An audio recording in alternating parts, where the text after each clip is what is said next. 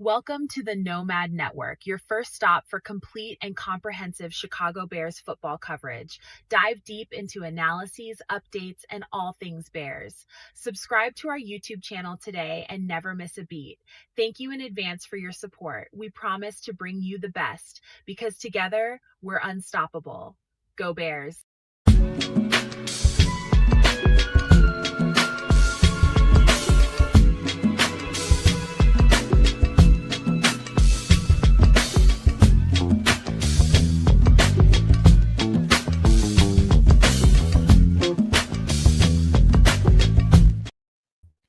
Yo, no maniacs. Welcome to another edition of Some Extra Sauce.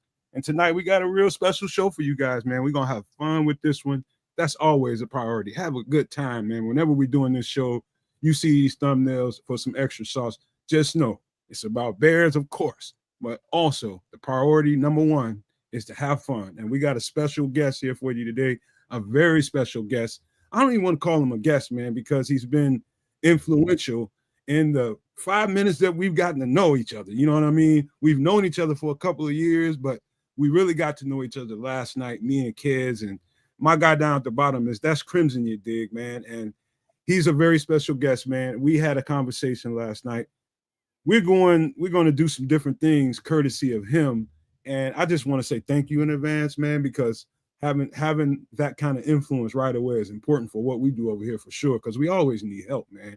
No question about that. I appreciate you, and we're gonna get you a little intro going on here in a minute. I just didn't have time to do it today, but I had plans on getting you one. We'll get it for you, my guy. I'm telling you. But hey, welcome in here, you guys, man. About to have a good show. Yeah, man. We got we several days away from that Monday night debacle, and my feelings are repaired. My sinus infection is getting better, and I feel good. You know, I'm glad to see my guys here today, man. We're going to have a good time on this show. We're going to talk about some football pretty quickly here. But first, let me pass it over to Canada, man, with a alley-oop. Let's see if he can get up and dunk that thing. Well, it's Wednesday. Time for some extra sauce. Sprinkle, sprinkle, sprinkle. Yo, man, we got this Crimson, you dig, in the building. And I'm and Andy's in the chat. He's doing double duty already. You gotta love that. Look, yeah, man, it's been a wild week as far as football is concerned. The sky is falling, and we're gonna try to catch it here tonight, and really get into what's going on right here in Bears land, Bears fandom land, if you will. Lots of things to talk about. Ben, Caleb, Dayo, Da. Man, it should be a slice. But without further ado, I'll just give some quick shout outs and then throw it down to our special guest here for a little bit of pleasantries himself. So shout out to Crimson, A, for being in the building, and B, for being in the chat. Shout out to Derek Guy. He's a super no maniac. You should be too. Big ups to Ron Winarski for exactly the same reasons. Always good to have you, Ron. Joseph Archer's holding it down out there in the chat, man. MC Fact or Mick Fact, depending on how you like it. He's out there rolling with us. Jacob on the Don just jumped in. So did Cloud Chasers Radio. Good to see you guys, man. Man, right on time, man. Really good to see folks filtering in and getting used to things and making their impression felt. That being said, shout out to Slick Sophistication for coming through. Big ups to you. Big up to Bears Capo 23. See, I just need to shoot my mouth off a little bit and people start coming out the woodwork. But look, Crimson, what's up, man? So hype and so happy to have you, man. We chopped it up a lot yesterday. Good to get to know you a little bit better outside of just the chat. And thanks for helping us out in a couple of capacities, man. It was really cool chopping it up with you yesterday. Yeah, it was great getting to know you guys. Obviously, I've hung around for a few years here. Yeah. Starting ish in the chat, but nice to actually get actually have a voice and chat with you guys about some Bears football. Love it. See, this should be fun. Trips, man, what say you, my brother?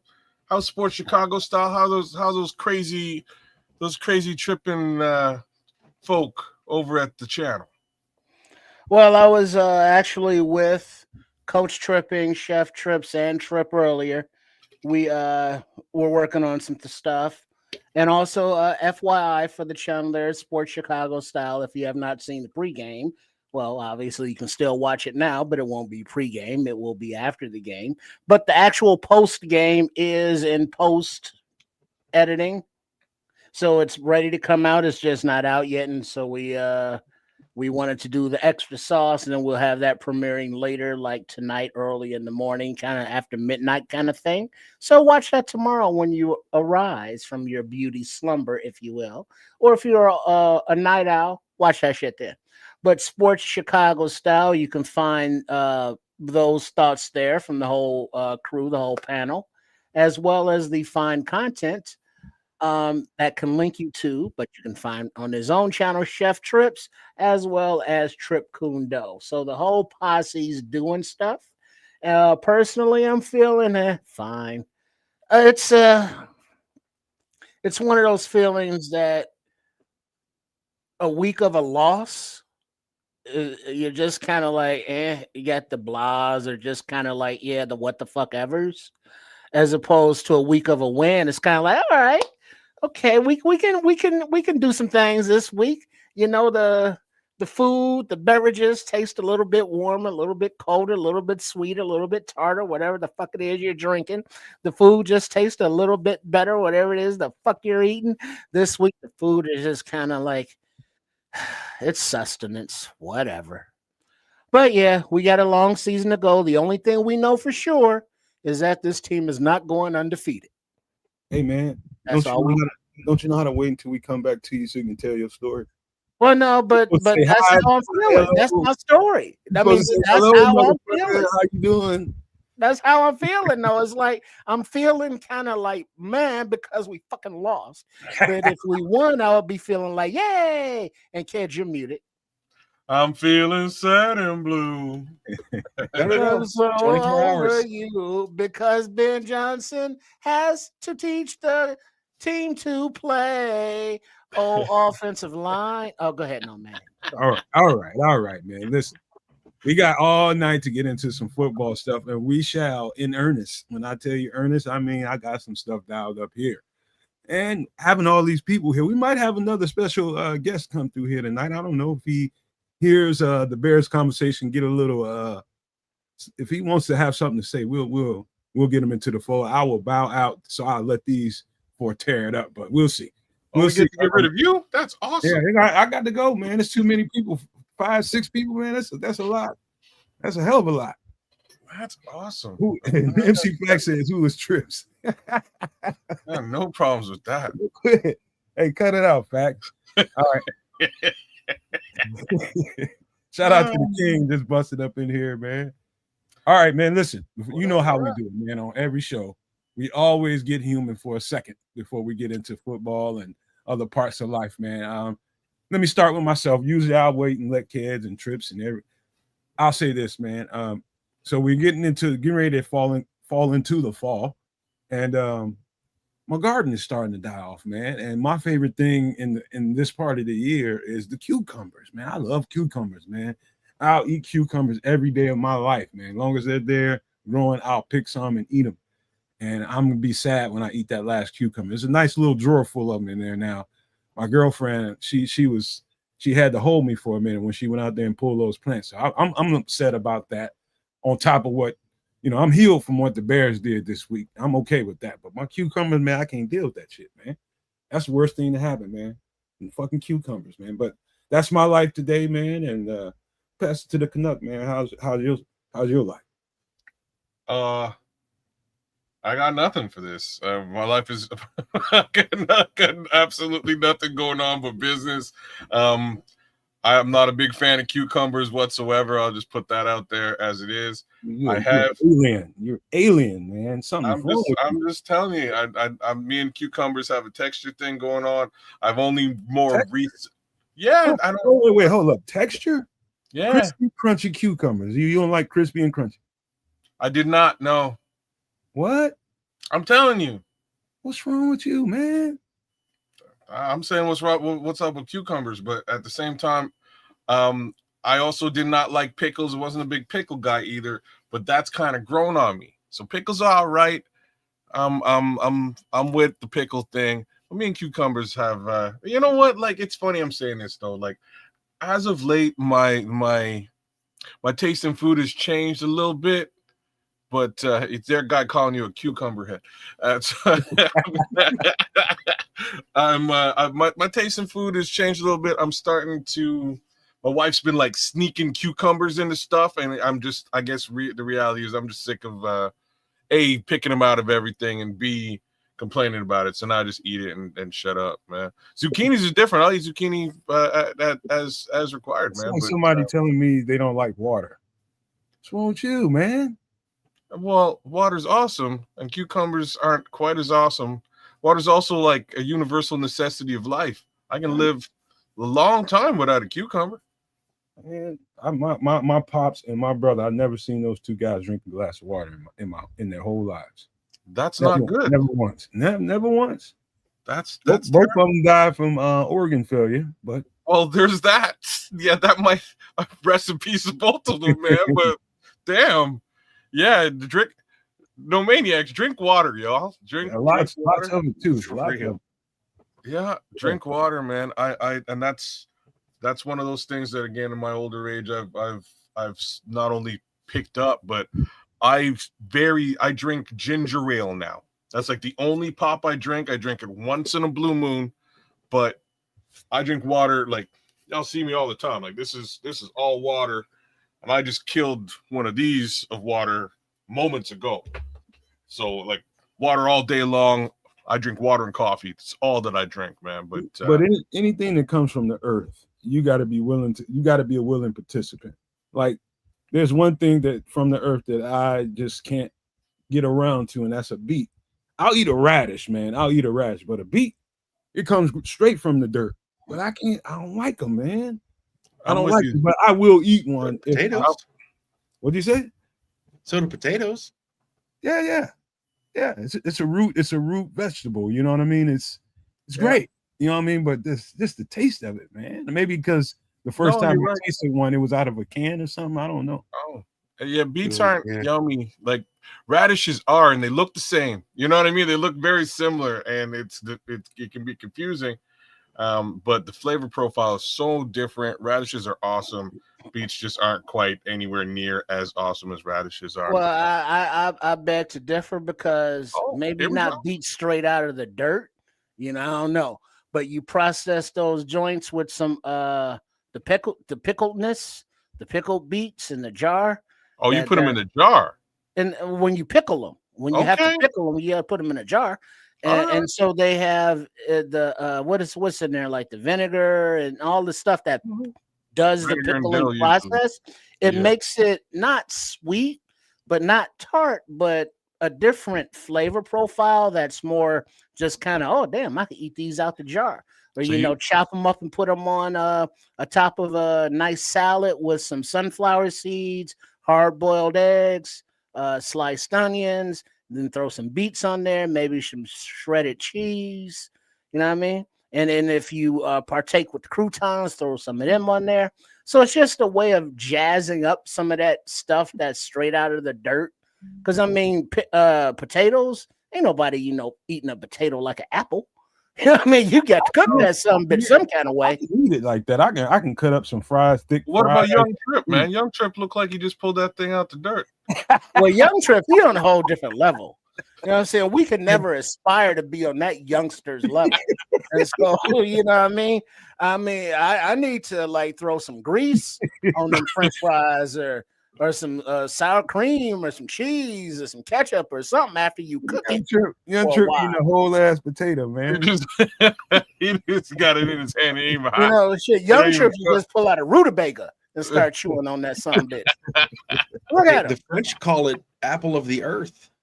Hey, Le pomme de terre. See, Crimson knows a little bit of Francais, man. So we get into it and confuse the hell out of you Americans. Well, Young Trip knows what his wee is. Shit, when he got to go pee.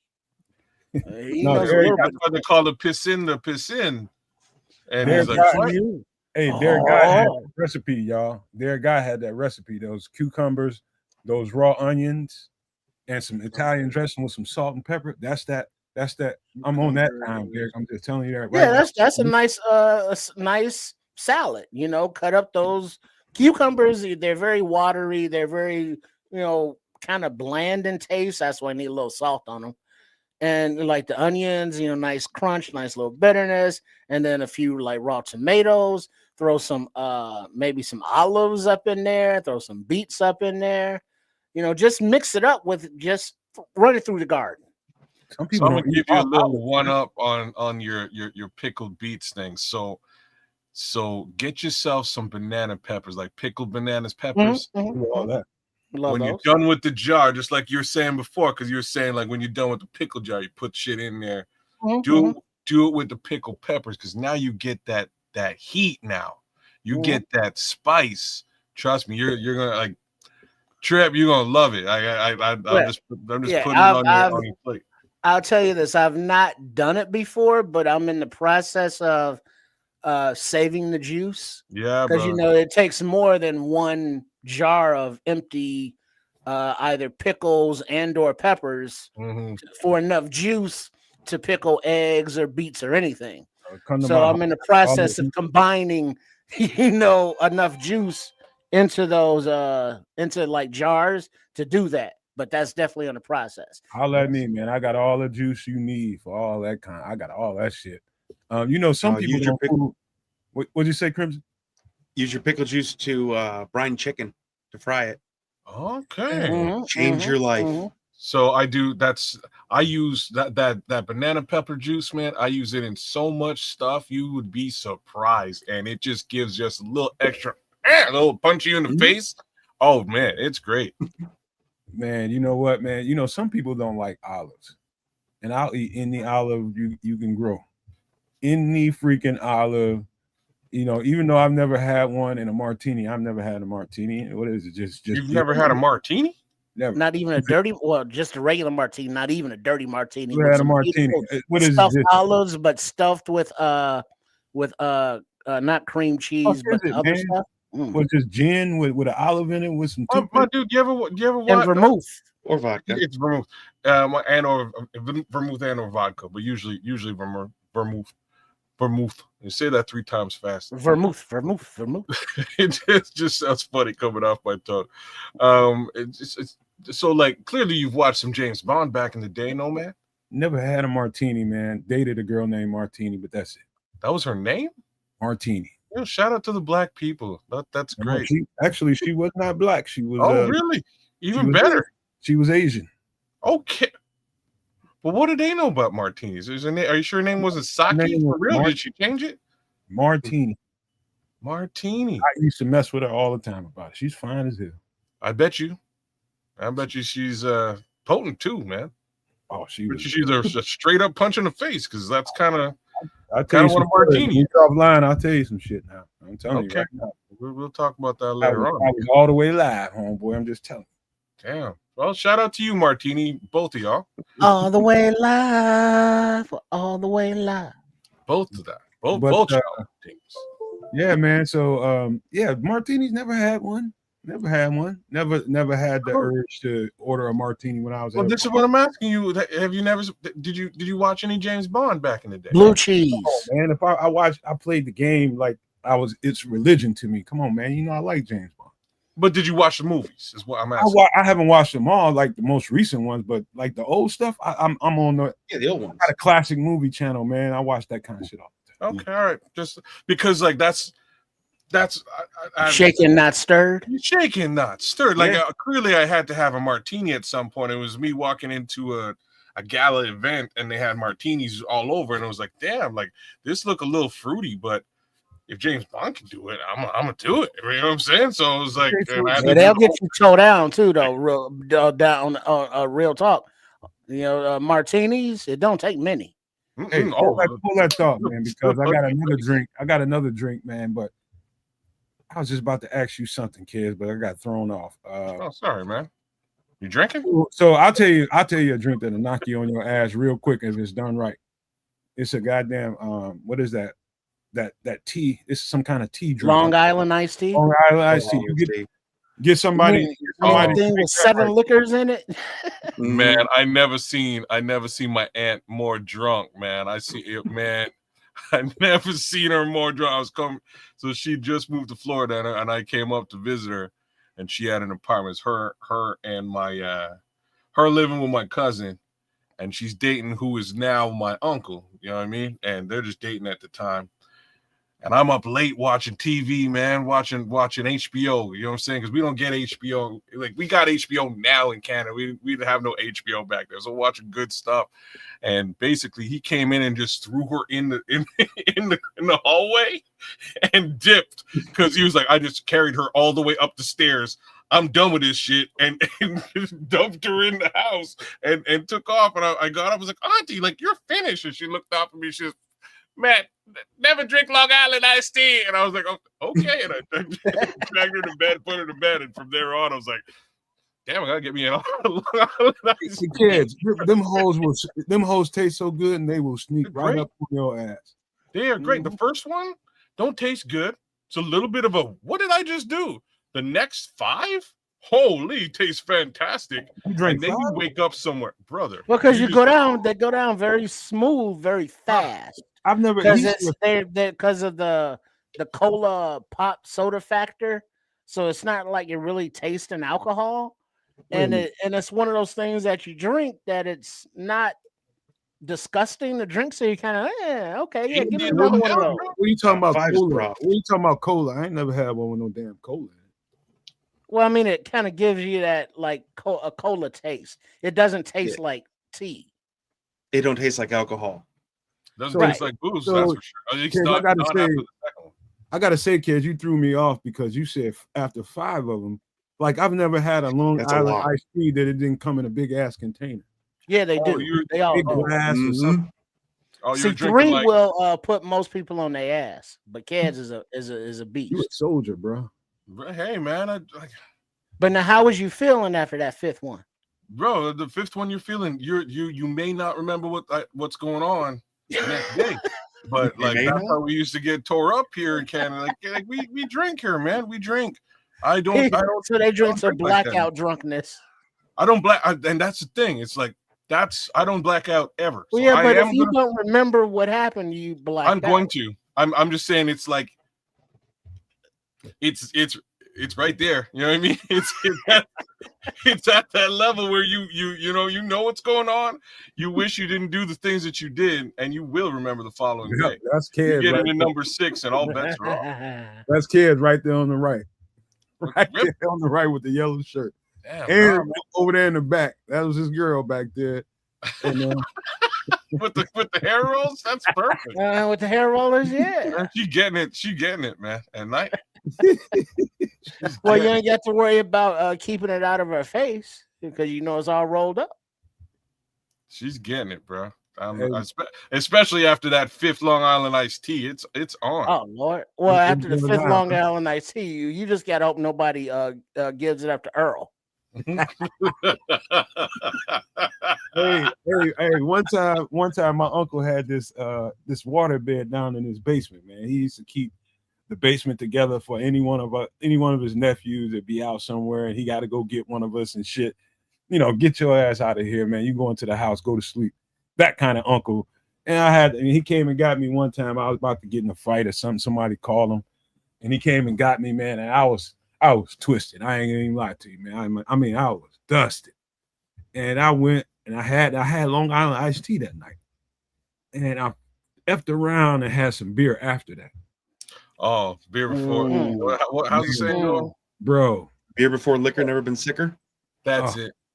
That's it. Liquor than beer, you're in the clear. You're in the clear. Yeah. No, I wasn't in the clear. I was spinning. He had the liquor there. He had the Long Island's in the beer, so he should have been clear. But he should have been clear, but that's just way too much liquor to imbibe at one time because of the amount of alcohol in one Long Island iced tea. And it's not that right up on you alcohol, it's that sneak up on you kind of shit. And so you have 2 or 3 before you even realize you have a buzz. And so that's how you're able to get so many down in such a short period of time, because before the actual effects take effect, you're 3-4 deep in already, and then when they take effect, they all take effect at the same damn time. I was like, how come? It's the blackouts. Look who had the nerve to show up. Who that? Well, of course he did. Look hey there, kitty cat.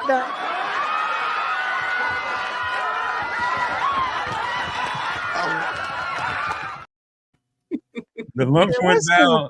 Cat? The lumps went down. He's healed. He's ready to come in here and talk shit. You feel better, Don, man. You need it. Okay. He's okay. 72 hours to show however long it's been, man. But you need it all. Yeah. You need it all. Them lines without Ben kind of look like the lines without Ben. It's weird. And the thing is, a loss is a loss, and it's all bullshit. But at least we can say, hey, we shot ourselves in the foot. This Bears team lost the game. The Vikings did not win that game, whereas the Lions got their fucking asses kicked. So, I mean, we got that going for us. And Sunday, wait, don't the Bears play the Kitties on Sunday? Mm-hmm. Oh, sucky. Head to head. Let's see what's up. Sucky. Let's go. Here comes Don with his remedial ass with the misspells already. Kitty cat ass, motherfucker. All in caps. At least that's how we know which one is which, because they're like six. I don't know what was going on Sunday, man. There were like 6 different Dons. I couldn't keep track of who was who or what was going on, but nonetheless. Talking about our league. You a league, motherfucker. Y'all didn't even have a league. Y'all didn't even score. Talking about, man. Yeah. You're missing a couple of coordinators, man. I'm just gotta remind you, a couple coordinators running around the NFL.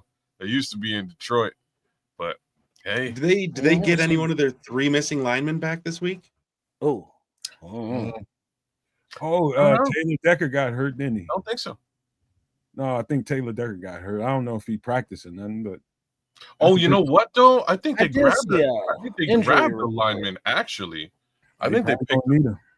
I think they picked the lineman up. I probably gonna need him. Probably gonna need him.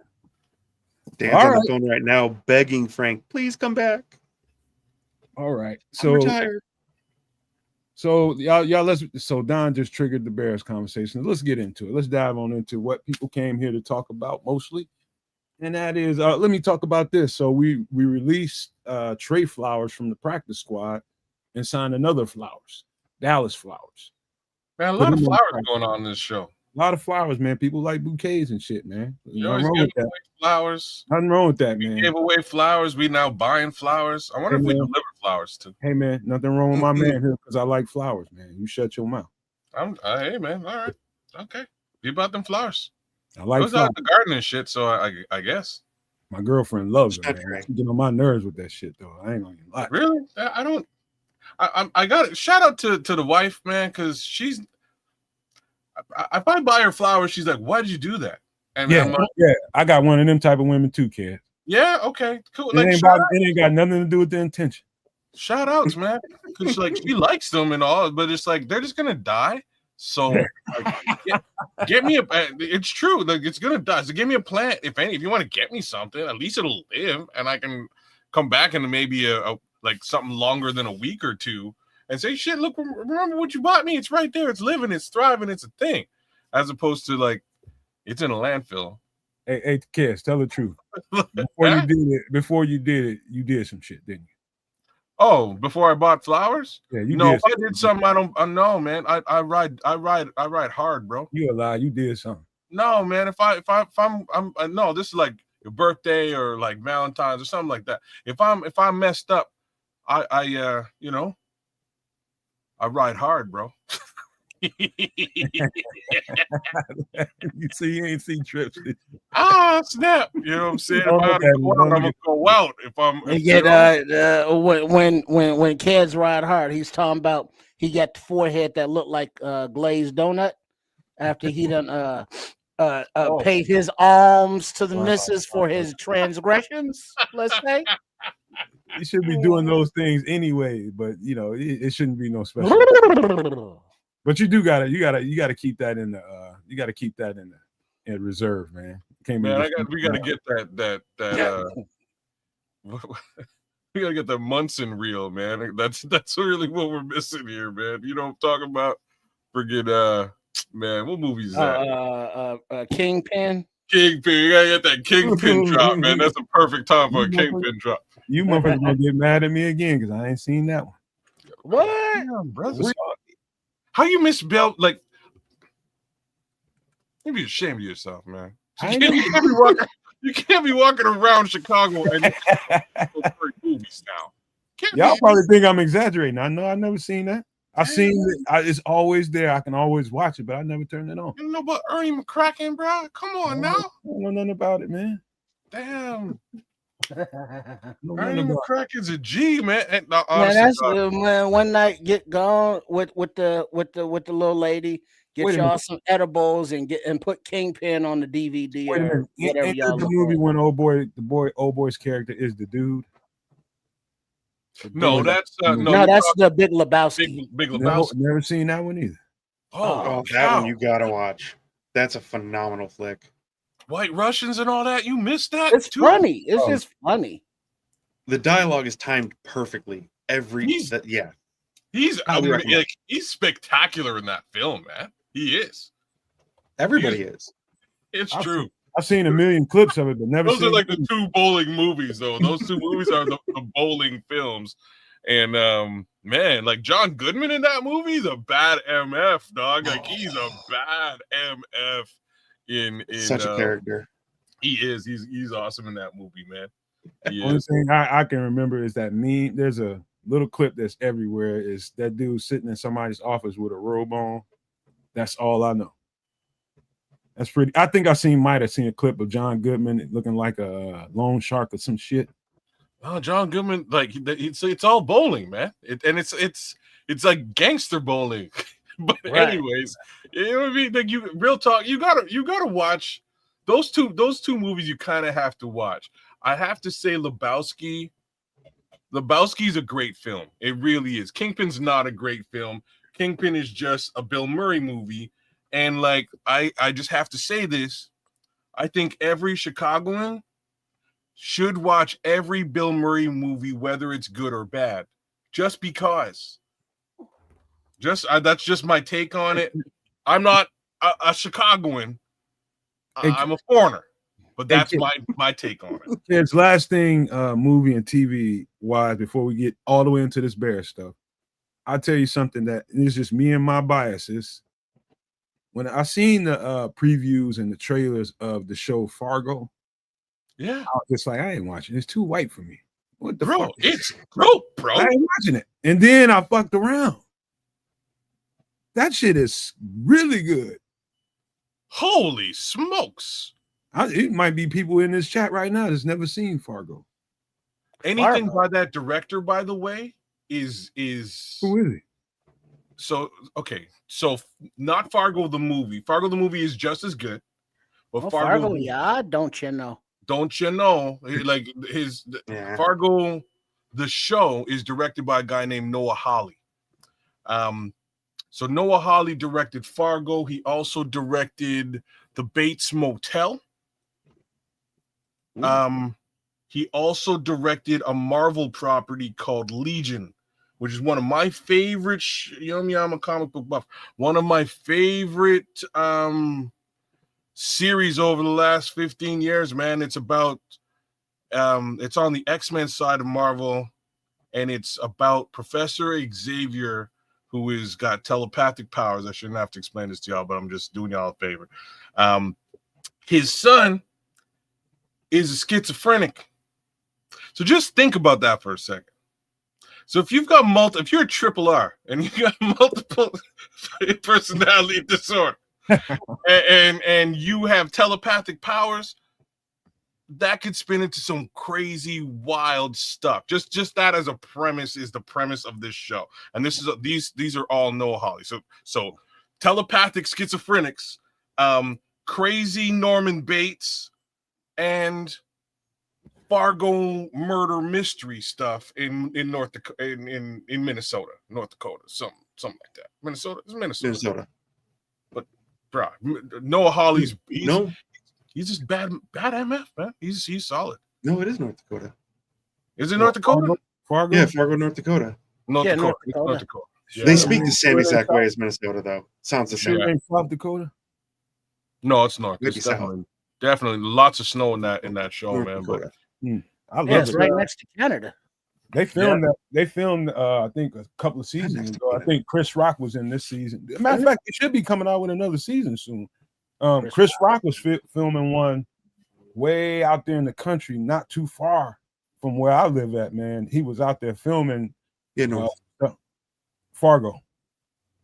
He was filming Fargo out there. Chris Rock? Chris Rock? Chris Rock was in an episode, like, I think 2 seasons ago. Oh, the TV show. I've never seen that. No, Trips. Yeah, you got to see that. I saw the movie, but I just don't do TV shows. Really. The show is really. I gotta admit, man, the show is really well put together. How many seasons they got under their belt? A bunch. I stopped watching after season 3, which I think is like Billy Bob Thornton. I think is in that one, but I stopped watching after season 3. Like it's really good. And I expect those last 2 seasons to be very good as well. But I'm well aware Noah Hawley's stuff is good stuff. So at some point I'll go back and I'll watch these last 2. Hey Trips, let me ask you, did you like Breaking Bad? Breaking Bad. Yeah, it was good. You'll sense Breaking Bad in some of this screenplay. A little bit. You'll get a little. It gives you that kind of feel to it. Well, here's the thing. I watched Breaking Bad. I don't watch TV or TV shows, but TV shows that are series, I'll watch them like when they're off the air, like when they're done. So like I watched Breaking Bad after like the last episode when it was all done. I just binge watched it all. And so, like, I'll wait for whatever's on now to be like, oh, well, we're done with the series, and then I'll watch it. Until then, it's all just like, yeah, whatever.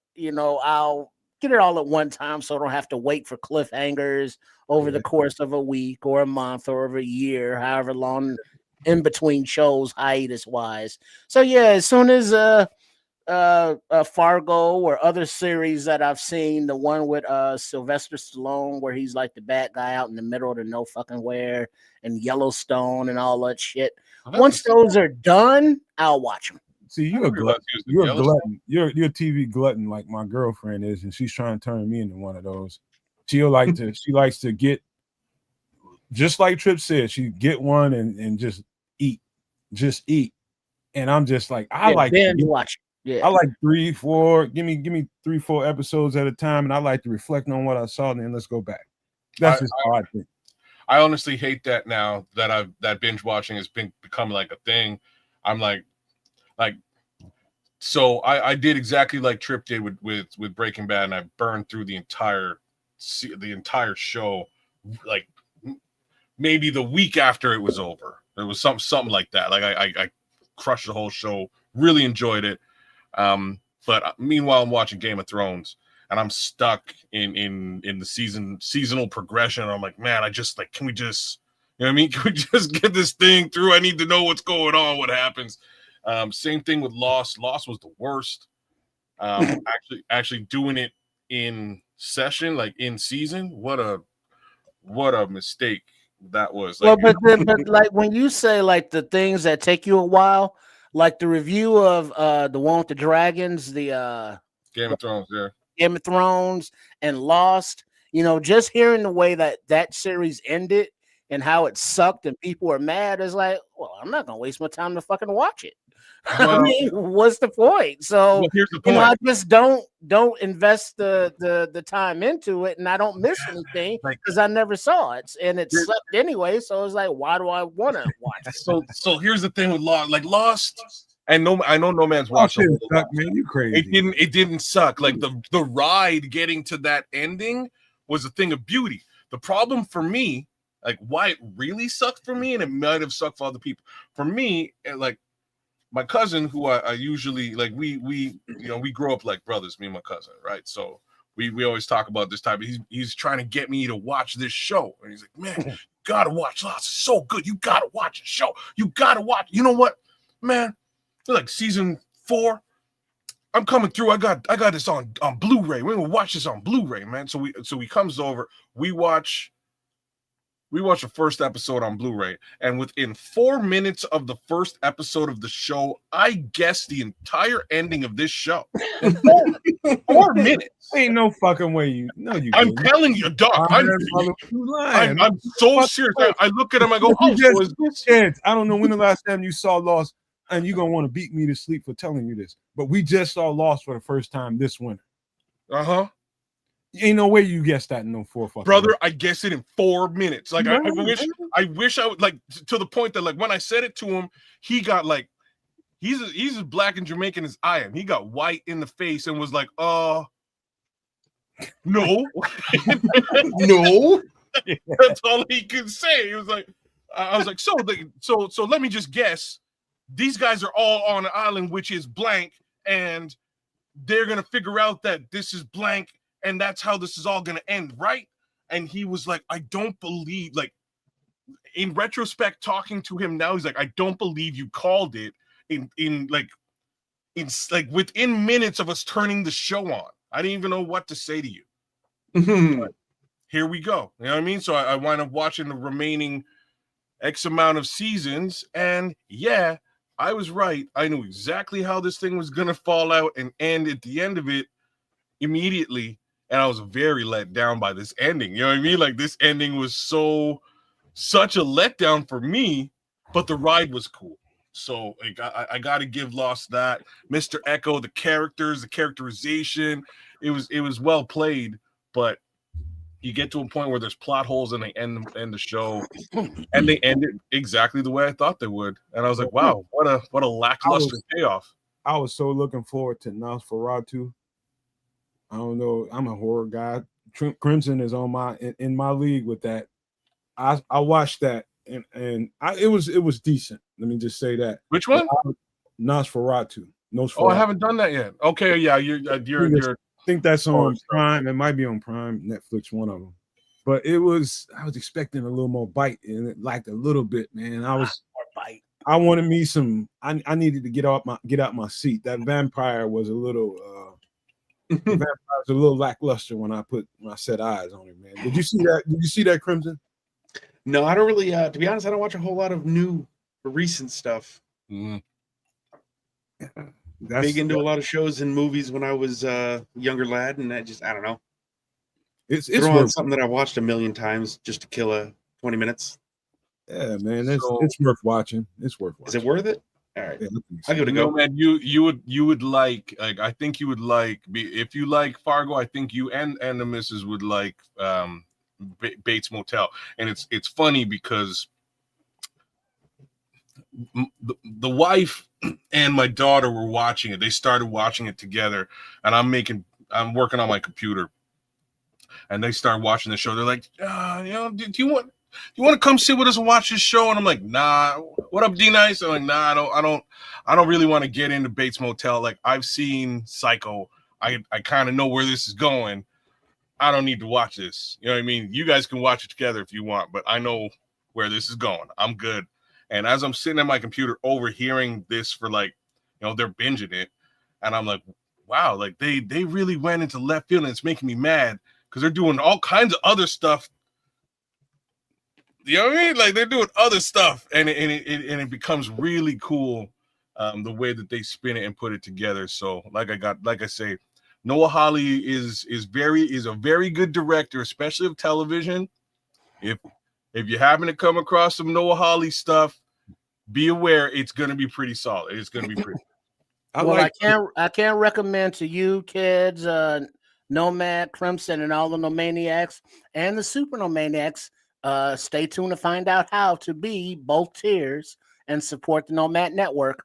But right here, these you remember the snack combos back in the day?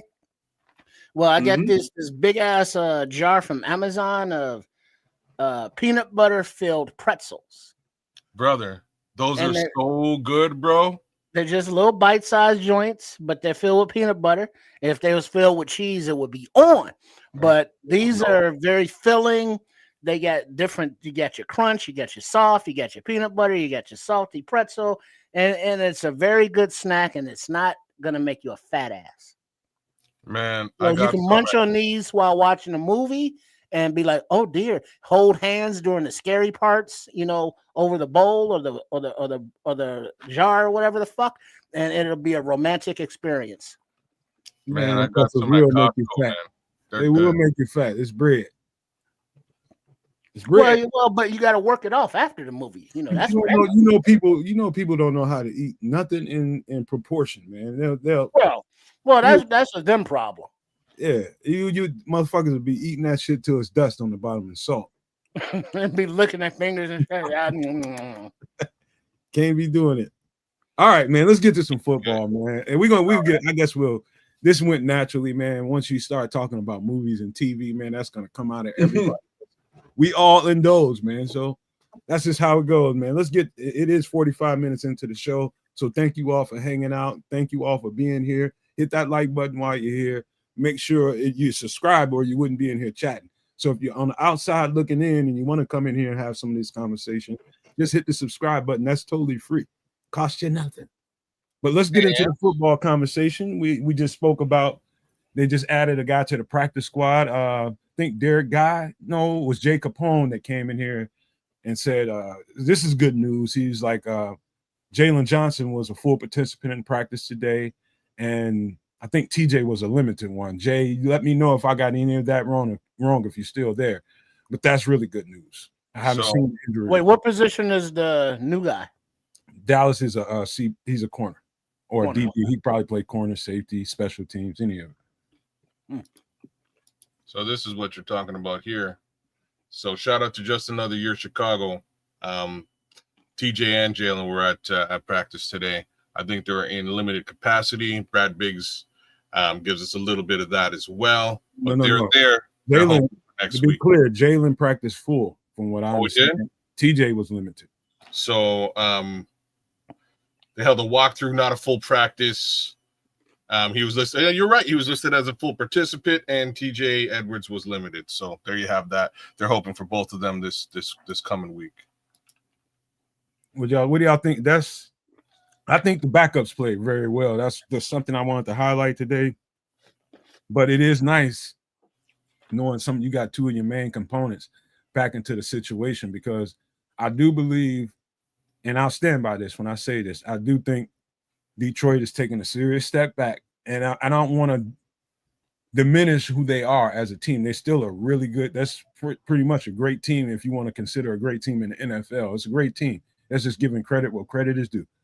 But they are taking a significant step back because of the play callers on both sides of the ball. They're missing a few solid pieces that they really need. The interior of their offensive line, the guard, and those guys are young and inexperienced, and we're going to talk about that a little bit later on. But having TJ back and having Jalen back is going to be a huge difference for what we can do to them. What do you guys think about that? Yeah, super important. I really wish we were at full capacity to have this past game. I feel like if we were at something closer to full capacity, we would be a winning team. We would have come out the other side, because at some point, and I'm not. So let me phrase it like this. So Noah Sewell had a great game on Monday. It was a super good game for him, starting out at that Mike position. Little problem was at some point the Vikings kind of clued into his just simple inexperience at the position and started to target him, right? So it's probably beneficial to us if we get Tremaine back in his regular position and can start TJ and do a little bit of rotation in that regard. The downside to me is that unfortunately we won't see Noah's impact, next week quite as large as we did this week. But I thought he had a great game, man. They just figured a way to expose him in the passing game. What say you? What do you think about that, Crimson? Honestly, all in all, fairly impressed. Down 3 starters, and we managed to keep Aaron Jones to under 25 rushing yards. First. Bottled up Jettis, who arguably the best wide receiver in the league, to under 50 receiving yards. I kind of expected it to be a little worse. I think when we actually get those starters back, this is going to be a formidable defense. I agree. What do you say, Trips? It's not going to help getting Kyler Gordon, Jalen Johnson back with the defensive line getting gashed. They didn't give up a lot of yards, but they gave up inopportune timed yards, giving up first downs, letting the clock tick away. They were not, I don't know that the secondary made a huge difference. I mean, sure, Nashawn Wright got that PI call, but he made up for it, quote unquote, with the pick six. But Brisker was out there in coverage, like, man, and everybody else I was out there in coverage. So with these guys back, you would think that should tighten up the secondary, but it's not going to make that huge of a difference if the front four doesn't get home with more consistency. I will say this, man, and actually, I was talking to Bishop. I talked to him earlier today. And he's in the chat. Shout out Bishop, man. He's in there. What up, Bishop? And every time I talk to Bishop, man, it turns into a podcast. That's what it turns into. And he's just amped about the Bears. He's got all that energy. I do too. And one of the things that came out of the conversation was, one of the things that sticks out when you watch all 22 is the missed opportunities on offense. You know, just the ability to move the chain and the opportunities to move the chain. What it did to the defense over time, middle to late third quarter and on, that hurts, man. You know, I was just talking to him about it. I was just like, man, you be over there trying to get watered up. You waiting for your chance to get in there and get you some water. The water girl ain't got there. Water boy ain't got there. And next thing you know, somebody, hey, we on. You on the field. I feel that in a deep ass way. I've been through that for a season. I know what that feels like when the offense ain't moving the chain and you got to play more than you expected to play.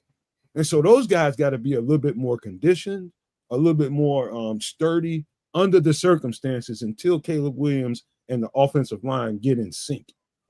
Because, you know, you can blame a lot on Caleb if you want to. You can blame a lot on the offensive line if you want to.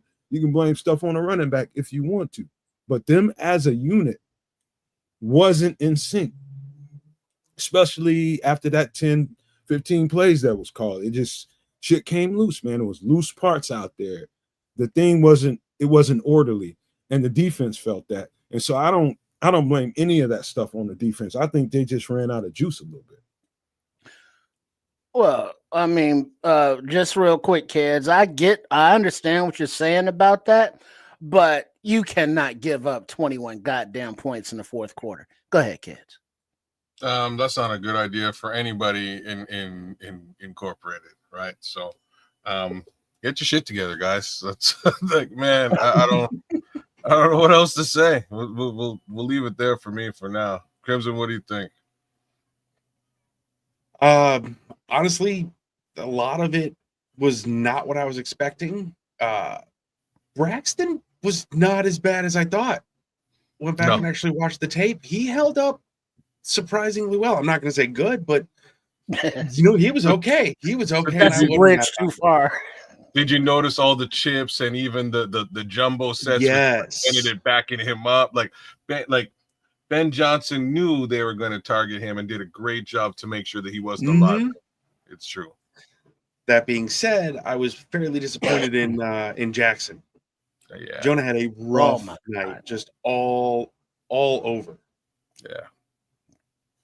A couple of other things in the tape that little soft on blocking afterwards. A lot of the times I saw a couple of wide receivers a little loafing. That could be cleaned up. I expect it to be cleaned up. Yeah, I think Caleb, if you guys got to see Caleb's presser today, he did a presser, and I didn't catch it until like 10 minutes before the show. I was in the green room looking at Crimson while I was trying to watch it, waiting for you guys to come in here, but I still didn't finish it.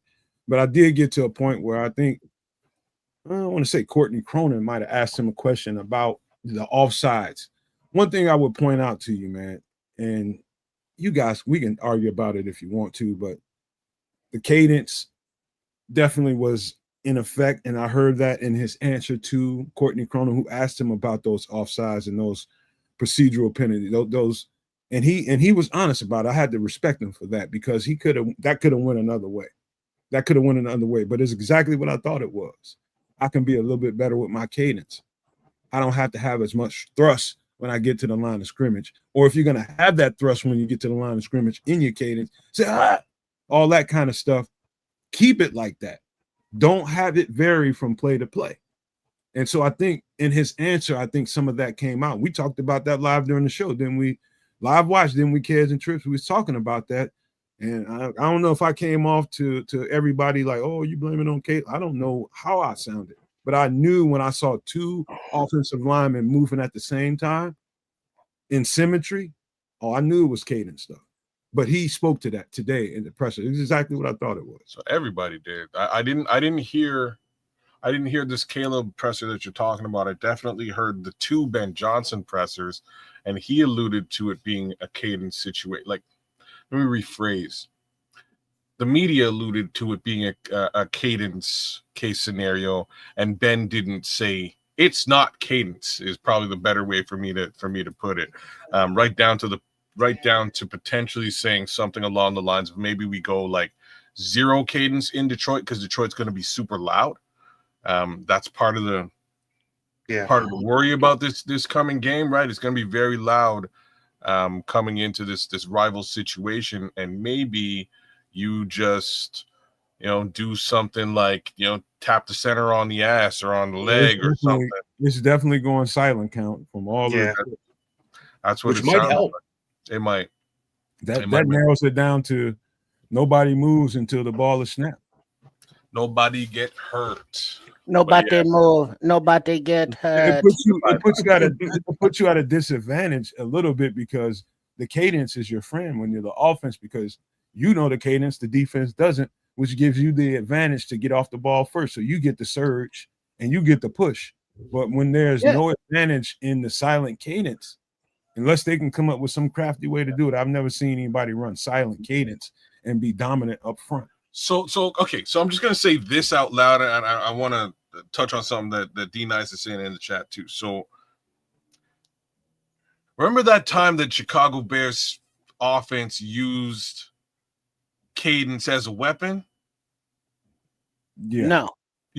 Thank you, Triple R, because I've never seen it in Chicago ever. I've seen it in every. Lovey was here. They did it. Hut. With who? With who? Jay Cutler? Oh, I seen what's his name, number 8, Grossman.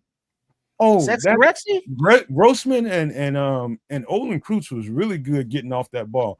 I'm telling you, some of that yardage that Thomas Brown got was largely due to Grossman and Olin Kreutz being in sync, and having Olin was the leader of that line, and they got off the ball as well as Olin did because they were on point with him.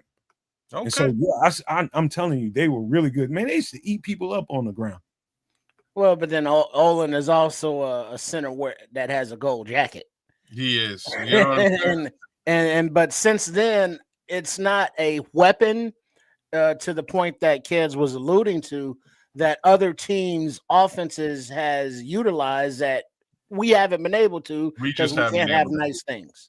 We just can't have nice things. We can't. But the thing that I've noticed, of course, there's the cadence issue. There's the footwork issue with pressure in his face. And there's not the escaping of the pocket, but just navigating the pocket to find the correct throwing lane. And not even going into the anticipatory throws or reading the defense or pre-snap reads. But anything, it seems as though that it's like, hey, Caleb can improve this on his game. You get that, hey, fuck you. How dare you bring that up when the defense is giving up, this, when the offensive line is this, when the run game isn't this. And it's like, dude, okay, I understand. Yeah, all of those are issues. Mm-hmm. But categorically, as a quarterback, as a person, as a individual player, there are things that Mr. Williams needs to work on to get better at. Well, thank But you. pointing that You stuff get this. out seems to be like you're just being negative. And it's like, what's that all about? We're gonna break it down from top to bottom, Trips. You jumped time a little bit, but I don't blame you because everybody's got that. Everybody's getting that right now. Depending on who you are and what you say, you will get some feedback. It's just like that's just ridiculous to me. I regularly shake my head at people who I'm telling you, we talking to an audience that either you want to be somewhere where people want to speak to your virtue or you don't. If you want to be somewhere that's absolutely telling you the truth and the accuracy on this channel, I'm proud as shit of. We're very, very accurate. And sometimes the conversation ain't going to lead to what exactly you want to hear. Either you want to be freaking stroked below the waist or you want to hear the truth. Either one, you will let us know by the way you respond because all we do is throw balls and strikes over here. And so to that point, let's get the ugly out the way first. Let's go and get that out the way. And one of the things that seems to be a commonality in what I've been hearing talking about not Dennis Allen, but Caleb Williams in connection with Ben Johnson and some of the stuff that I'm hearing around it. I'm listening to Caleb talk, and it seems like the volume.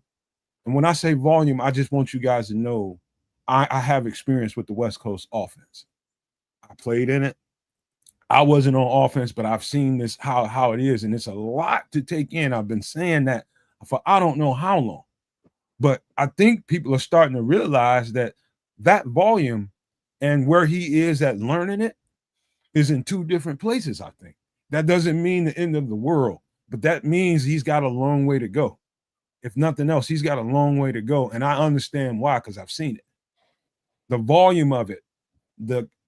I'm talking about the amount of information you have in your head next to getting to a huddle, making sure you said it the right way, getting out of that huddle and getting to the line of scrimmage on time to be able to read a defense and making sure that your cadence is right to get this playoff. All those three things that I just said in conjunction ain't the easiest thing for everybody because everybody learns in a different way. And so when I'm saying that Caleb Williams ain't there yet, and he's struggling to get there, you got to take that for what it is because it's the fucking truth. He's struggling, and you can see it. You can freaking see it. Okay, so with respect to the cadence,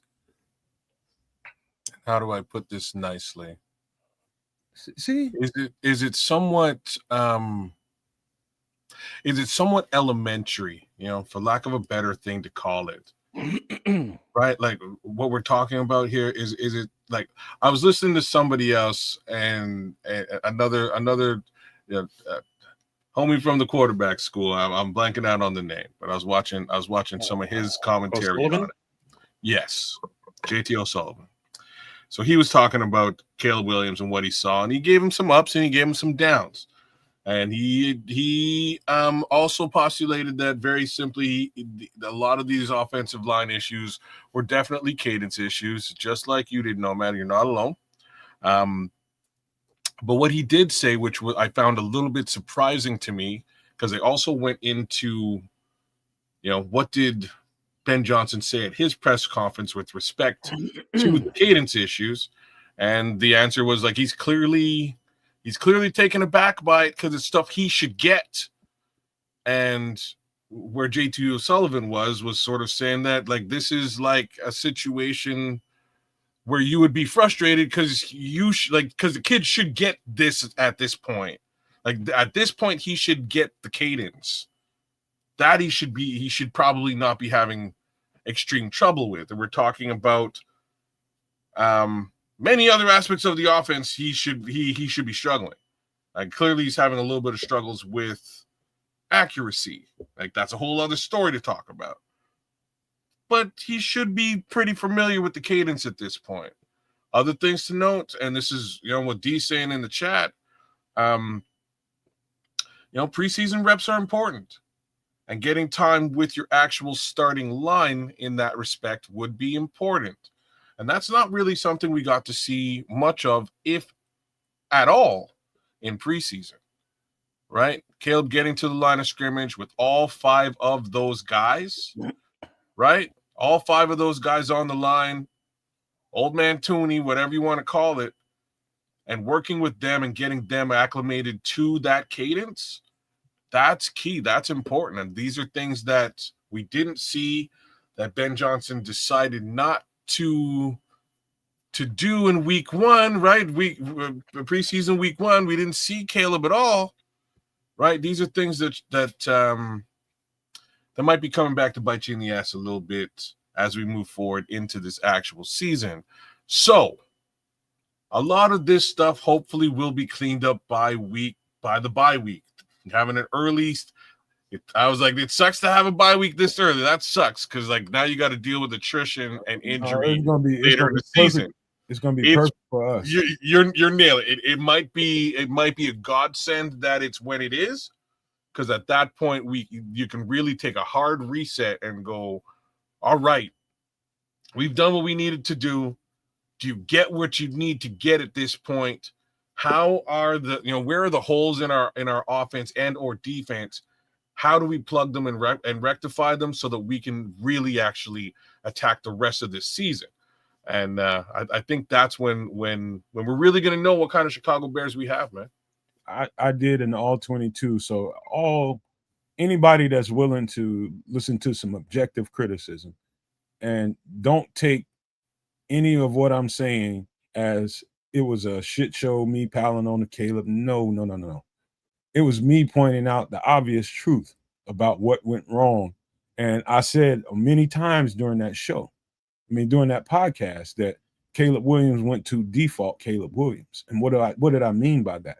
Caleb Williams' natural instinct is to run and throw on the run. That's his natural instinct. That's why all those great plays that you've seen Caleb Williams make was from those kinds of scenarios. That's just the way he plays football. He's struggling with the structure and what the structure brings. What the structure brings is him being married to the timing of his feet and having his feet tell him as an indicator when you need to release the ball. You get in a second, third, fourth, fifth drop and your foot plants, you got to let that ball go. So he's struggling with that. What I mean when I say default Caleb Williams is he's going to naturally go to those instincts for a while until he gets to where he's comfortable and he trusts his feet. He trusts the rhythm of the offense to do what it needs to do. And so, until we get there, expect to see some struggle.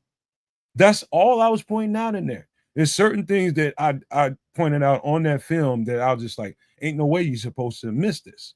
Because it ain't no way you're supposed to miss it. You got to trust your feet.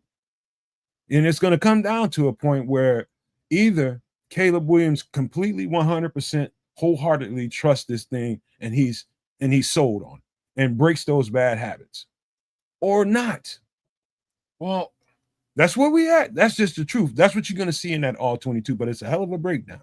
No, and I'm in full agreement with it, like exactly what you're saying.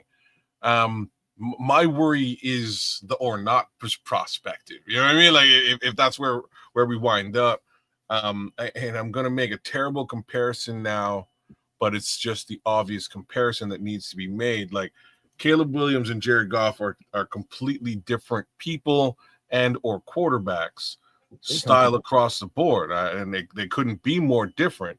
But the fact of the matter is these are the two quarterbacks that this particular offensive coach knows, right?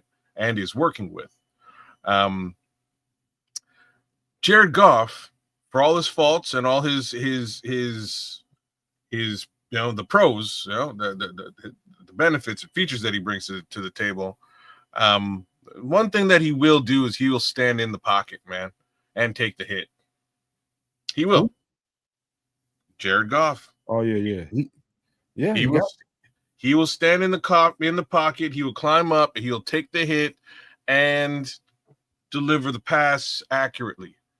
And that's something that I think Caleb Williams just has to just get a little bit more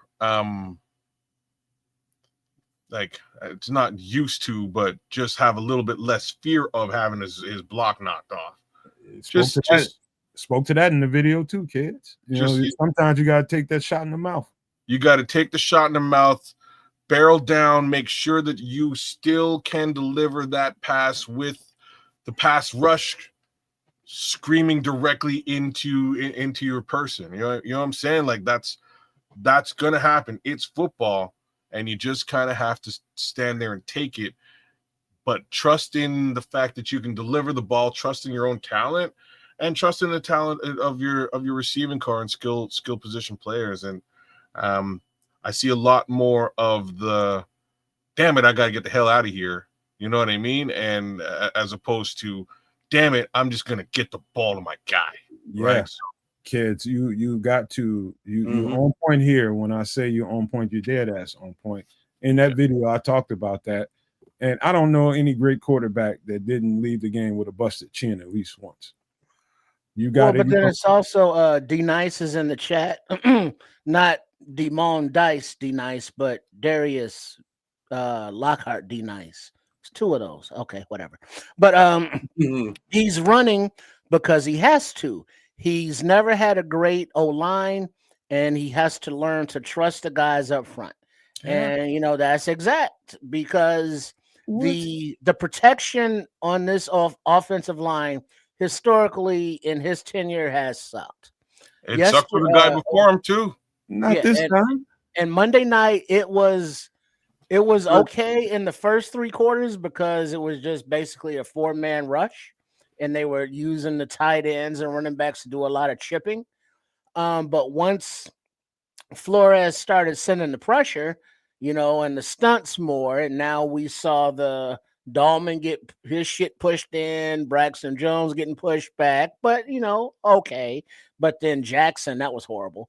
But point being, when there is an O-line, he doesn't trust it because it hasn't been there to trust. So it's going to have to, the line's going to have to be there for him to develop that trust and keep his eyes downfield and not at the rush that's coming to him. And then he can learn that it's not always about escaping and getting to the perimeter. He can just take a slide step, half a step to your right. Now you're in a nice clean pocket and can step into your throws. But that is a learning process. Yeah. That's not something that he has learned in college or thus far in the pros. So that's something else added to his plate. But that's the business. That's the job. That's part of the requirements. One of the things I will say to you, man, in that video, we were working on looking at Caleb and what went wrong with him. And I was trying to look at some of the offensive line, the structure of it. And, if I had to do a count as to how often that offensive line provided for him, I'd say about 65 to 70% of the time it was, maybe even more, maybe about 75% of the time it was nice pockets. And he just didn't trust the rhythm of the offense, man. It was like right now, I mean, the interior of the offensive line, if you want to break it down and say what actually happened on the tape, if you want to point out some guys, man, Darnell Wright and freaking Braxton Jones was stellar. It was the interior of the offensive line that struggled. I'm talking about Norman, I'm talking about Tooney, I'm talking about Jonah Jackson. From time to time, each one of them, awesome. From time to time, each one of them individually had a struggle or two, and it cost the whole structure of the offensive set. And what I'm saying, in totality, if you had to tally it all up, I'm telling you, 70 to 75% of the time, the stuff was there. It's just his instinct sometimes. It was just there was some really nice looking pockets at times, really nice. But do you think that this? Oh, sorry. Do you think that this staff will improve all of that? Do you think that they'll work to fix all that? Yes, that's the job. I think that they can. I know that they can. I know that. They somebody just mentioned it in chat just not too long ago. They're still getting used to playing with each other, so that's going to get better.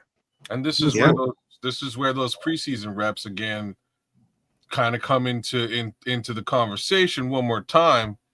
You put those guys together and you get him a little bit more confidence behind them in actual game situations. And that's the key here, right? Like, practice is one thing, But in actual game situation, it's a bit of a different situation. Well, this is only one. This is it. I mean, this is the first MVP game. So, JD5. yeah. I don't know, man. I don't know how long. I don't know. Hey kids, I'll tell you something that, and you're gonna hate to hear it because it's the Packers. If you want to look at what a consistent offensive line looks like, I'm talking about in their pass pro. The pockets that they created for Jordan Love to be comfortable in, he didn't flinch back there. That's because he's sure about his protection. Those guys have played together. They know what they're doing. These guys are going to get to that point. This is why you sit a quarterback, man. Like, it just things. Sometimes I sound like a broken record around here, but like this is why from the beginning, before we drafted the kid, regardless as to who the kid was we were going to draft, I said, you sit that guy down. Not because I don't like him. Sit him down so that he can get acclimated to the scheme, to what you're trying to do, to the verbiage, to the cadence that you require, to the guys he's going to be playing with on that line. That's why you sit him. Behind who? Well, that's not. I'm not the GM. You know what I mean? Like, I'm not the GM. Yeah, that's fair. So if in my opinion at the time, I would have paid Justin Fields peanuts. Stick around. I'd still draft a damn quarterback. Or what you do in that situation if the egos or personalities couldn't survive it, it's like if you are committed to the future and development of this kid and you're just using Justin Fields as a placeholder as opposed to somebody who is you're giving a open shot to compete for the position going forward, then you trade him and you bring in a veteran to play for a year, while the rookie is taking notes and learning the speed of the game and all this stuff from that aspect.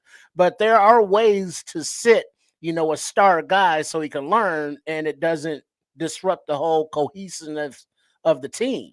The thing is, this is the first game that, this regime and these players have together. So it was all the mistakes. It was 12 penalties for 127 yards. It was, it was a few missed tackles here, a few missed blocks there, a few missed passes there, drops there, whatever. Everybody has their finger in the pie of this shit, including the coaching staff on both sides of the ball. They were basically outcoached, when crunch time came to crunch time. So it's a lot to put together, but it's the first game of this regime, and he lost by 3 points. So you Against the 15-win get rid of some of those mistakes. You're not far from winning, is my point. You were competing, but you just gotta do a complete game. Hey kids, do me a favor, cycle us around so Crimson can get some shine. Don't put me at the bottom somewhere. Yeah, hey. Crimson, what are your thoughts on all of that and all of this? There you go. I said, like you were saying, against a 15-win team, and yeah, the death by 1,000 tiny cuts is, boy, that's a pisser. That one, that's hard because it's not just, we fixed this one thing and we're good. No, you have to sort of systematically just tweak every little thing, changing a lot of variables. Again, I will put my faith in this staff. I do think that they have the experience and the ability to fix all of those things. This is a good starting point for this year, I think. It is. All right, well, let me ask you this. Let me phrase it this way, Crimson. Since you're the guest, I got to put you on the spot. It's the extra sauce. It's a Nomad Network.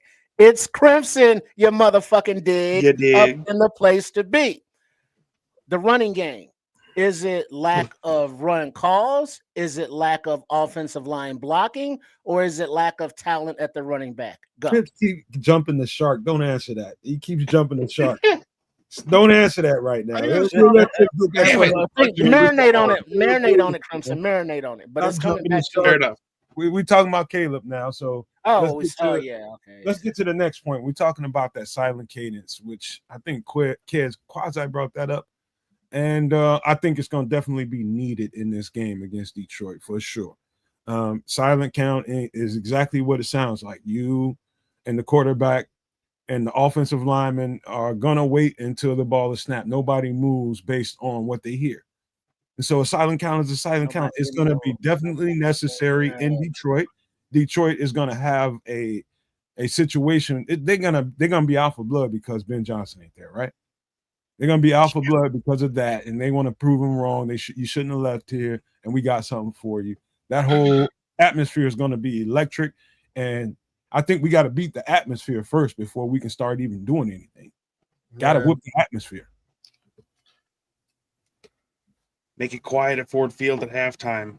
That's the trick. I know you just shot down the conversation piece that we were headed towards. Don't do it. Don't do it yet, man. No, I'm just saying it's super important to this conversation. If just don't do it, man. Just talk about the silent count, man. I know you're tempted. I don't have anything more to say about it. They got to keep pass it back to me. Let me keep move it quiet in Detroit, but there's something else they got to do in Detroit, man. Go for it. All right, so let's talk about the goddamn run game, then. You know what I'm saying? Like we need to talk about the goddamn run game. Lower the conversation. How about that? I just shut up. Go ahead, man. Well, I'm just saying, like it's the elephant in the room. It's also the elephant in the chat. This is the one place where I personally feel a little bit shaky about this game, right? We got your offensive coordinator and head coach.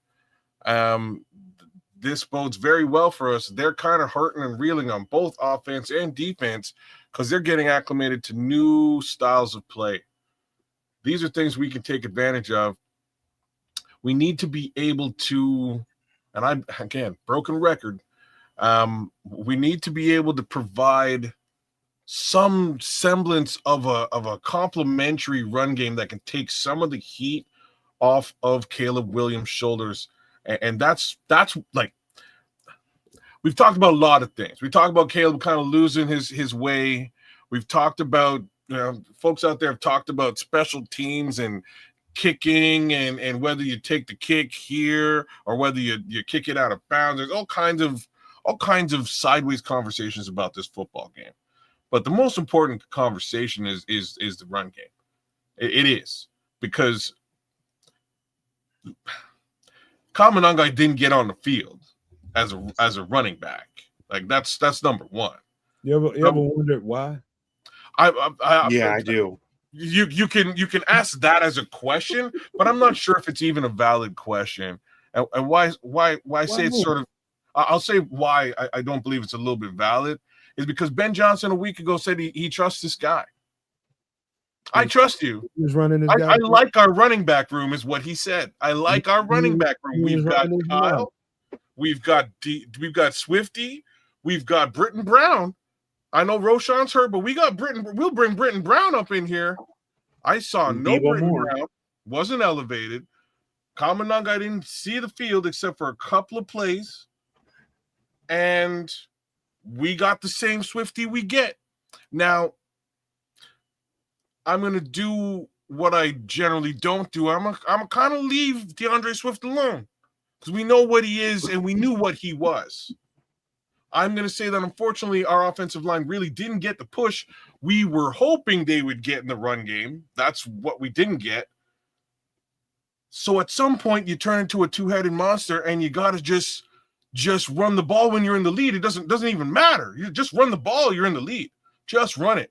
Even if it's 3 and outs. Run the ball. Tire out their defense.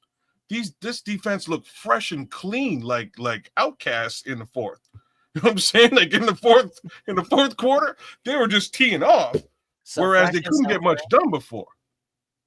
Right? Well, you can't one thing you can't do is just negate the fact that he didn't really see the field only on a few reps.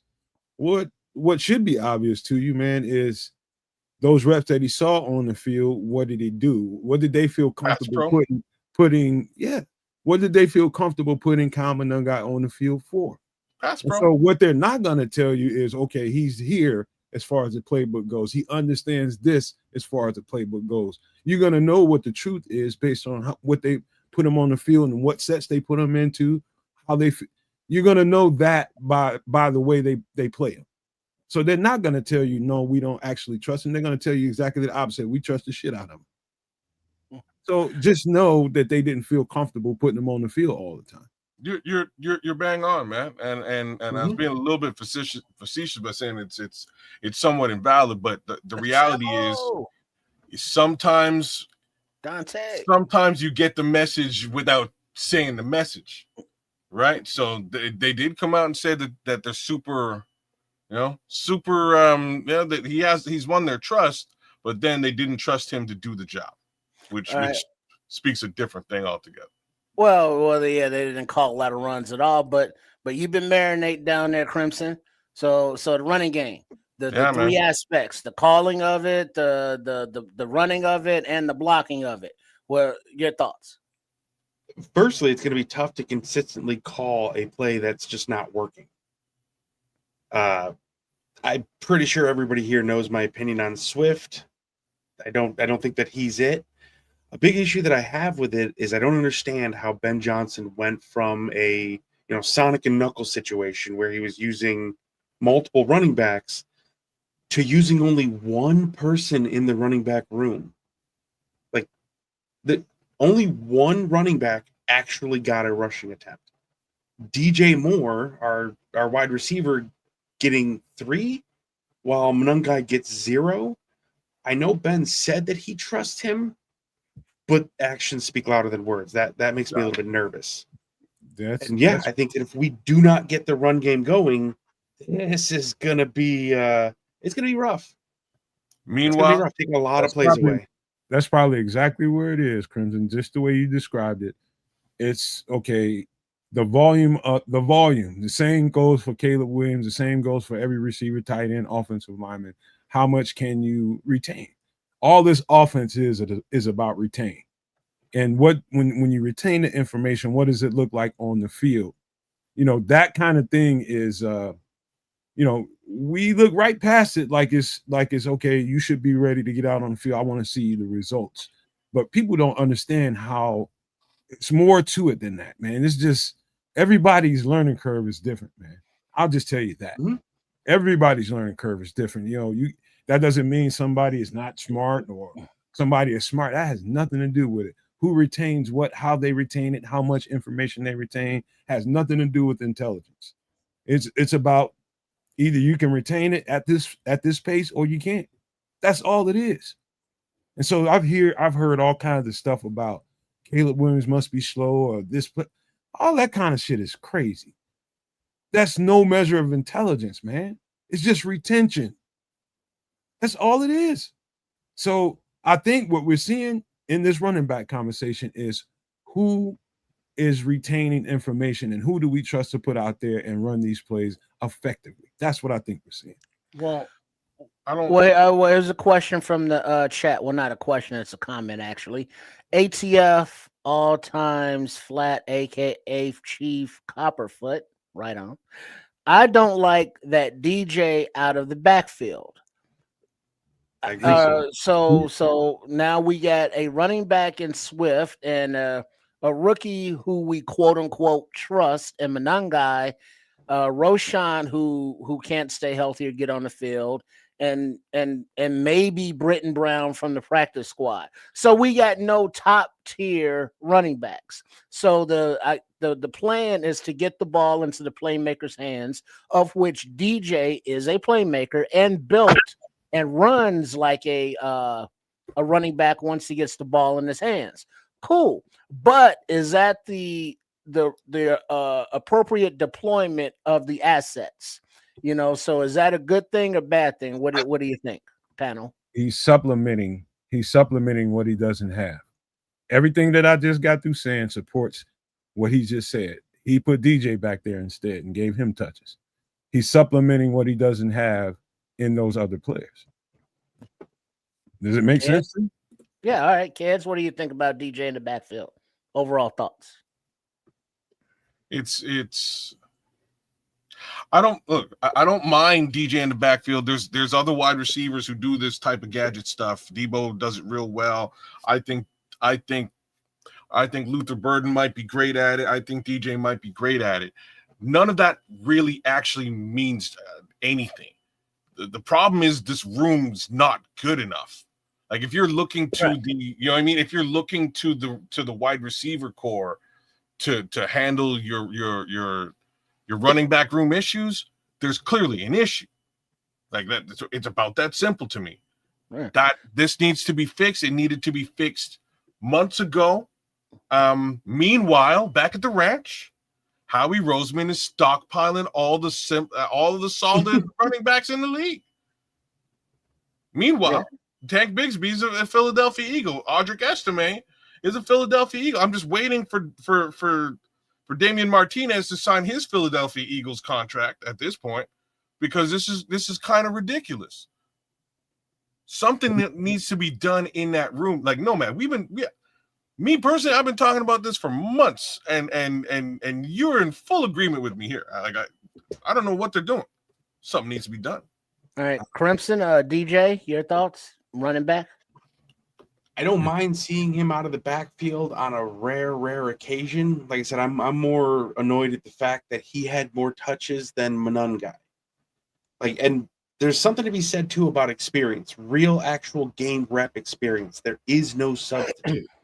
I don't know why he didn't even get a single touch. They had him in pass pro and then to actually catch. That doesn't make any sense to me. Hey, you know what, man? We talked about this the whole entire offseason, especially once we got done with the draft and free agency, and they didn't really make strong moves in the running back room. Kyle Monungai is a running back to me. And until he shows me that, okay, he can be a difference maker in this offense, he's going to be a running back. You know, I don't care how people think of him. I'm just telling you what I saw on tape. I'm a tape evaluator. That's what I do. You know, that guy ain't, let's just say, I hope he can perform well in this offense, man. I do think he has some traits to him that will help. I do think if he's ready, give him the ball and let him, you know, make some hay with it. You know, DeAndre Swift is DeAndre Swift. The offensive line, the interior of the offensive line has to make this work, man. And we're talking about running backs. You give me, let's just say, a B plus, B minus running back with a decent offensive line that can provide running tracks for the for the running back, I can make hay with that guy. I don't give a shit how good he is. Make some tracks, make some space for that guy to run in. That was spoken to today by Ben Johnson, and that's the truth. They didn't create space for the running backs to run in. And so that's got to change first. I don't give a shit who you got back there. Yeah. And I would say just that for Mike to clean up before we get this big nostril having son of a bitch No, up don't in put him here. on here. Hey, give me a thumbs up. Is that DJ? I don't mind that they're trying to find creative ways to get the playmaker the ball. Your guess. Even though it may not be like in the pass game, which I would prefer. But yeah, if we have to use a wide receiver at running back, we got problems in a running back room. Ain't that right, you big pretty baby face motherfucker? You known as Samo. What's up, fellas? What's up? Big What's up? Sam O in the building. What's up, Crimson? You dig? What's going on? Nice meeting you too, brother. What's going on, boy? What's up, man? I'm trying to make sense of all of it too, like you guys, man. Still licking my wounds. What you thinking about what we talking about? What you think? I just jumped in, man, a few minutes ago, so I just started listening. But as far as the Caleb issues, man, it's all his mechanics, of course. It's on Caleb. All of the missed throws and it's just poor mechanics. We did an all 22 last night where I was watching, and he's just not getting his feet planted on those throws. I heard you talk about the pressure up the middle being an issue for him a little bit, and it was Javon Hargraves and what's the other one that came from Washington? Jonathan Allen. Yeah, they gave us fits. The defensive ends didn't hurt us much, but they were putting a lot of pressure up the middle. But Caleb had enough time to make a decision, and he did leave some opportunities out there on the field. Running game was just not there, man. I don't know what happened. Mhm. We didn't even try to establish a running game, so I put that on Ben. I definitely put that on Ben. We didn't really try to establish a running game at all. And DJ Moore, I had predicted Yo, DJ Moore. My bold prediction was for DJ Moore to get 50 yards because I knew that he was going to have to run the ball too because we don't have a real running back, man. I like that. I like Swift a lot as a complimentary running back, but we need that bell cow back, someone who can get those tough yards. And right now, we just don't have that guy on the roster. That man, thump. I'd love to send Foster Covers a link right now. It'd be a full-on reunion, man. I'm The Hey. Four Horsemen are back at Foster. it, baby. If Four Horsemen you are put him back. on, I gotta get out. I gotta get out. If you want to send him a link, if you want to come on here, let's. Foster, you want to jump on, Foster? You let me know. I'll send you a link somehow. I'll get out so everybody can have hay at it, man. I think I'll find. I don't know if I got Foster on Twitter. I must have Foster on Twitter. I don't got Ron, see, I don't have that much of a problem with Jonah Jackson. I think the cadence stuff kind of contributed to all of the It did. that's what I think it is, Ron. See. Yep. Well, That's what I read today too. Well, all right, cadence, I can understand. You're getting off the ball a little late.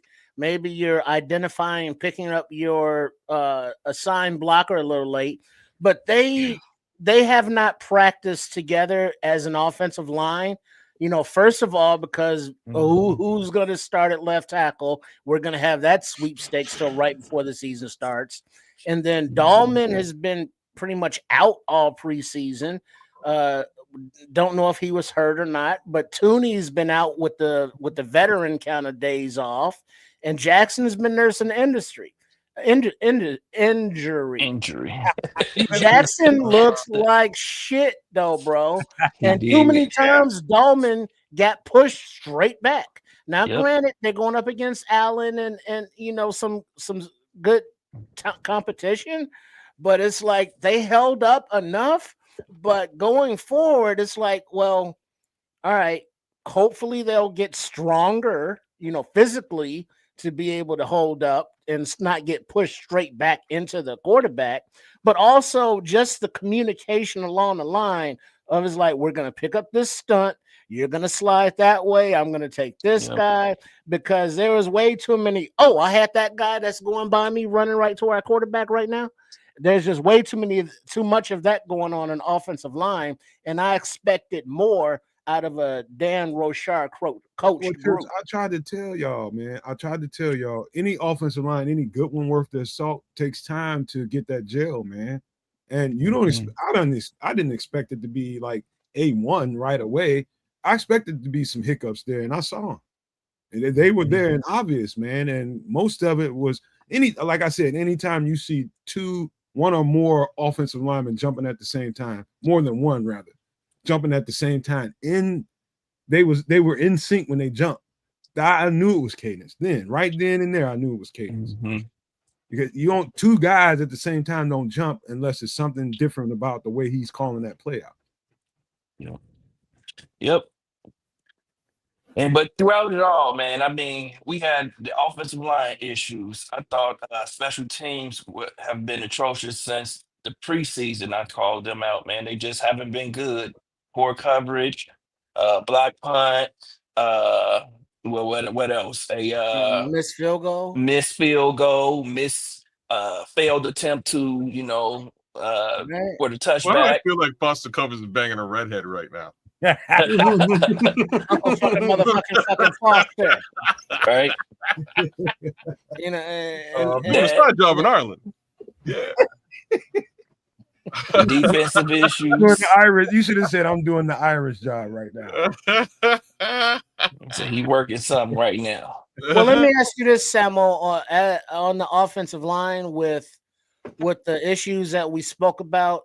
All right, and the gelling that Nomad talk about, okay, so they'll get more cohesion and more, okay, we know what to do. But what you saw, with Jackson and Dahlman specifically, with their individual reps as well as their supposed double team reps and handing off of the rushers, is that a gel thing or do you think that Jackson lost that job with the Rams because of a play thing? I don't know, man. To be honest, Jonah Jackson played terrible, man. He wasn't blocking anything. He was getting pushed back, man. He was missing assignments. So I don't know what it was with Jonah Jackson for him to just be so bad in this game. Hopefully he rebounds the next game. He does need some more time on task to play with Drew Dahlman because they were a little off, man, as far as those duo blocks and him picking up, recognizing and picking up the stunts and all of that, man. It was just bad all around. And but Drew Dahlman, on the other hand, he's just not really strong. It doesn't look like, man. He's gonna struggle with power a little bit. Uh, they were bullying him a lot, and he's a guy who wins with athleticism. He's not that big, powerful guy. So thankfully, we don't have to face Javon Hargraves and Jonathan Allen every week. But I don't think his issues will, be a weekly issue. But he is going to have some struggles with guys that are much more powerful than him. But overall, man, I think, like Nomad said, man, these guys need time to gel. I thought the tackles played well. Darnell Wright was killing it, Yeah. man. Darnell Wright was a dog out there. Braxton Jones got a lot of help. Braxton looked bad in the run game, though, man. I don't know what he was doing. I think Braxton's still a little hurt, to be honest with And you. that ain't even He, his MO, Samo. That ain't exactly. I that's where think he he's still a signed. little hurt, man. He's not moving the way that he typically moves, especially in the run game. He's usually finding, and he's like a heat-seeking missile usually in the run game. And he was a little step slow to get into his blocks and recognizing things. But we also have to be conscious of the fact that that defense presents a challenge for the Bears, man.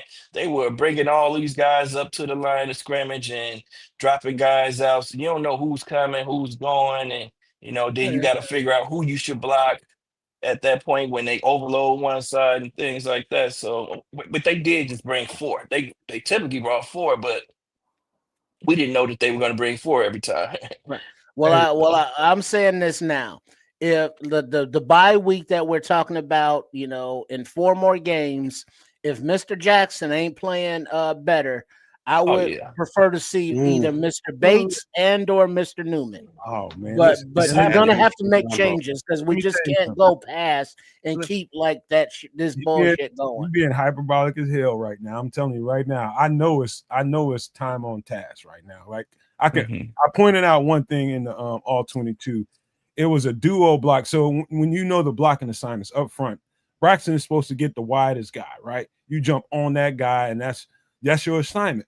And if you don't see a guy, let's just say Samo knows what I'm talking about. Let's just say you don't have a person right there where the guard is supposed to be.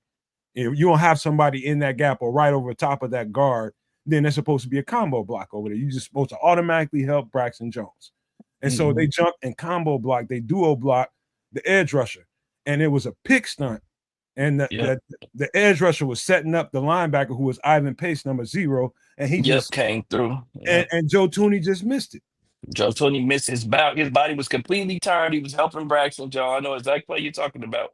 He had no chance of making that play because it was a little delay on Pace's part. He allowed them to, show that duo, and Joe Tony completely sold out and turned his ass inside. Yeah.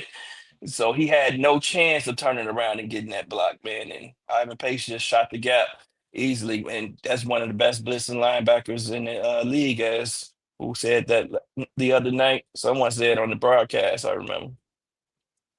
Tell them how it is, Samuel. It's about gel, man. At some point in a couple, 2, 3, 4 games or so, they're gonna get used to playing with each other. And some of that kind of stuff is just like you see. I watch the Eagles play, and that offensive line, they're seamless with it. It's because they know what to do. You know what I mean? It's not that these players, these are really good football players, man. These offensive linemen are good. They just are getting used to playing with each other. And some of that, what you waiting for, the seamless that you're waiting for, Trips, it takes some reps to get there, man. Yeah. Well, but there's a difference between the reps and the line cohesiveness versus one, the weak link, and not being Braxton Jones. And if that weak link is like, hey, bruh, what you doing out there, homeboy? No, because you are being detrimental, to this offensive line and to this plan. And it's like he was didn't we trade for him? Wasn't he a free agent? How did Jackson get here? We traded. We Yeah, traded. we traded for Jackson. Oh Lord. We traded 4. It ain't as bad as you think, Trip. I'm just gonna tell you that Okay. right. Well, we need to see some improvement because that was cool. Because in a week or two, you're gonna be talking some other shit. Trust me. No, I'll be saying if it's good, cool. I will be more than happy to say, hey, that first week on Monday Night Football when he fucking sucked, he's much better now. He'll say it exactly like that, by the way, too, just to put that up. Well, you not Tristan. He was ass that day. He was though. Like I wish I could say he wasn't. He was not. All right, let's move the margin, man. Let's move the margin a little bit. Let's talk about a little bit of defense. And how Detroit, I think, is going to try to attack us.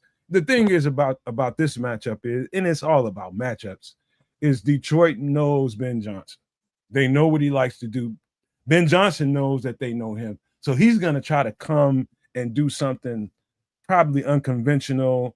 You might see some stuff that you've never seen Ben Johnson do in this game because of the simple fact that he's playing his former team and they know his tendencies. And so this is going to be a good matchup. He's going to be able to give the defensive coordinator, who is Dennis Allen, some keys to what they like to do. So I'm going to love this chess match. I think the first half is going to be, all right, throw some shit out. And second half, we're going to make some adjustments. That's what I think it's going to be. But I do think they're gonna come after Caleb Williams. Not when I say come after him, I mean they know Ben Johnson wants to run the ball, so they're gonna put extra guys in the box, and they're gonna try to make Caleb throw the ball downfield. And I think he's gonna have to throw the ball downfield, or they're gonna get on his ass all day long. They're gonna overwhelm the fronts and stop the running game because they know that's what Ben Johnson wants to do. Yep. Yeah.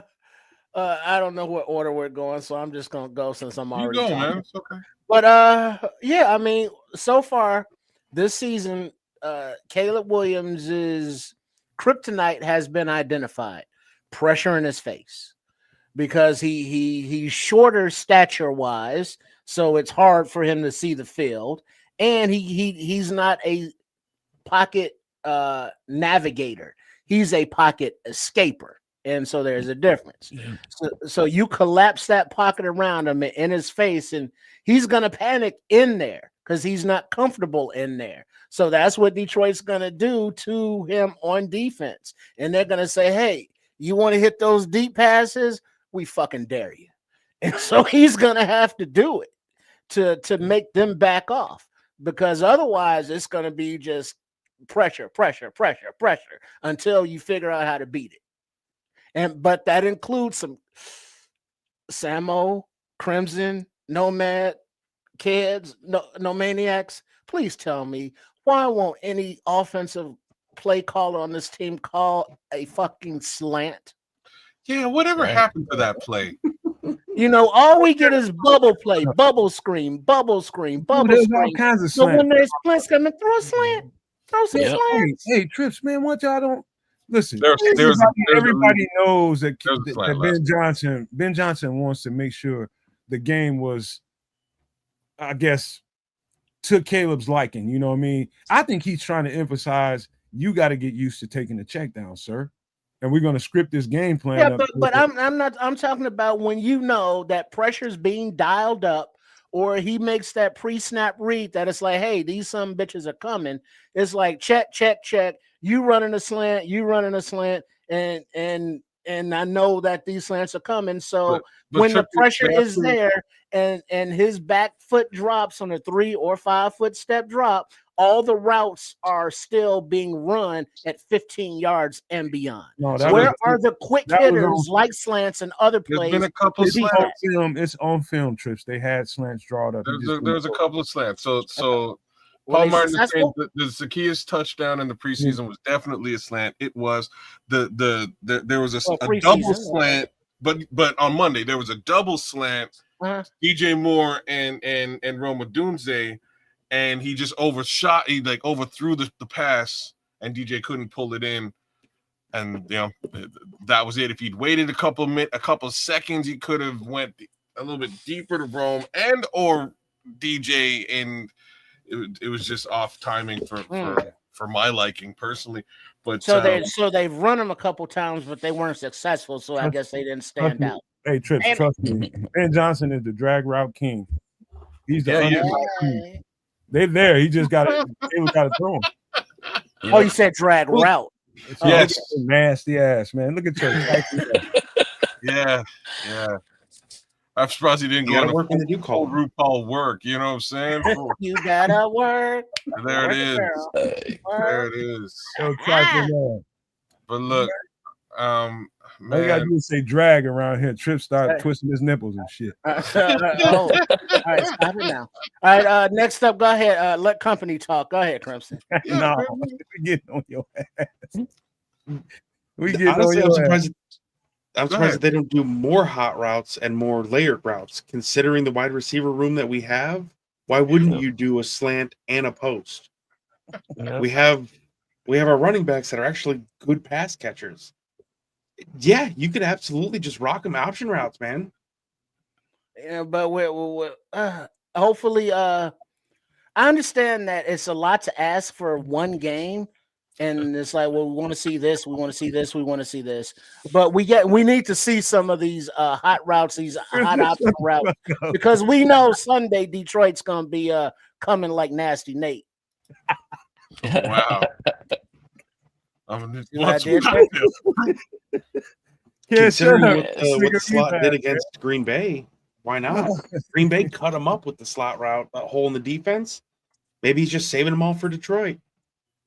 Well, let's hope so, man, because it's gonna be a very good matchup between us and them. Chris Foster's losing it in the chat. Shout out to you, Chris Foster, man, because I'm reading your comments there, and they're not off, man. They're not off.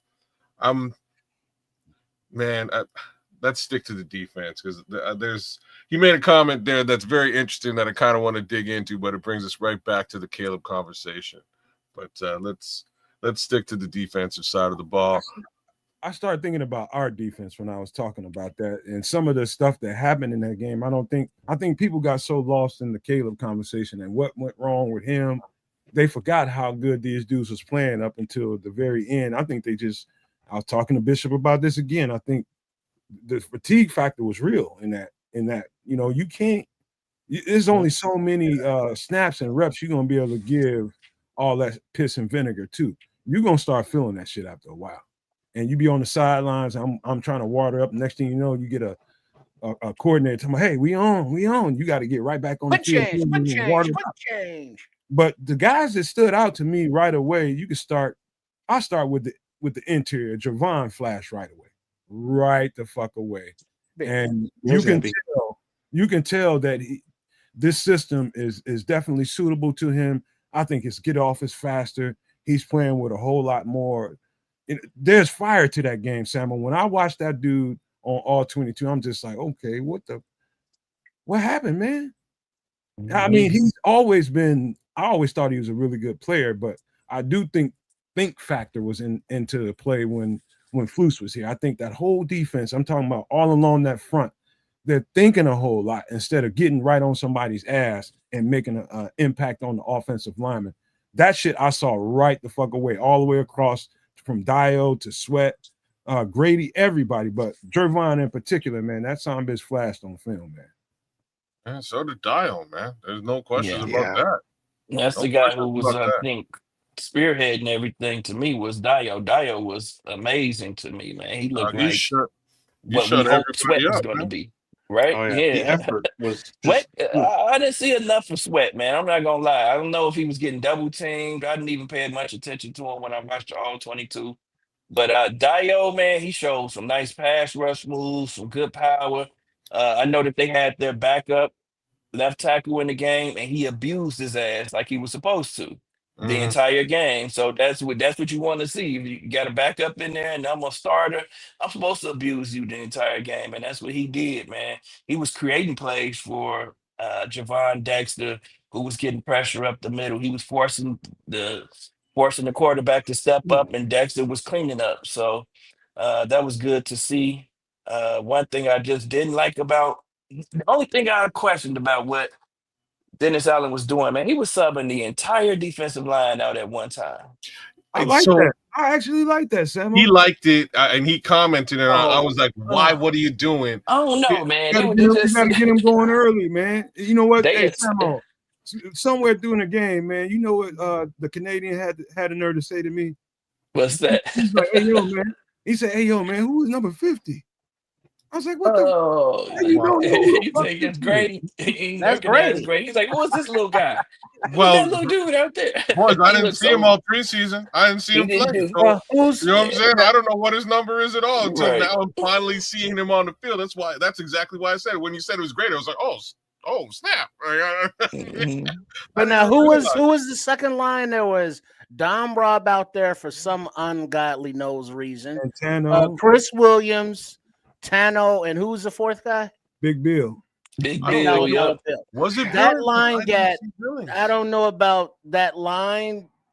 Like the depth and the subs is one thing, but to have them all out there at the same time is something That's what different. was killing me. Yeah. And there was a few plays where the run plays, that's when we started getting gashed in the run game. And they came out early in the second half too. And there were a few plays where uh who was it? Who was that? Who's 90? Who's 90 again? That's Don Rob. Nick Robinson. Don Rob. Don Yeah. Rob the was standing over the tight end. The tight end went down. Don Rob rushed up the field on the run play. I don't know what he was looking at. And then it just, those were those I just big took it as gas run plays to the right side. It happened like they ran that play 3 times when Don Rob was in the game. Was And he it did the a same wide thing every zone? time. Was it a wide zone at Wide him? zone play. Yep, wide zone play. Did he Yep. at least force the motherfucker back inside? He didn't. well, I he's mean, not it was, setting- he didn't yeah, set I the mean, edge, is what he's it saying. stayed. He went inside, but he wasn't forced. It wasn't forced. Yeah, it was just it left a Nasty. big gap. It left a huge gap. We were Yeah, just getting blocked. And the other thing was Tremaine, man. I'm out. I'm done with Tremaine. I'm gonna be honest you with you. tripping, Samo. You tripping. I'm done with Tremaine in the run game, Motherfucker. man. Tremaine is slow reacting. Tremaine was so slow to reacting, man. You will see Noah Sewell moving, and Tremaine will still be standing still. Noah Sewell's already taking 2 steps. Noah Sewell is still sitting there. I mean, not Noah Sewell. Tremaine is just still sitting in his stance, man, I and thought waiting. that I'm like, cat come only on, man, took come downhill. you know what, man? He only took so many reps at will. Him and TJ was switching back and forth. Mike Will. Yep. Some of that probably got something to do with that. TJ? Yeah, possibly. Yeah, that's quite possible too. But I thought Noah Sewell balled his ass off though. So Sam, do you think I thought Tremaine had a decent game, but not quite as impactful as Noah. But at the same time, in the passing game, Noah got exposed. Like that's the other side to this. So I expect to see Tremaine Edmonds probably back in the Mike role. Oh yeah. And TJ back in his normal role. Mm-hmm. How do you think? Like, I expect to see a resurgence of what we were supposed to see from Tremaine this season. Like that's what I'm hoping this defense is. I want to see Tremaine, the Buffalo Tremaine, right? Like that's what I'm hoping to see this season. Mm-hmm. And I'm not so sure. I don't know if I'm gonna see it. Like I saw a little bit of it yesterday. On Monday. I have to admit, but he was out of position in my mind. But if you put him back in his position, I'm just hoping he'll be a little bit more impactful, man. But what are your thoughts on Tremaine Edmonds as a whole? And like Crimson, sing to you. I want you to chime in on this too. He's a guest, man. Yeah. Samo.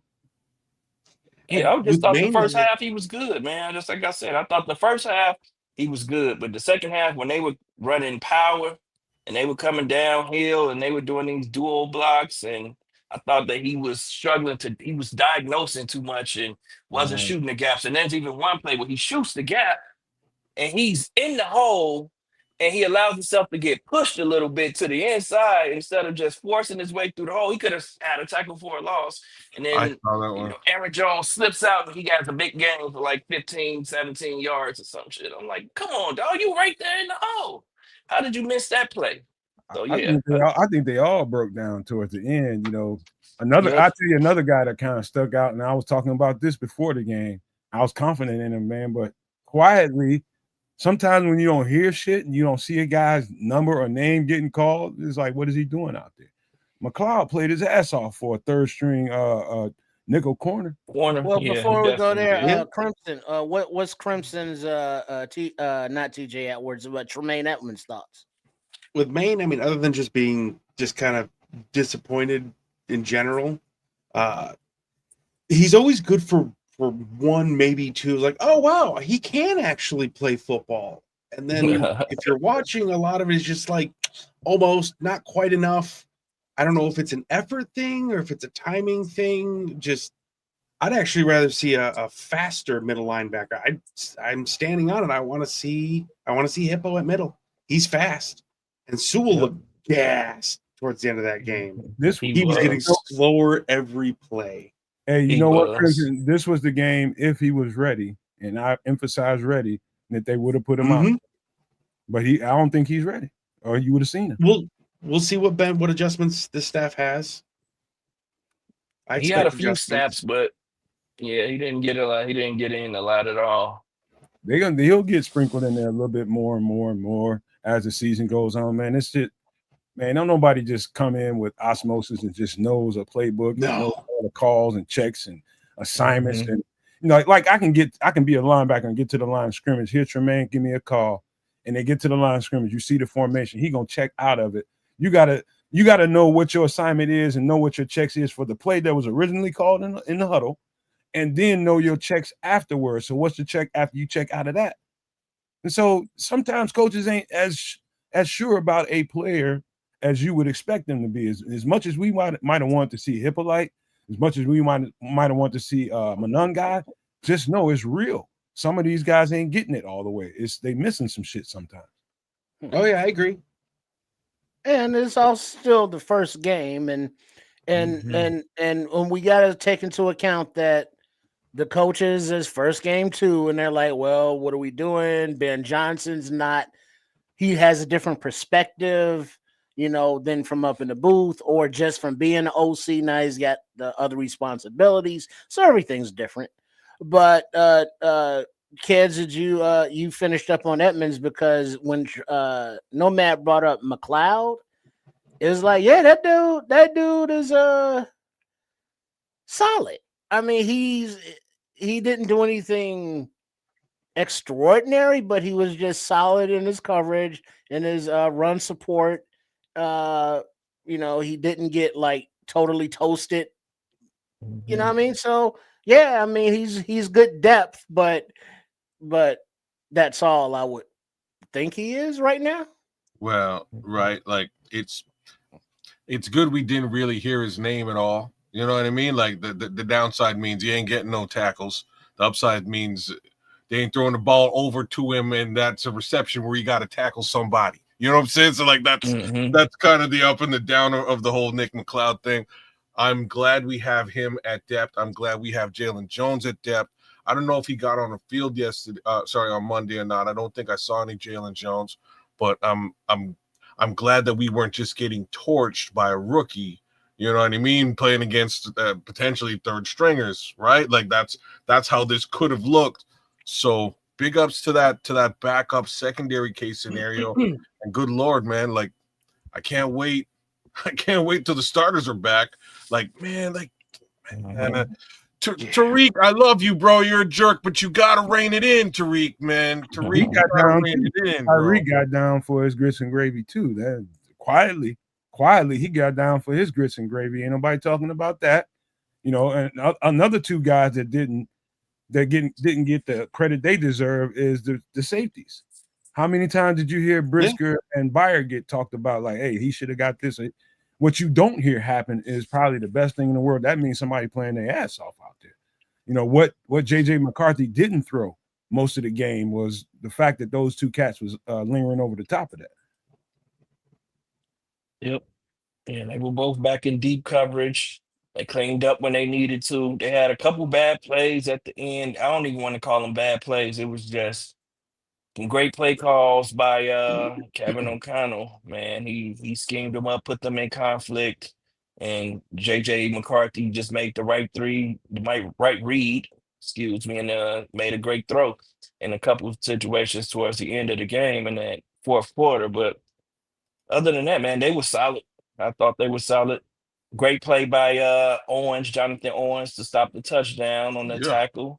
That was a good tackle. Yeah, open field tackle. There was they were in 3 safety at that point in time. They had Brisker on one edge and Byard on the other edge with Owens in the middle, and he just read it and it was 3 got to the safety. man. Okay, Yep. I didn't even really recognize that. Okay, you're right.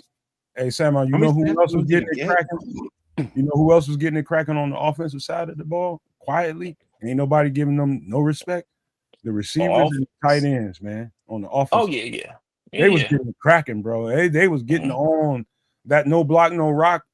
You saw that shit shine on tape, bro. They was getting on motherfuckers, boy. Yeah. You're right. Cole Kmet sticks out to me right now as I speak. Yeah. That's what I was about to say. Cole Kmet, man. Amount of whiff blocks I seen from his ass last season. Yep. He made up for a lot of that in game Give 1. him his ups today. Yeah, give him his credit, and credit is due, because he's not looked solid in blocking, but he's bought in completely. He made and that was a great catch too, man, on that. Yeah. When Caleb put a lot of mustard on that throw up the middle, man, and he kind of one-handed and snatched it out of the air. I was like, okay, that's impressive. That was extremely impressive, man. So Cole had a decent game, man. I'm looking forward to seeing more of him and Colston Loveland in the game at the same time. And I'm surprised we didn't get more Colston Loveland on Monday night, but I'm sure we'll see a hell of a lot more this weekend. Hey, kids, you know what's going to be interesting to see what Detroit tries to do? They're going to try to take somebody away. Any good defense is going to try to. You know who it is, but that's to me right now. We don't know who it is. I do. If I'm them, I'm gonna take DJ away. That's who it is, right? You have to take DJ. You take DJ Moore out the mix, but here's the thing: DJ Moore secretly ain't in the mix. Like it's thank you. That's like not his Caleb's mix. Like you know not his favorite target at all. That's not his favorite target. So that leaves the rest of the offense potentially wide open. And you like, if it's me, I keep DJ Moore on the field virtually all the time, command a double team, and then I layer in some Luther Burden in the slot here and there. You know what I mean? Switch it up with Luther and Colston in a 2 tight end set, man. That's what I would do. Bunch them together, take 2 of them receivers with DJ, and now you got somebody wide. But like I'm telling y'all stuff that I'm pretty sure the Detroit Lions already know. You know what I'm saying? Like I wish I could say they don't know it, because that's what they've been doing. They've been forcing folks to double team JMO. Meanwhile, they're dragging out. So I paused there just for Triple R. They're dragging out Amon-Ra St. Brown. But that's what they've been doing. By the way, Smitty Q is in the chat trying to get his Fred Sanford on, man. He's trying to get his Fred Sanford on. He's trying to get his drink on, man. He said, I ain't gonna beat too many more motherfuckers, Get your Fred Sanford on. Get your Fred Sanford on. All right, another thing I'll tell you. Thanks for having me, guys. I really appreciate it. Hey, you bought the Bills? Yeah, I gotta get up at 3:30. Oh shit. Okay. Understood. That's how it is. It's every Sunday. All right, one last thing, Crimson. Tell me what you think about Rome, because that's what I wanted to ask you all, man. What do you guys think about Rome, man, and his development? I know we talk about Caleb a lot.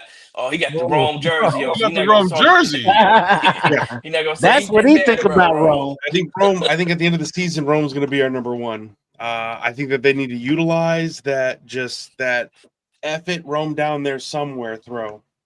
I think they'll get there. I do. And I know he'll come down with it. Hey, Crimson, I think we got to realize what Rome is. Rome is he's not a separator. He's Allen Robinson, bro. Yep, not to separate them. You gotta trust him on third and distance and get him the ball. You got possession throws, you got 50-50 balls in the red zone. That's the kind of guy you want to throw the ball to. That guy that's gonna be, he ain't finna be what y'all think he's gonna be. I think you gotta understand what he is, man. And there's a lot of usage from that guy, man. You just gotta trust him. Yep. Yeah, that's where I'm at with it. Smitty. No, not when you're drinking that Crown, man. Not that blackberry. Now. Telling you, dude. Hey, Crimson, shout out to you, man. Thank you for, me and Crimson. He told me. Go ahead. Give a shout out to everybody, man. I just want to say thanks for having me on. Like I said, really, really good to talk football with you guys. Not just in the chat. A lot of good takes, and I will warn Bears fans, this is going to be a fun season. Football's here. Let's enjoy it. This doesn't last all year, so let's take what we got. Let's actually have some fun. Yep. Hey, man, that shit. Just stop getting after each other about this is what we wait all year long for. He's so right, man. Stop trying to tear each other up over their takes, man, what they think about this or that. Just enjoy, man. And I know that's hard to do in this day and age, man. Just enjoy, because we're going to be miserable as F-U-C-K once it's all over with. Some people just like to argue, though. I'm convinced of it. Yeah. Wrong or right doesn't matter. Like Chris. You're right about that. I ain't with it. I ain't with it. Chris, I'm teasing you, man. Chris says it's been one game. It's been 18 games. You know what I'm saying? Well, it's been one under Ben Johnson and them. Hey, Crimson, do you got a podcast? Are you on a podcast? I am just launching a channel, actually. I do. What? Tell us more.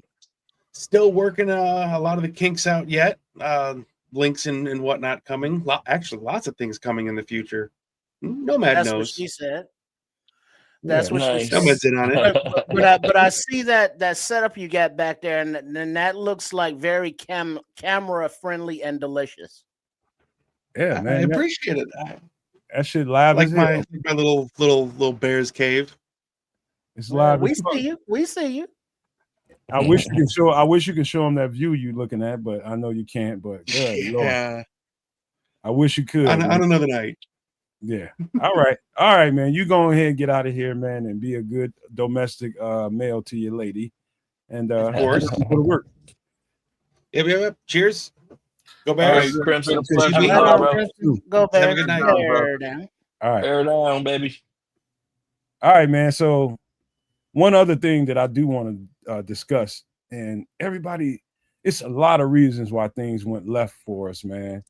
But I'm telling you, the key to why everything went left is we had so much momentum and we just gave it to Minnesota. When I was talking live on the show, kids, you remember, I'm just like that momentum. They just giving it away. Too many times when they had chances to move them chains on offense and just really, really put the boot on the throat of these cats, man. And you got to blame Caleb Williams for that, man. You got to. I don't care how you look at it. Go ahead, kids, go and impose it, but that's the truth. I'm gonna oppose it a little bit, just a little. Not to say that by any stretch of the imagination was Caleb a generational quarterback on Monday. Like, I'm just put that out there. I did not feel, you know what I mean? I did not feel that was the case. Disclaimer.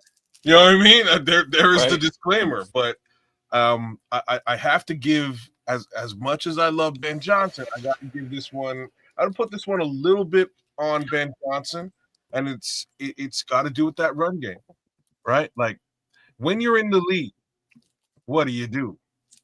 Eat the clock. That's what you do. You eat the clock, you run the football, and they moved to a situation where they not only stopped running the football, they would not even allow the only other running back who suited up in the game to touch the ball. So I have a little bit of trepidation putting the whole thing on Caleb Williams' shoulders. He's there being told what to do. Let's be frank now. It's game one. Rookie head coach. There's some learning curve to go around for everybody. So hopefully things start to shake out a little bit better as we move forward. I'm my real worry is, and that's why I brought up running game when I did bring up the running game. My real worry is I still don't feel comfortable with what we have in that room.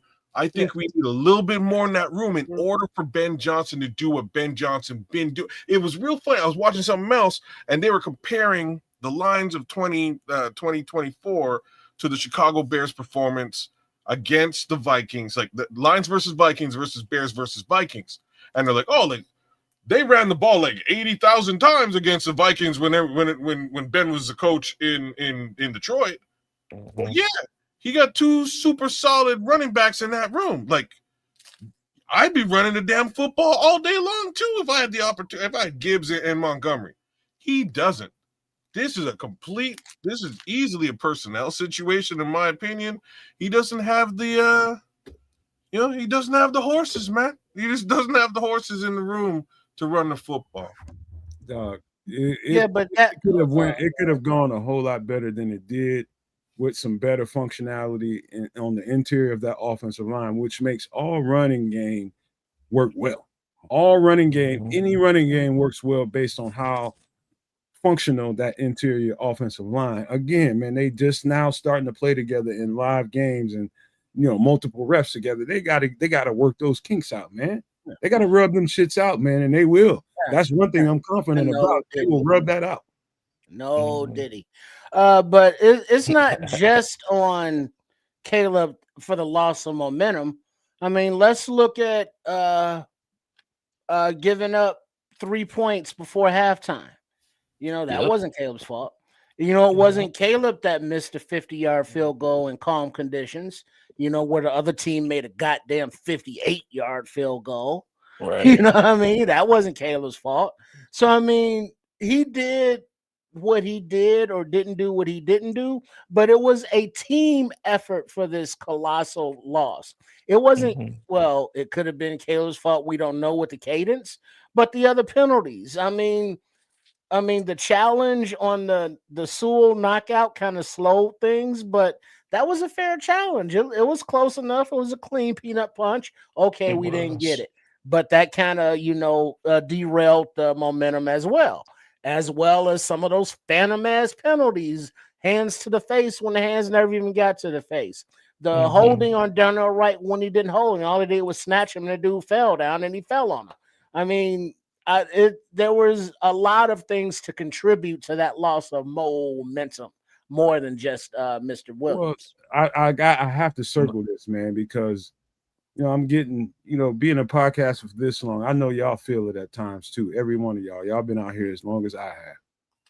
Sometimes in whatever space you go to have conversations about the Bears, sometimes people keep coming back to the Nomad Network because these four motherfuckers right here know some football here. They know that. But when they hear something that doesn't jive with what they want to hear at times, that's the shit that irritates me. When you tell them the truth and they want to duck and run and it's like a hit dog. Who's ducking? No, I ain't talking about you, man. I'm talking about then some people in the chat, maybe. Man. Oh, well, I thought you meant like either me, Sam, or kids are ducking. No. I'm talking about us knowing what's wrong. I spent the last couple of years of my life giving everything I got to this Bears content and doing all the work it takes to make sure that I'm throwing dots every time I talk. And I know y'all do the same. And sometimes it ain't gonna come out the way you want to hear it. Right. And you got to get past that, man. I'm talking to all y'all. You got to get past whether or not the truth relates to what you want to hear. Guess what? Right. This ain't fucking Twitter. These are all facts y'all talking, man. I agree with everything Tripp said. The penalties killed us, man. Not only did we give up 3 points at the end of the half and miss a field goal that we should be able to make at home and our home field with our kicker that just got paid. We also gave up 3 points and went for it on third down, and Ben drew up fourth down. Ben drew up a perfect play, got the receiver wide open, and the quarterback missed that play. That's 3 points right there. That's another 3 points right there that we could have had, right there. And we turned over the ball on downs instead. Then you listen to what Ked said about the running game. Ben is obviously not comfortable with the running backs or the and like Nomad said, he's obviously not comfortable with the offensive line either, man. The running game still has to be established. So he wasn't comfortable with him. So he resulted to the short passing game being an extension of the running game. But I will say this, despite everything that went wrong, in spite of everything that went wrong in that game, Caleb Williams had multiple opportunities to make passes to wide open receivers to get us in position to get the win. In spite of everything that went wrong. I know the defense, you can point out a million things that went wrong in this game, but at the end of the day, you went and you got Caleb Williams because he was the generational talent that was going to be able to right those wrongs. With his arm and with his legs, he wasn't able to do that. We're seeing 5 other quarterbacks from his same draft class: Jaden Daniels, Bo Nix, Michael Penix, Drake May, and now JJ McCarthy all do that for their teams in those critical moments. They're hitting wide open receivers, and they're commanding the offense. We haven't seen that from Caleb, man, and that's the problem. I don't care who don't like to hear it. That's the fucking problem. And that's the problem when you have the number one pick, the generational talent, behind all of these guys that were picked behind him. He's not as developed as those guys are. He's not showing the same moxie that those guys have shown so far at this point in his career. Now, it's not to say that he's not going to be great. Now, he's the most talented, I'll tell you that. But talent only gets you so far. Hey, you know what, Sam? Before y'all go, this is where it all stems from. And shout out to Scrolls, man. This is our brother too. We love him, and he always supports what we do, and we love him. I'm gonna just read it. This is where it all stems from. He says, y'all supported Fields for 3 years and then get ass hurt when people support Caleb for 18 games.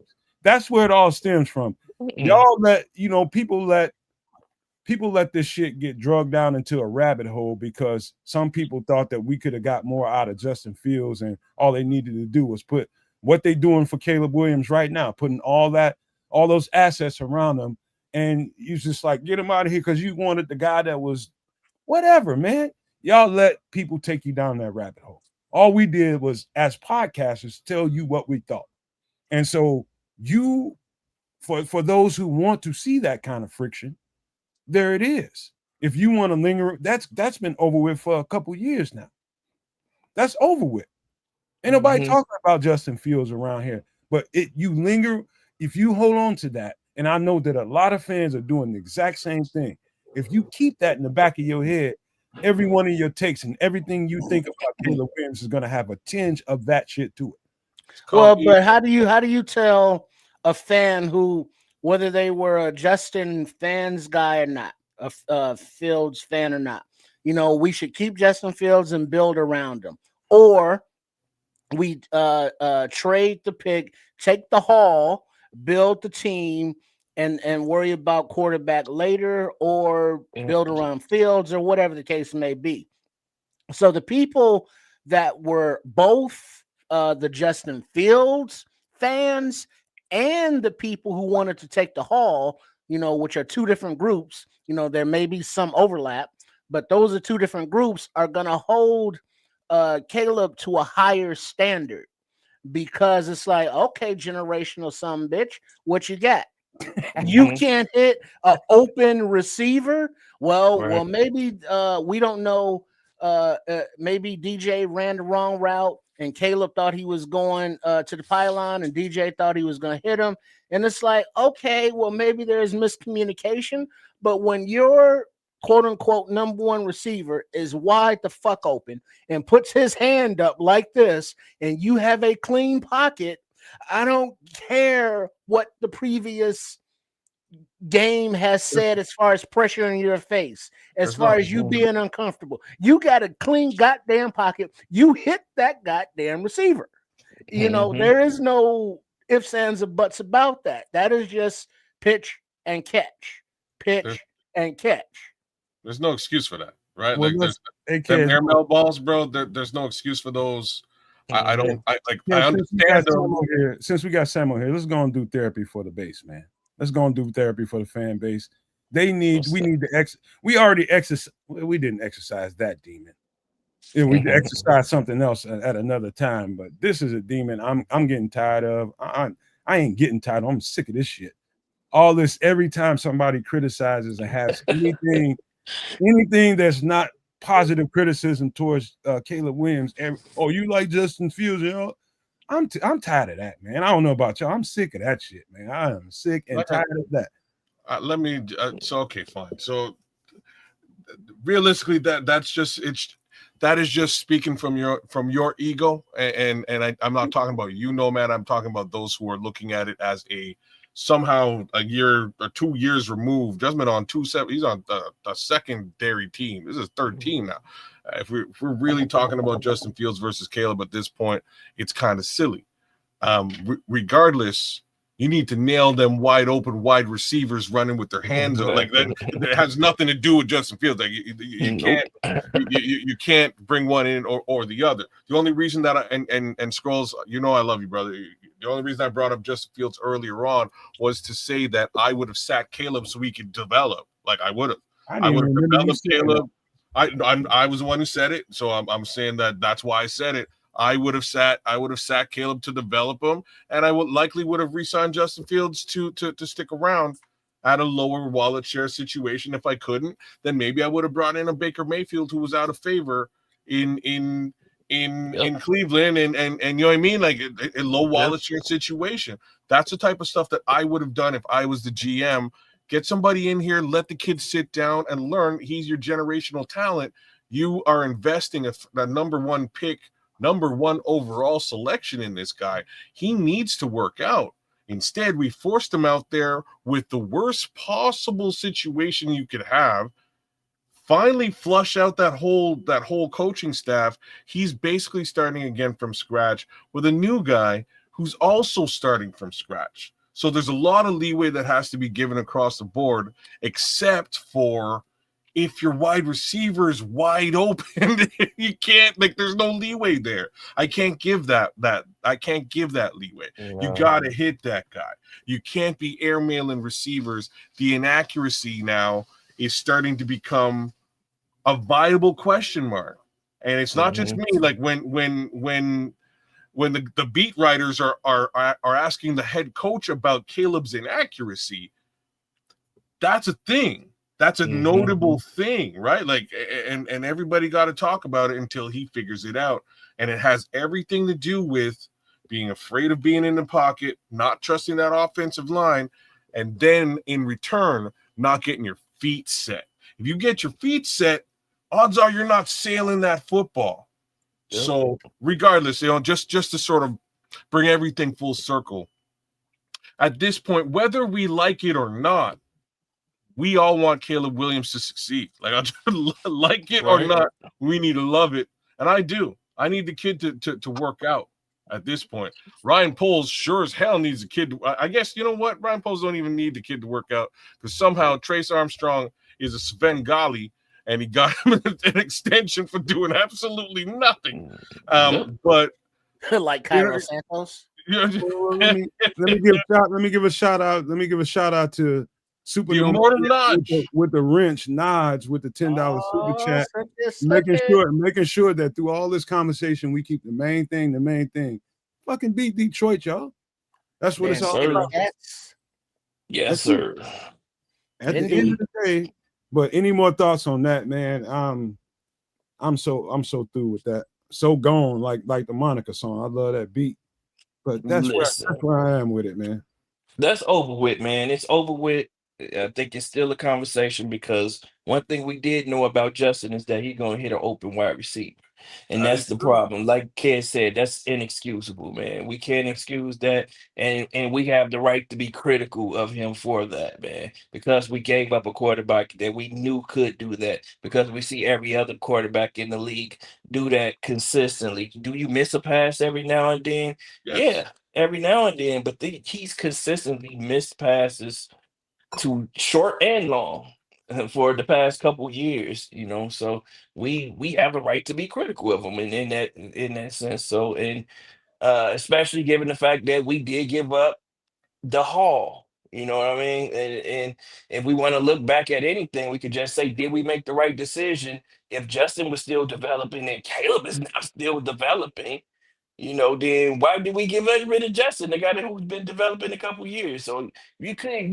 There is an argument to be made, but we moved on from that. Everybody wants Caleb to be successful right now. He's our quarterback, and we're moving on from that, man.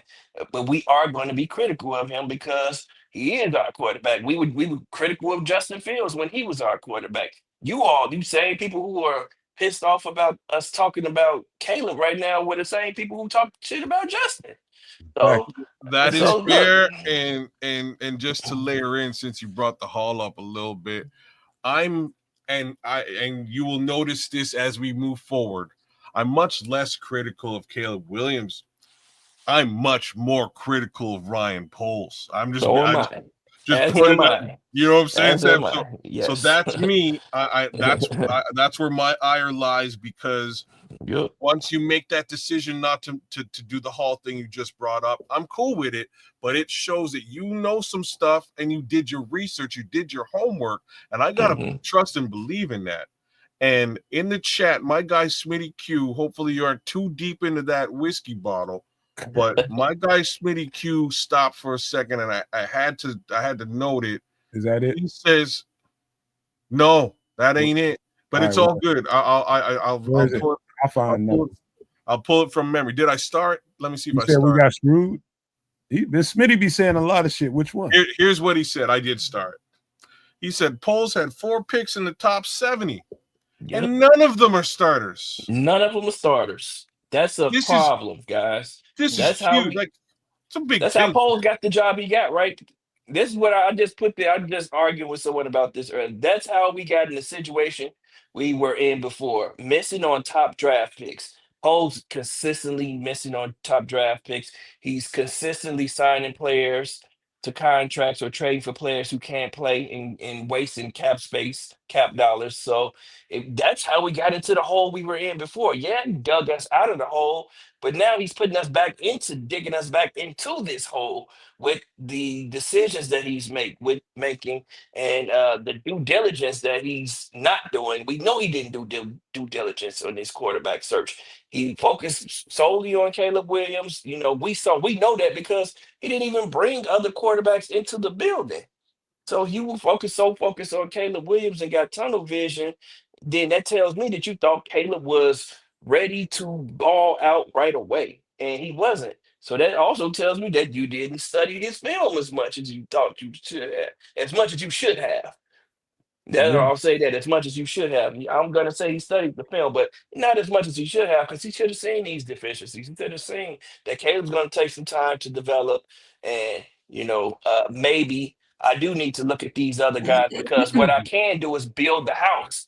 We could have had Jared Verse, Joe Alt, and a haul of draft picks, built the house around.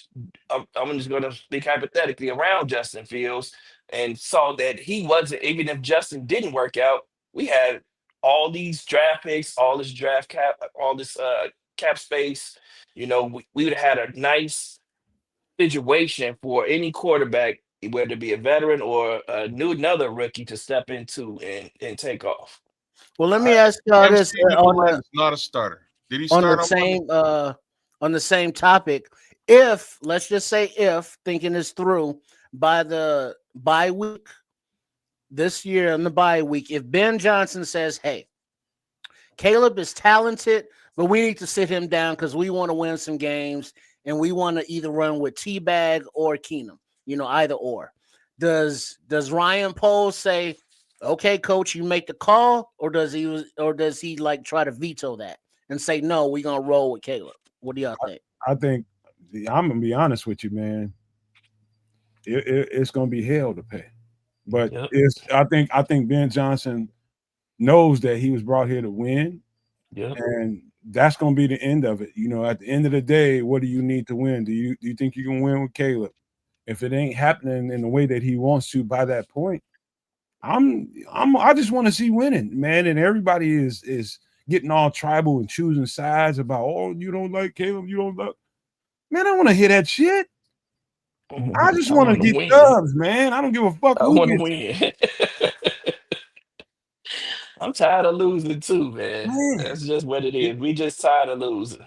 for me, it isn't even W's for me, and it's weird. For me, it's developing the quarterback clearly needs development, man.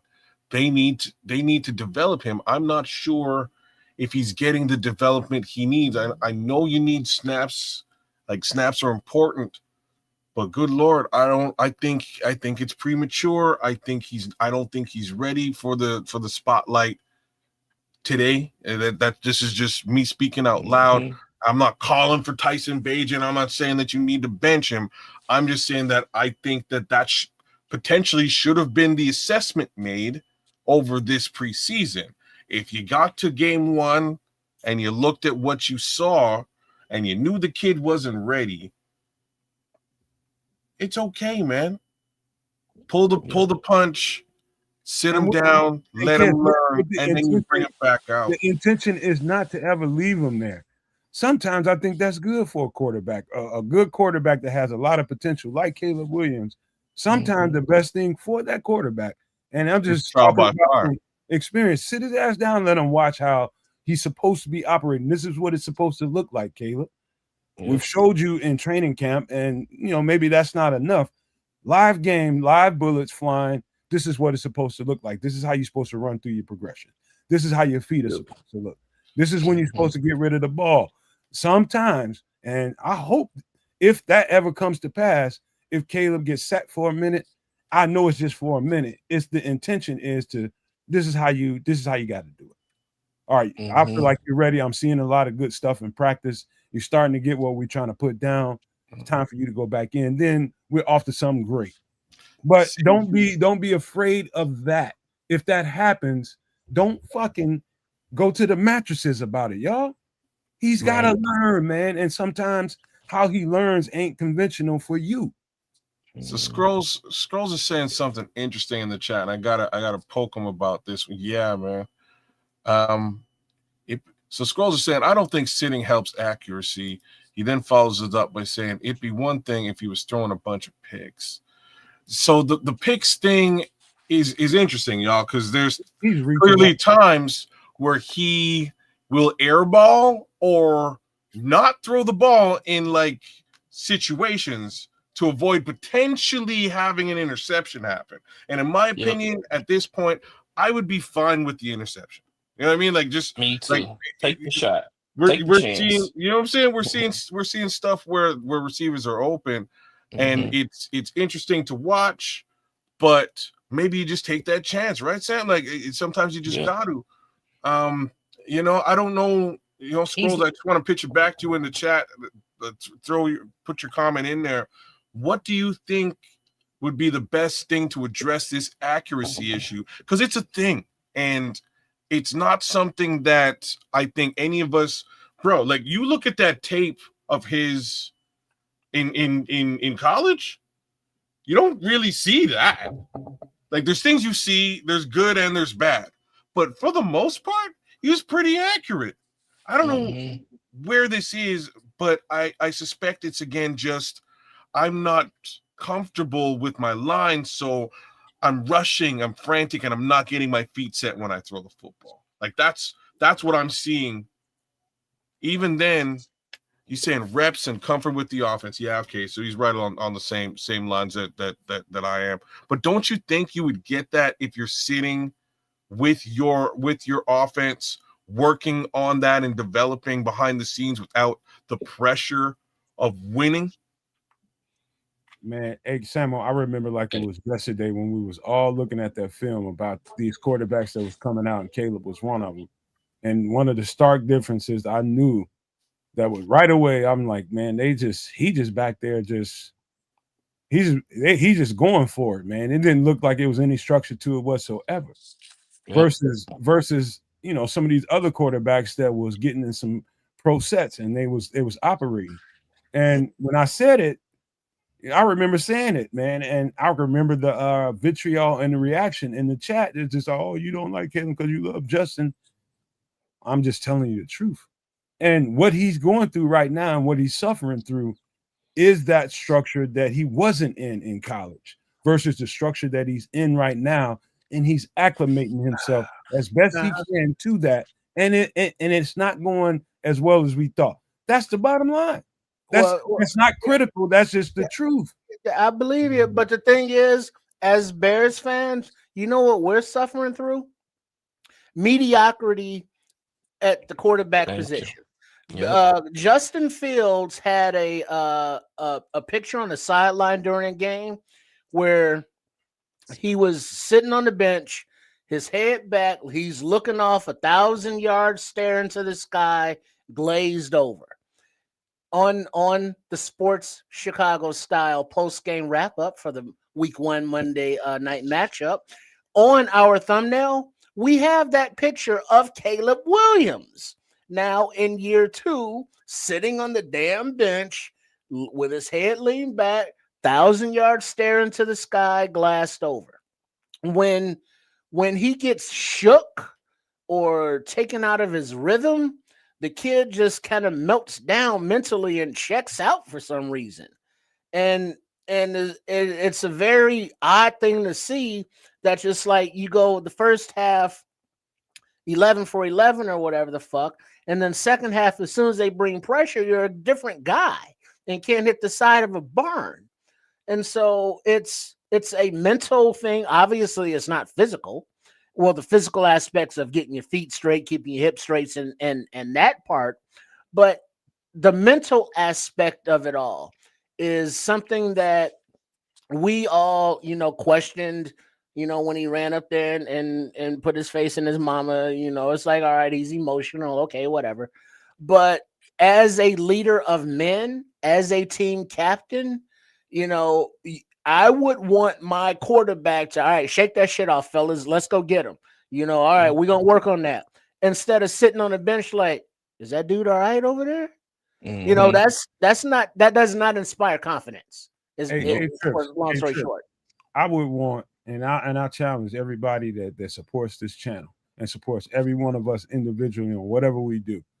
I would like this, and I'm offering this challenge to all you all. I want you to get on me when I'm not accurate. I want you to get on Kids. I want you to get on Trips. I want you to get on Samuel when we're not accurate. The accuracy is what we hang our hats on around here. The accuracy. It's about speaking facts to the point of what we need to be talking about. And if we're not accurate, let us know when we're not accurate.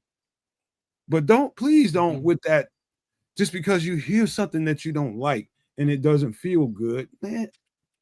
Say that shit, man. Say that shit. Tell me when I'm wrong. Tell me when any one of us are wrong. Because we hang our hats on accuracy, man. We can debate it all they want, man. The facts are the facts. Like we see him missing those wide open receivers. We see him struggling with his mechanics, with his footwork. That's all stuff that's time on task, man. And people say, I know Scroll just said he can't get better with that off the field. That's exactly when he's supposed to get better with that. Scrolls. He's supposed to work on that throughout the summer. He was supposed to master his footwork and master his mechanics in the offseason. That's why you see all these quarterbacks working with these quarterback gurus, working on footwork and working on accuracy. That's what you do in the offseason. That's what you do when you're not playing football. So if he's not on the field, that's what he'll be working on, his footwork and his accuracy. That's just how it goes. We all want Caleb to succeed. That's just it, because we don't have any other option. We have Tyson Bagent, but that's not the option. That's not the option we want. But if Caleb doesn't turn it around, man, I want to win games. I'm with Nomad now. I just want to win games.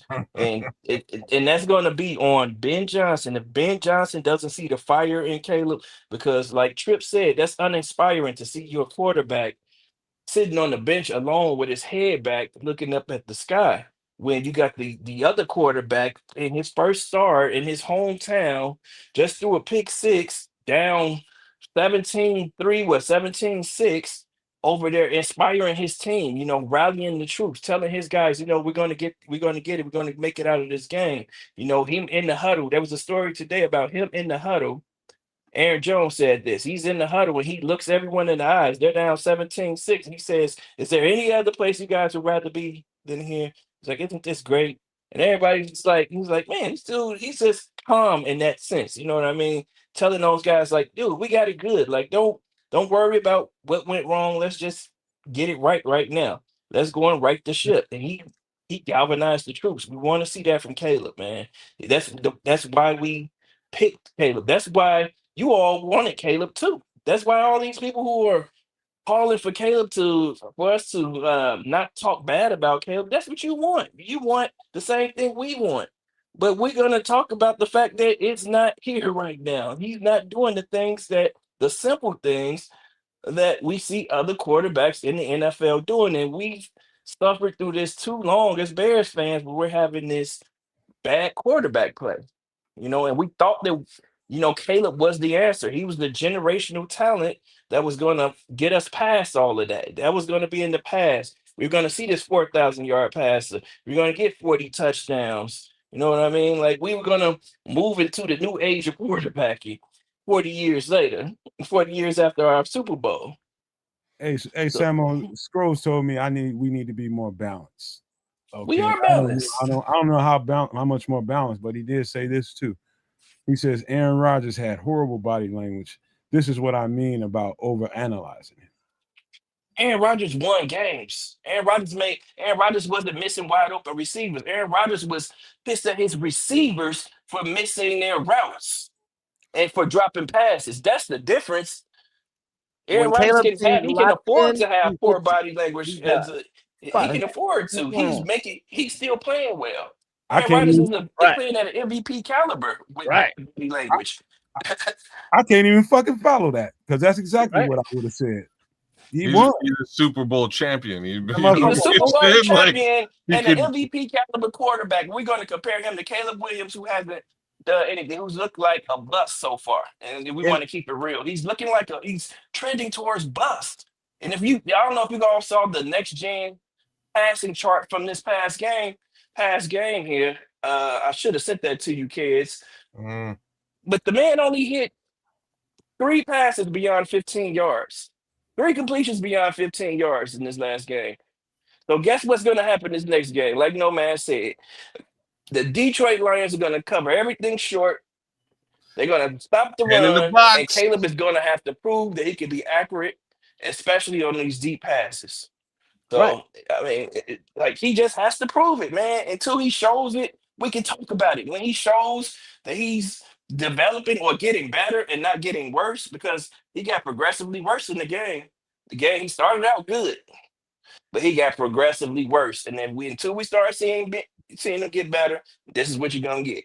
Point blank, period. We're going to tell the fucking truth. The fun part is, the fun part, Nomad, is it's going to come to a head eventually. There's going to have to come to a point where it's like, hey, when Caleb is locked in, he's cool. But once he gets that look, that inaccuracy, and he's gone now, there's gonna be some kind of emotional eruption on the sideline between somebody and Mr. Williams, whether it be a wide receiver who's like, look, fuckhead, I keep getting open, you keep missing me, or offensive lineman. It's like, hey, we keep giving you clean pockets and you keep doing this. Or Coach Johnson or another coach. Like, hey, it's gonna be Coach Johnson, brother. Man, I'll just put it out there now. That's what's gonna be. But once they have that come to quote unquote Jesus moment, and you hit bottom of the barrel and the emotions become raw, that's when the healing and learning and coaching can begin. They haven't gotten to that point yet. I don't know. All I know is, man, I just see, when I say I feel like it's really, really close, I mean like little things like trusting your feet and just throwing on time. Just all you gotta do. I mean, he, like Ben Johnson, really, if you look at some of the stuff that he dialed up during that game on the all 22, There was stuff there. There was answers for every fucking thing. Yeah. And it's like you got to get there and make sure that you throwing this ball on time. Those are the little things. It sounds like it's a itty bitty thing, but I guess with Caleb, it's a little bit different because of where he's been versus where he is now, and being held accountable for the first time. You know, he's being challenged, and that's what we asked for. That's what everybody wants. We wanted somebody to come in here and get on him and make sure we got the best out of Caleb Williams. And I think they can. But if I'm just telling you guys, if it doesn't happen pretty quickly, I'm guaranteeing you this. Ben Johnson was hired post Caleb Williams. He's got a different mindset than you all have. And so what you think of Caleb Williams, he might say that he thinks of Caleb Williams. He privately be like, he's not the guy for me. He might, but let's play these games out and find out. If he gets to that point, are y'all gonna do? What y'all gonna do? Turn on Ben Johnson as much as y'all cap and make sure y'all want Ben Johnson? What you gonna do? Right. You gonna start cursing Ben Johnson next. That's not. Ben tells him that Caleb's not doing what he's supposed to do. Then maybe they'll accept it from Ben, but they're not going to accept it from us right now. But hopefully we don't get to that point because the kid develops. But now also and before we get hated on because we've dominated the conversation, you know, I just want to put it out there real quick. I know Nomad has his topics and all, but we are not dismissing Dennis Allen and his defense giving up 21 goddamn points in the fourth quarter. Or that's inexcusable. Or the lack of run game support for Caleb Williams either. Right, we definitely had to bring that up today. I feel that in my personal opinion, Caleb didn't have the worst game. Like he's had worse games than he played on Monday. Like those inaccuracies need to be discussed. Like you can't let that stuff go. But when you start to see things going a little bit sideways, that's when you need to put the ball in somebody else's hands and let the kid calm down. Take the weight of the world off his shoulders for a minute. And there just wasn't any ability to do any of that, man. So it's too much who is, too much who is given, much will be expected, right? Like that's the problem here. This is the number one selection, tippy top generational quarterback compared to Andrew Luck and John Elway, etc. Like this is the stuff that we got with him coming in. So the expectations are like they're astronomical. Kids, Kid calls himself Superman. Let me help you layer onto that. I'm gonna help you. This is what makes it worse psychologically for all the fans that are Bears fans. They're watching other quarterbacks excel in year one and in year two. And there's just, hold on, man. These motherfuckers leaving us behind. All these Commanders fans, all these Patriots fans are talking shit to us on social media, and we want to talk shit to them because our quarterback ain't doing what the fuck he's supposed to do. And that's added to everything that you just said, kids. They're watching Jaden Daniels and all the questions about whether or not Poles should have. Oh, that's a valid conversation. When I tell you that, it's a valid conversation. It's legit. It is. But add that to that conversation, kids. That's what's going on. Well, not only the generational number one pick, but just the simple fact of being the quarterback. The quarterback is going to get the most scrutiny on any team, win and or lose. The quarterback's going to get most of the blame, when they lose, and most of the credit when they win, even if it's not due. So, I mean, there's that aspect of it as well. Go ahead, Samo. I mean, he's supposed to be the trump card, man. The quarterback is supposed to be that trump card, man. When everything goes wrong, he's supposed to be able to throw that trump card out and bow. Pick up your card and pick up your books. If we play in spades, he's supposed to be the joker, the big joker, and he hasn't been that, man. He hasn't been that by far. Right now, he's playing like the deuce of spades, and we need him to play more like the joker. Look at Sproles. He talking about, let's see how Jaden holds up. Don't be trying to insinuate. Yeah, I mean, it's the long game. I mean, what's the rookie contract? 4 years, 5 years? Oh, he gonna get paid. He might get paid. He So gonna I get mean paid. that the clock is Oh, ticking. Jaden is gonna be good. He gonna He get tripping paid like talking a about motherfucker. Jaden. He probably gonna He get the tripping. richest contract, man. Yeah, Go ahead. Jaden Daniels is solidified. He's proven himself. Everyone who's still wishing bad on Jaden Daniels, stop it. This dude is proven that he is a special quarterback. Not only just a good quarterback, he's a special quarterback in this league, a dual threat. He sees the field extremely well, gets rid of the ball on time to his receivers, man. He's playing well. And like I said, the other quarterbacks in this class have played well too. From Bo Nix, I think Bo Nix is the one who surprised me the most. And Michael Penix, we didn't think Michael Penix was going to be able to hold up. Michael Penix is playing well down in Atlanta. He's And, definitely a surprise to me. I can yeah, remember. Hey, Samuel, I got some pretty good recalls sometimes on these podcasts we used to do, and I remember me and you talking about the whole thing with Caleb and Jaden Daniels. I remember you, and I remember you said something to me, and I was just like, man, the only drawback I got with him is his goddamn bony ass legs, man. He bony as yep. shit. He light in Oh, the he might ass. I remember that, man. I remember those Yep, words. I remember too. And I said, he been playing that same size all his life, man. He could take the hits. That's all you need to know. He can take the hits when he had to take them. He's avoiding them well. He gets rid of the ball extremely quick. If you get him a good deep offensive line and some good wide receivers, and he gonna make it do what it do. And he showed us that last year. Man. But that's not to say that Caleb won't get there. Bo Nix Exactly. had Sean Payton from rookie day one. Mhm. Now you're seeing the fruits of that. Jaden Daniels had Cliff Kingsbury and them out there from day one. Yep. Well, you saw the fruits of that from day one, basically too. But yeah, now Ben Johnson, like he said in today's press conference, I believe. Well, Monday was the first time that basically we've been together in a game. Let me learn how to push his buttons in a motivational right way, and then we'll progress from there. Because we see the talent.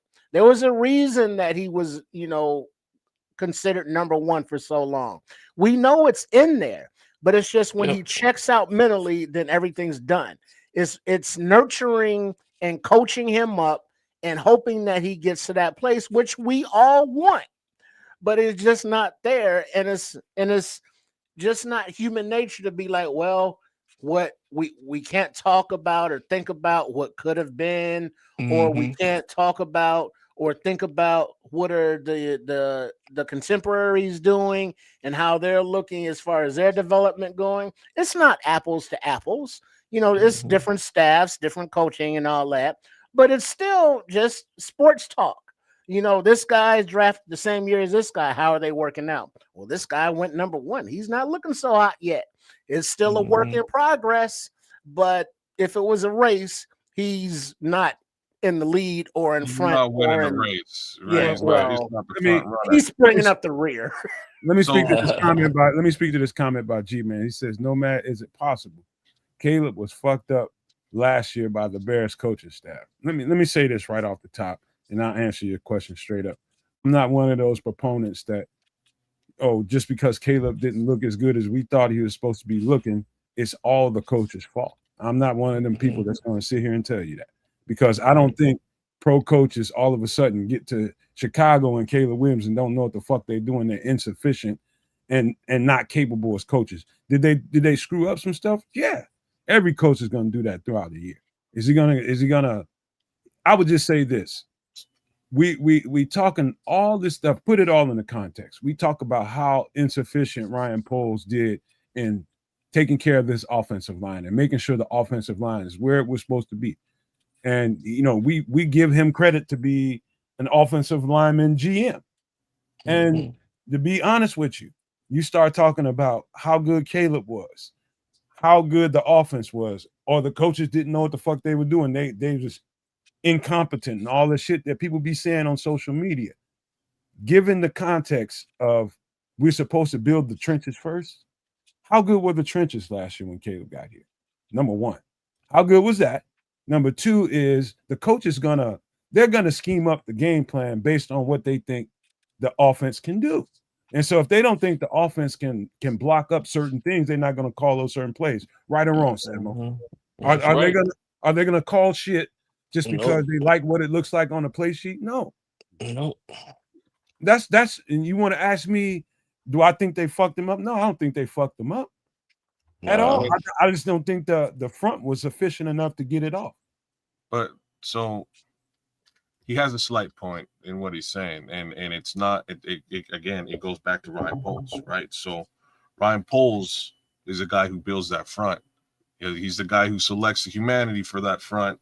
He decided to go and trade away a draft pick to bring in Keenan Allen, and then double down at the wide receiver position in the draft, right?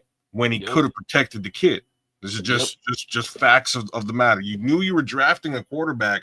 You zeroed in on the quarterback and then doubled down on the skill position instead of protecting him. Let alone keeping the entire Eberflus staff, right? And that's that should have been a given. You let that hokey MF stick around, and that's not a good scene for the development of the quarterback. But if you wanted to protect him or if you wanted to guide him, you failed in both capacities. Just saying. Yep. And then bring a veteran in here either for him to learn behind. That's probably the main thing, Samo. That was probably the key. Yeah, I mean, Caleb has bad habits, man. The point blank period, and that's not on the last year's coaches. He has bad footwork. He has just lazy mechanics. I'm not even gonna say bad mechanics. He has lazy mechanics. Yeah. I'll say that because when he's on point, it looks great. But he gets lazy, and it's because he's so talented. The dude has extremely good arm strength, man. He has a cannon, and he whips it out really quickly too. So that's why he thinks he doesn't have to plant his feet to get the ball to certain places. But when he doesn't set his feet, his accuracy fades. My boy he has to understand in the air. Like the first time I saw him do that Jordan thing. Jump. You know what I mean? A jump pass. I was like, what are you doing? And it was a beautiful pass. I was like, oh, okay, well, maybe you can do that. Maybe you're just as good, and I need to shut up. And you're going to have to use that sometime. But you shouldn't be using that all the time. You know, on the clean pocket, that you shouldn't see that when you have a clean pocket. We shouldn't be jumping in the air to make a pass when you're in the clean pocket. Your feet should be planted in the ground. You shouldn't be bouncing on your toes as you're releasing the ball, man. You just can't have that stuff. That's lazy mechanics that are causing issues. That's not on the previous coaching staff. That's on Caleb, man. That's quarterback development. That's just quarterback development that happens every summer. Like I said, with you going to your quarterback coach and spending time on task to get the muscle memory in place to not make these lazy mistakes during the game. Now, I will say this: Caleb has elite talent, man, especially when he is evading a pass rusher. Like, man, he showed some elite ability was that Monday night with that, man. This dude can evade the rush like no other quarterback in the league right now. Like no other quarterback can do the shit that he was doing. And then when he's also out of the pocket, he somehow is extremely accurate when he decides to throw it. Right? He's hitting guys in stride on the sideline on pinpoint, making pinpoint throws. So we know he has the ability to be accurate, man. I don't know why we didn't move the pocket more in this past game. Again, that's a coaching thing. Well, hold on, Samo, to cut you off real quick. There's also the help factor when Caleb escapes the pocket. The receivers have to come and help him. They have to drill to that side of the field. Yep. And they were not doing that. Go ahead. Yep. I gotta say this, man. I'm glad Samo brought this up, talking about how good his arm talent is. That's one of the things that spooks me about extreme arm talented quarterbacks, who is Caleb Williams. Sometimes they depend on it too much. Oh, that's him. That's his problem. That's his problem. Yep. And look, I'm just gonna share this and we'll get it off out of here. When I see him do this in a warm up, exactly, I know we have a quarterback. I'm not sitting here saying that Dak Prescott is a good quarterback at all. I'm saying when we see that motion, Yep. that's a motion. I know he knows what he's getting. He's getting his Yep. feet set on every movement. That's what's important to him. He's ingraining it into his head. Like I watched CJ Stroud doing the same thing out there, and I was like, damn, that's the dance, man. You need to ingrain that, get your back foot set and ready to ready to Let it throw. go. Rip it. Now That's rip it. the That's where move, you man. get your power from. You get your accuracy from your legs, from your bottom half, not your top arm, man. Your arm is just gonna, especially But when that's you what he in. thinks.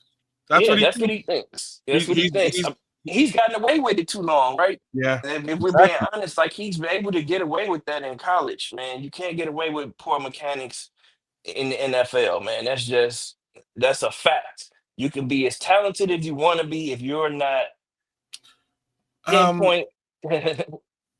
If you're not, a master of mechanics and in the process, and you're not making sure that you're following the process and being routine in your process on every play, then you're not going to have a lot of success. You're not going to be able to play on time within rhythm in the offense if you're not able to do that, man. You just have to become robotic in a sense, in a sense, and then turn that Superman stuff on when you need to, when the pass rush is coming. But you shouldn't be doing that on every play.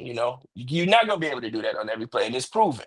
It's and this proven. is part of what happened. So because he's relying on that arm strength and passing and like arm capability, arm talent, he's rifling passes in many cases too, Yep. right? Like Yep. he needs to get a little bit more touch. There needs to be a Thank you. little bit more I touch with forgot. some of the delivery out there for him. Yep. Um, I Yep. to give him the most respect that I can. I'm not sure if I've seen a better, like, I don't think I've ever seen anybody better passing on the run in Nope. movement, right? He's a spectacular talent in that respect, but Mm-hmm. given Like that, you like still got to rein it all in, man. kids, Yep. like sometimes you'll watch a guy like Patrick Mahomes, you'll see him do it. Actually, Matthew Stafford is kind of like the originator of it. He was doing it when he was in Detroit, going against the grain, running one way and throwing the ball another way. He used to do that in Detroit all the fucking time. But none of them, to your point, kids, neither one of them ever threw the ball with that kind of velocity on the run. No. No, Nope. much more touch, Nobody. No much more one could. touch. No one was throwing with that velocity on the run like Caleb is. He's zipping. He's putting balls on a rope, On 15, the run. 20 yards downfield, which is crazy to me that he's able to do that. Now let's see it from the pocket, man. And And like I said, that tells me he has it in him, right? That tells me that he has it in him. But Kaz is right too, man. You gotta take that. You gotta take some of that spin off the ball sometimes too, man. When the guy's a little right, bit. Look, yeah, Too much hot sauce on that bitch. a little way bit too too much much. extra Dog. sauce, man. Too much extra Come on, sauce on dog. that damn ball. Look, that's those are sort of the biggest facets of his game that he needs to work on. But even more importantly than the touch is that footwork that I just showed you. Yep. That is the reason, the primary reason why these balls are sailing. Yep. He needs to have it ingrained in his brain that I'm putting this back foot down, and that's it. It's coming out, right? It's coming Yep. out, and when it comes out, it's gonna go to exactly where I need it to go. Let's direct that ball, and you're in that mode, as opposed to I got one foot like in the wrong place and the other foot in the wrong place, and I'm just gonna Yep. rifle it and trust my arm and shoulder, and that's where the pass is coming from. Fact is, that ain't where the pass is coming from. The pass is coming from your torso and your upper thigh, your legs. Like that's where the pass Yep. is coming from. Yep. You gotta get that twerk. You gotta have your body, your feet planted in order to get that twerk. Only way to Torque. get it. Hey, Scrolls, you want to hear? He's talking about man. You got to be balanced, man. You want to hear some good shit. I'll be honest with you. As far as his talent goes, is mechanically, I'm talking about throwing a football. I've seen some beautiful throws of the football. Aaron Rodgers being the prettiest thrower of a football I've ever seen in my life, and accurate I've ever seen. And when you got Tom Brady saying the exact same thing, then you know it's right. Okay, so number one, Caleb Williams in the past, I don't know, 15 years or so, seeing cats coming in and out of the draft. This guy has got talent. Like, I mean, when I say talent, if he can ever settle down and learn how to operate in a pro style offense, there's not a record this motherfucker can't break. There's not a title that he can't take. There's not a nothing he can't do. I mean, he will have the NFL will be his biatch. Yep. Seriously. And they got the kind of talent around him to make that happen. The thing is, it's about getting a saddle on that horse. Yeah. Teaching him to ride around the goddamn track like he's supposed to ride and not being buck wild. So, as being an uber talented human being, I can relate. Sometimes you tend to rely on your talent as opposed to grinding out. And I'm just telling y'all, I have a feeling that's kind of where we are. If being that talented individual, I was also imbued with unlimited funds, I would be unstoppable. So this is where I'm a little bit lost in all of this. My guy has unlimited funds. So what you lack in work ethic, you can purchase. You can purchase trainers. You can purchase quarterback gurus. You can access all of these things. Someone to push. You know what I'm saying? If you need a motivator, you pay Tony Robbins. Like you will pay me by money order, sir, and I will motivate you to get the best out of you, mister. All that good shit being said, you can have all the talent in the world if you can't put it together in a timely fashion. I remember there was a time when a quarterback can get freaking 4 to 5 years before he even had to really this is the 2025 NFL. You got to get it cracking in year 2, bro. And I'm telling you guys right now, if Caleb Williams don't start turning the corner in year 2, trust me, some things are gonna start happening. Oh, sorry, I'm thinking year 2 being next year. No, it's real this tough. Is year 2. Right now. It's year 2 right now. The timeline is about like I'm telling you, the timeline is about 5 games. And why I'm saying that is because it's because they hired Ben Johnson and they're paying him a lot of money, and he does not want his name to look anything like that hokey MF that's out in Dallas. There should be no comparisons between the two. If we get to the level where we're like, oh snap, you got just as much wins as a certain Mr. Eberflus had at this point in last season. So you don't want to hear that. Did we even upgrade at the coach? Hey, Kes, I'm gonna tell you why I know I'm right. You are. If we didn't have Ben Johnson, who was just, you know what they hired? You know what the Bears bought? The Bears bought for 3 years in a row, number 1 in offense. That's what they bought. They bought that from Detroit.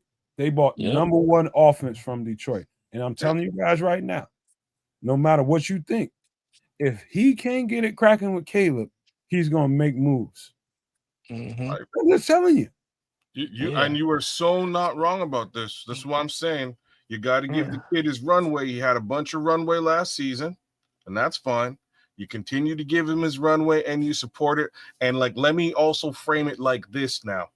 There is a very specific reason why our head coach is almost completely open with his commentary with the media. Okay?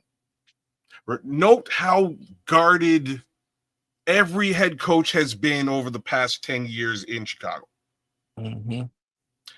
Ben Johnson is forthwith in his speech because when it comes time to be truly and completely forthwith with his speech, it won't look sideways. It won't look funny. It'll look like he's telling the truth because he's been telling the truth.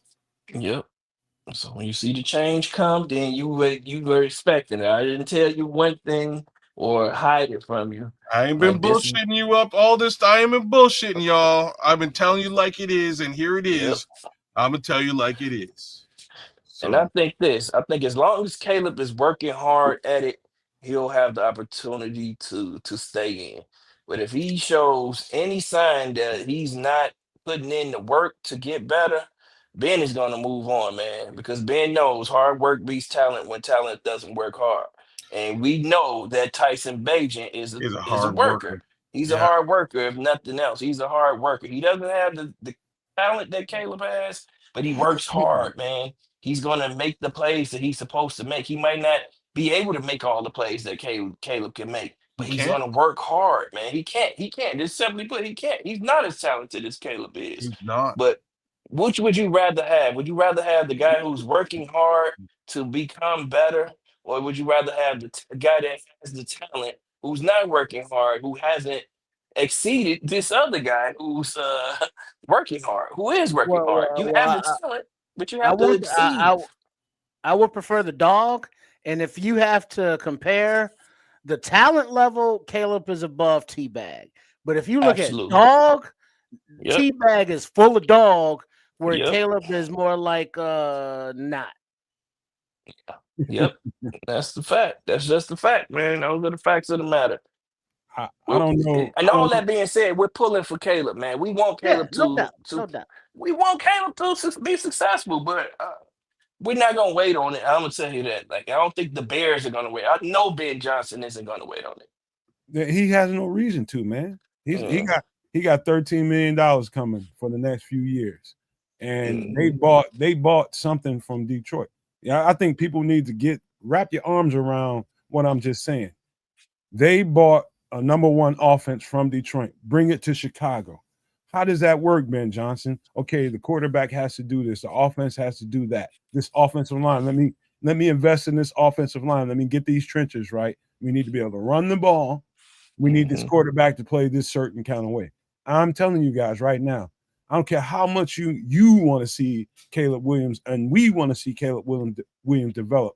I'm just telling you right now, that man ain't going to deal with all that dirt on his name. He's going to figure out how to fucking win because they're paying him to win. That's what they bought from Detroit. It's You got even to go ahead, kids. I'm just saying it's even bigger than that because at some level, at some point, it becomes his name, Yep. right? Like, It's and his that's legacy. it's Yeah. his legacy, right? Like if Matt Eberflus becomes another head coach in the NFL, I will be extremely surprised, right? Because of the legacy that he put down here, Mhm. right? Matt Nagy is having a hard time becoming a head coach again, even though he's won a couple Super Bowls in Kansas City because of his legacy as an HC, right? Ben Johnson doesn't want any of that smoke. So if all signs are that this is not going to work out in his inaugural season, I won't be surprised if he sits a kid. And Mhm. Look you at what guys Leo says. On top of all that, look at this tough ass schedule. Don't forget that shit. it ain't it. And like last year's schedule was a cakewalk in comparison. Same with the year before. This is not an easy situation that Ben Johnson just signed up for in Chicago this year. It's not. Not at all. Well, he's getting $13 million to figure it out. I would take on that responsibility for $13 Hey, but million. he could have got $13 million with the Raiders. He could have got $13 million. You know, at least Yeah, I don't want to hear that his life is hard or he's gonna have to make tough decisions. No. It's not That's been what hard. that's what it is, baby. That's It's not what been the hard. game is. I mean, we saw Ballers, you know, the classic rock TV show, and the politics that goes on behind the scenes, the personalities that go on behind the scenes, and it comes down to us like, hey, nice kid and all, but Ben Johnson wants Ben Johnson's legacy to be a successful one. And it's like, hey, you had your shot, kid. Next. You know, it's just that not for long or ninjas for lease, however you look at the NFL, you know, but that's going to happen. But also to purchase the Crazy. the offense from Detroit, that's going to have to include some form of what is it, Sonic and Knuckles of some sort. and we ain't got either or right now. And So that's half the problem. So now, like, let's Right. just make things even worse for the kid, right? So Mhm. if you don't want the scrutiny and the to whom much is given, much will be expected situation, you try to take that off his shoulders, and instead they basically did nothing. Like, they did nothing in the running back room to help the guy. Did nothing over there. So And that's even Poe's thing, more, man. like the camera zeroes in even closer to Caleb Williams. Man. Look, like I I said, would want man, to. this is the reason I'm down on polls. Exactly what you just said there. That's a polls thing, man. We shouldn't still have hope. We had 3 second-round picks who are not going to see the field 50% of the time this season. They're not, and barring unless there is a significant injury to a starter. Neither of those guys, not even Luke the Burden, who I'm guessing he's probably going to see the field the most of those 3 second-round picks. And yet we still have holes in our. We still don't have a left tackle, a development, not It even a doesn't make it doesn't developmental even left make tackle anymore. Sam. Not What even a you're developmental left tackle anymore, right? We still don't have a running back. We still don't have an elite edge rusher. We have some good edge rushers. We still don't have an elite window, and we have these 3 second-round picks that, are just chilling. backups, depth pieces right now. Like, man, who does that when we and need it, then when have we the need running Granted, backs? just to be fair, for those Shamar Turner truthers out there, we haven't seen him yet because of the ankle sprain. But So how when you he gonna gets see on the him? field, maybe he will be that alpha dog. They kept him on the roster. They didn't put Let's him on hope the so. practice squad. So let's hope because Oh, we that haven't motherfucker seen over him that yet. ankle right now. I'm telling you right now, Trips. He Yeah, ain't he's on. What's over that? it now. But Yeah, how you gonna What's that? see him? They But when, Grady. yeah, who's There's gonna sit Well, let's down? see him then. there's Let's four go. men in front of Shamar. Like, Let's Yep. go. I We need honestly to don't see it. understand. I don't understand how you got into this draft and came out with only one potential starter. And I'm just saying Colton Yep. Loveland is a potential starter, but maybe he's not. It's usually actually Half Cole starter. Kmet. He's a You half know what I mean? starter. Hey Right. man, To you be shut honest, your if you want to mouth, call man. him, he's a We half got a starter. punter. We got a punter, man. You shut up. Yeah, fourth Oh round yeah, pick. sorry, my bad. I forgot Shit, about Tory that. Taylor, baby, y'all better recognize. I Man, don't this I don't is understand these things, man. Like, I don't it yeah. baffles my brain. The one thing that I will say is I the burden selection I'm in full agreement with, because he should be in New England. New England made a decision, and they Yeah. said, we don't want wide receivers here. You know what I'm saying? We want running Hmm. backs here, and that was the decision that they made. And I can't front on them for it. Yeah. Travion should be a Chicago Bear, and real talk, Ryan Poles probably should have traded up to get him to secure that situation, especially after not trading up to get Ashton Genty earlier on. Something Yep. needed to be done there. Wasn't Hmm. done. Love Luther Burden. I think, and I'll knock on wood and say it, like, I think Luther Burden will replace DJ Moore as the number one wide receiver on this team next year. I agree. Like, I agree. He that's has that that's type. my little prediction. I think he's I agree that with good. you. I think Luther Burden has Justin Jefferson type of talent. Yeah. That's I how I do feel too. about Luther Burden, man. That dude is extremely talented. And when he gets his opportunity, he's gonna show you. You know what I mean? Yeah. Oh, he's And gonna show Hey us, like, Samo, I he's gonna think. show us a Look at that different way comment this right season there, real too. Hey quick. Look Samo, at the comment. I think Ben Johnson has got some pay them dues in him, and a lot of why you don't see a yep. lot of young players out there is some pay them dues shit going on behind the scenes. Yeah, that could be a thing too. And he's already said it. No block, no rock. He said that already. So yeah, he absolutely has that in him. He has that old school mentality. But he said that he trusted Kyle Monangai. We saw him on the field a little bit, but he Right. didn't get the 3 reps. opportunities to rush. But he was on the field in some critical moments in the game. He whiffed on a blitz. Block. It's on Yeah. a block. Yeah, whiffed on the block on the blitz one time, but I don't think that's going to be consistent because we know that he's really good in that. He's really good as a pass protector. So, man, we're gonna see what happens, man. It was one game. Right. I think we gonna overreact because we thought it was gonna be one way, and it was that way early in the game, and then shit just went downhill, and it just didn't. We fell off the cliff completely. Like it was bad. It went from really good to terrible. Like Right it the just fuck we now. imploded, Like and quick we too, kind of man. saying that, yeah, quick. And it was consistently like the second half. And part of that is coaching. So I'm going to put that on Ben Johnson too and Dennis Allen. The defense got tired. Like No Man said, they were tired as hell, man. Fourth quarter. You were there in shape, but not in football shape to be, you know, keep running on the field after 3 and outs. Like, man, that'll wear you down too. And the fact that the Vikings just started this power running game where they're just rushing at us every time, that wears you out. You know, Mhm. so that's what happened to us. It happened to Right. us. We're gonna learn from it. We're gonna see. We're gonna get better from it. Hopefully, Ben Johnson's gonna come back better. Dennis Allen's gonna come back better. I have faith in the coaches to make the right decision. That's what I'm gonna say. That's how I feel about it. I have faith in the coaches to Good make the ass right staff. They decision. got a great staff.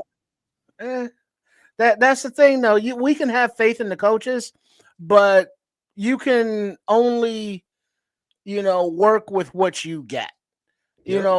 Dom Rob, why is he still on this team?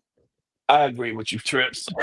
Man, I bro, mean- y'all gotta stop, man. We Man, can I'm go not a through. Don Rob fan. No, man, I'm out on But Don he's Rob. been here for like what now? 4 years, 3 years, Well, you just want to see and he's almost developing into a third or Just fourth say it, Trips. You want to see string sacks, man. defensive end.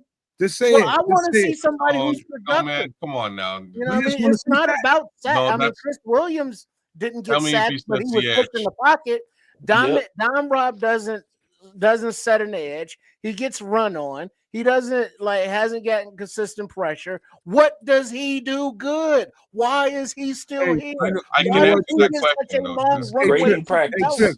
Don't be surprised based on what I've seen on all 22. I'm not gonna say it was terrible, but it wasn't. I would just say it's not good And you enough. say it was good? Don't be surprised if he gets demoted to the practice squad for this Oh, game. thank God. Oh yeah, he could. It's coming. He's gonna be. It's coming. Especially when Booker comes back. Oh, Especially when there you Booker go. comes back. There Because you what's the go. guy that I don't know how to pronounce his name? 69. Passanio? Tano Passanio? He comes in immediately, gets a sack, right? Bringing it. Abuses that left tackle. Came in, Yeah. abused the left tackle, got him a sack.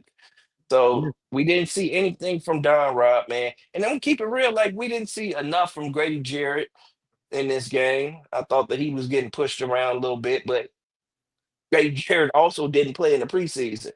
That's probably the problem with Joe Tooney too. Those guys didn't play, man. You can't just step on the field and expect to be able to pick up where you left off last year. Like That's a that good was point. like, man, you can't. That doesn't happen, man. You have to play the game. And everybody keeps talking about, oh, when they had practice, they had these what they call them, the joint practices and all that. That's not real football, man. I can't finish a play. I still can't finish the play the way I want to. We're still out there trying to protect each other. It's still like a gentleman's practice. In practice, we still have this gentleman's agreement where I'm not gonna do things that I would typically do in a game. I'm not trying to hurt you. You're not trying to hurt me. We're trying to get out of this thing healthy. We're just competing. Where in the game, like we're going all out. You treat every play like it's your last play. So you go balls to the wall on every play. That's how I played the game. And I think that's how most of the players play the game. Every play, it might be your last play. So you got to go all out. If you tired, you take your ass to the sideline and sit down. That's when you get your rest. If you tired, step out and allow somebody else who has 100%, who is 100%, go catch your breath, drink your little water, and get back out there when you're ready. But don't go out there and think that you just gonna sit out the entire preseason. I'm an old man at that, and I'm just gonna come in and be ready. Hey, watch Like, this, come on, Samuel. it don't Hey, have to kids, work like that. check this out, Samuel. Watch this, kids. Now, don't give me no long ass answer. Just give me a good practical answer. Because I know how you go, man. You wanna color every fucking point of the puzzle, man. You don't need to here. In the best shape of your life, how many straight reps? How many in a row reps you think you can give in an NFL game? In an NFL game? In the best shape of your life. Right So now, let's today, think about best shape that. of your life. Not a lot of reps, dog. What's not a lot? Let's say 10 reps, man. Before I gotta sit down gas. Well, Like you wild. maybe, 10 is wild. Yeah, 10 is maybe, wild. Wait, you say 10 reps in the best shape of your life?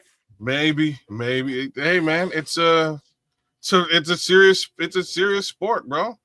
I would easily have to get a hell of a lot in a hell of a lot better shape than the best shape of my life to really keep it rocking, bro. Like straight And up. what position too? I mean, we talking about defensive I'm line thinking too. I'm thinking Okay, DT D-line. Since we talking about D-line, let's talk on about the line. D-line. I We don't gonna think go you're all getting around the 10, board. kids. I don't think you're getting 10. You talking about I'm 10? saying You think you can get 10 6. straight reps? Oh, Maybe. damn. He couldn't get 6 reps? That's fucked I up. think Maybe. 6, man. I'm not even gonna stretch it. I'm not. If you're going all out on every play, man, you're getting 6, 7 reps, man. Okay. Yeah, he about right too. Man, you're not getting no 10 straight reps at 100% and be 100 on And be 10 straight 100, reps. you're probably Ain't bang no on way in hell. Like, 6, yeah, 7 they reps. driving on Maybe. you, they rushing you.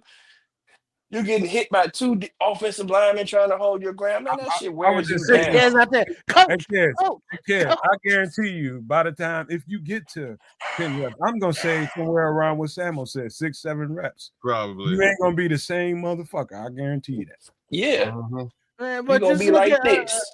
right, Coach.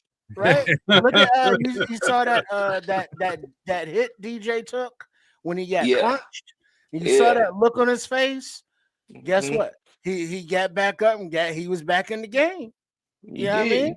You know, It's a I'm tough. thinking shit. Any one of us take hit like that, it's like called the ambulance, get the So insurance. You know what I'm done for saying? the game. You brought that up. You Hey, think hey, Chris, not the ambulance. The ambulance.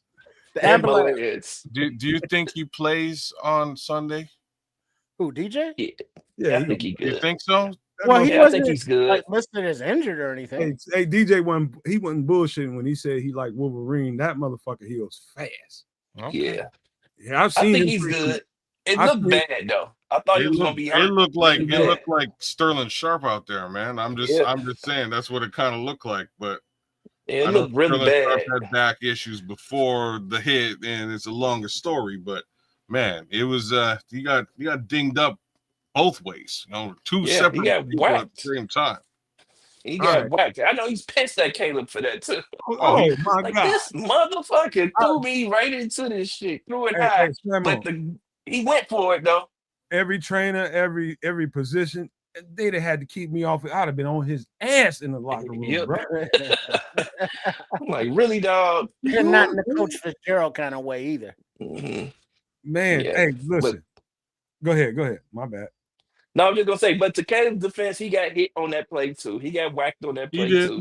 he did. So And you know what? That's like one of the few times where you actually saw him standing in the pocket trying to deliver a strike. And I Yep. got to give him that too. Yep. Oops. Yep. You know, It was a hospital ball. It was. He gave that man a hospital Right ball. on, Smitty.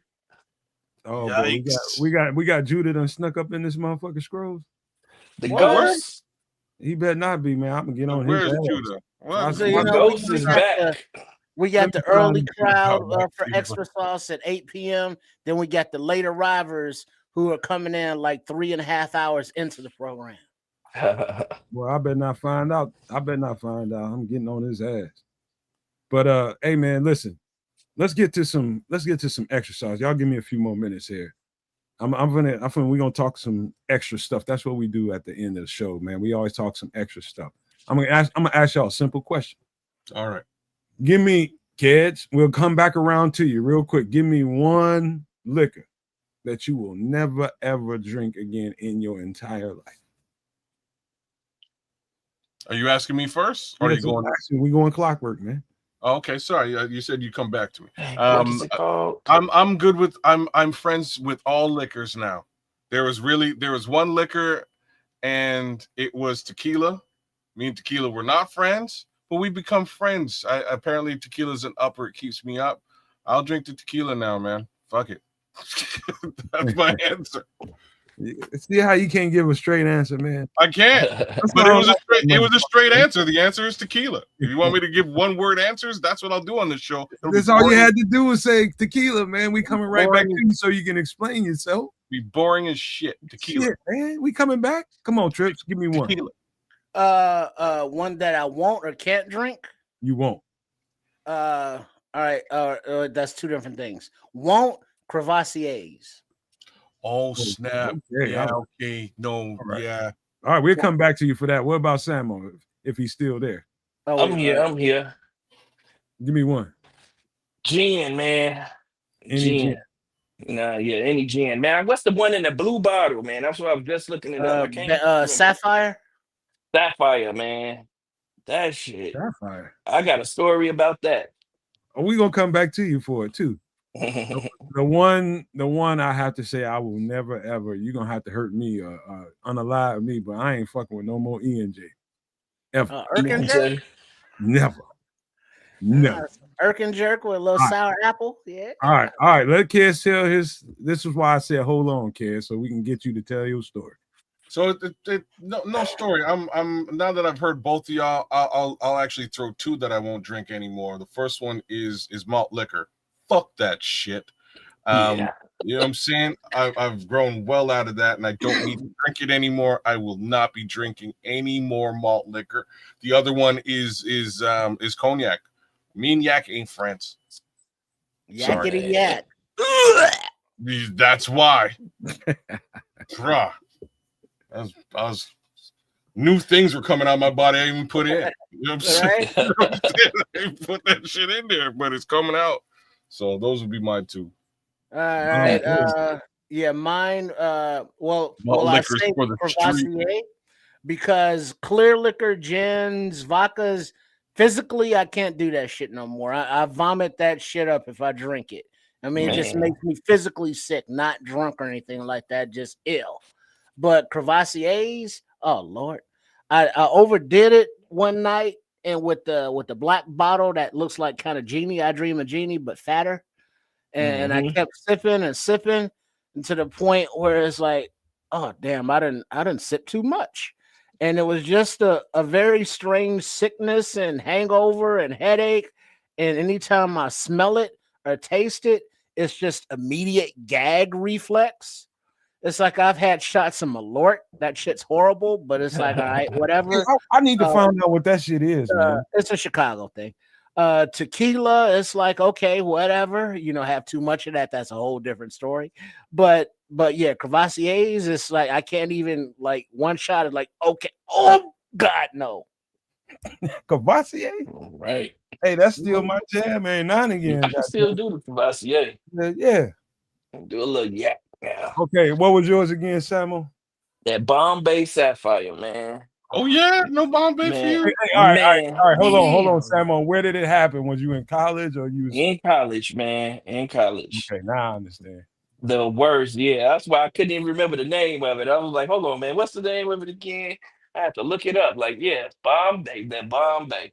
Man, so I know I went to Lake Forest, whatever. So I met Mr. T's daughter, Erica Clark. Okay. She was the homie. She was the homie. Cool as hell, man. My homie started dating her. They had an apartment off campus. I'm at their crib, man. We playing a drinking game, drinking this Bombay. I get sick as hell. She cooking and shit. I eat something that she cooked, and man, I just felt sick as hell. So I go on the balcony. And it's raining. It's raining hard as fuck outside. I'm early, and I'm like acting like I'm on the phone. And I'm like, bro, I gotta go. Take me back to campus. So he drive me back to campus. My head is hanging out the window. I'm early the whole way. He's like, dude, you good, man? He's like, dang, man, please don't get it on the car. None of it got on the car somehow. I don't know. I probably was dry wheezing. Man, the next day, this man called me. He's like, hey, bro, was you early on the balcony too? I'm like, no. Yeah, man, my bad, man. I'm like, yeah, my bad. He was like, damn, bro, man, you killed the man downstairs bird. I'm like, what? He's like, this bird was in the on the balcony below us, man, in this cage. And you threw up and some of it went in his cage and he ate it. I'm like, oh no, man. I'm like, man, stop playing. He's like, man, I swear. He was like, murderer. That man bird. Murderer. Man, I'm Wow. like, dang, my bad, man. You poisoned them. So you drank so much that you vomited, and the bird got alcohol poisoning. The bird got alcohol poisoning. Man. It Oh was that damn! bad. No. Oh damn! Hey, Wow. Bears fan Spawn, you I was a only got one lightweight. more of those. You only got one more of those. Don't be calling names and shit like that up in here. What'd he say? Calling Oh, what? motherfuckers retarded and shit. I just Oh, saw yeah, I you just saw tripping. Erica Clark her stand up, man. It was actually really really good, man. She's funny, Man, man. she was funny as hell in college, man. Yeah. She's always been a funny chick. Yep, man. Always been cool as hell too, man. Like she would, yeah, she was put out for us, man. Took us to concerts. She would drive, drink. We were drinking Dom Perignon, bottles of Dom Perignon and shit. That she's bringing from home. Like, all right, Really? cool. Let's get Did did it. did, did her pops ever come to campus? Never seen them. Never seen them. Like it's like Never that's seen. like her stand up. I don't know if y'all see it. It was like nobody believed me. Yeah. I'm always lying because I'm telling people that my dad is Mr. T or my dad knows Hulk Hogan, and Yep. nobody believes me. So she goes through this crazy story of the WrestleMania match with Hulk Hogan and Mr. T, and in the end, Roddy Piper like whipped him in the match, and they wound up going back to the hotel room, and it's a whole scene, and wound up beating up Roddy Piper because he wasn't supposed to do something that he did. Oh, Mr. T's ribs was broken because of the Yep. situation, and so they wind up fighting Roddy Piper in Yep. this thing, and she goes back to school the next day, and they're like, "Oh, so like Erica, what did you do this weekend?" She's like, "Fuck it, like I'm just not even gonna tell you guys because nobody gonna believe lying at No, Erica." but But y'all ain't gonna believe this. Yeah, Hey, she was funny, Samo, that man. chick, Funny. man. She was definitely I that pity chick. the Funny as fool. hell. hey, And Samo her brought this. sister, man, was cool too. She got another fine sister. Mm. She was married to man. I'm trying to think of a Bears wide receiver. Or Dennis Gentry, wasn't it? Was it Dennis Gentry? Yeah, it probably Ain't no was. damn I wide can't remember receiver. who it was, but her sister ended up marrying a Bears player. I think it was Gentry. She that old? That was Lisa Clark. Yeah, Lisa Clark. Yeah, she's older. She was older than that we were. Much Oh older damn. than we were. Oh, you wow, boy. You trying to get it in? You trying to He get was it fun. in like that? With who? You know you The was trying sister? to get it cracking. With the sister? If I could have, I would have. Uh, Shoot. With Lisa Clark, Erica was cute too. Like, man. Yeah, my homie got on it. My Oh, homie so got they jumped look right like on their that. mama. Cool. Hey, Hey, so that was you in college in Pretty that cool. picture that Nomad found? That was at Yep. college? Yep. That was my freshman year of college. no, Yep. see, you know when you trying to set him up now. I gotta pull up the Set goddamn. him up. You mean set him up with maybe a picture that we I gotta found pull on up the the picture internet? now because it trips. Look at him. Yep. Is that Lisa Clark there? That was I'm, freshman year. I'm just messing around, man. Wait, that was freshman year? Hey, Yep. Samuel had a neck on his ass back then, didn't he? Yep. Yep. Had to get that shot, that strong neck. Oh, hey, you know what, Samuel? I got a problem with you with that Bombay in college, man. I don't think it was the Bombay, bro. I think it was you. I think it was me too. I was a lightweight. Oh snap! Is Judah TB17? Is that how this works?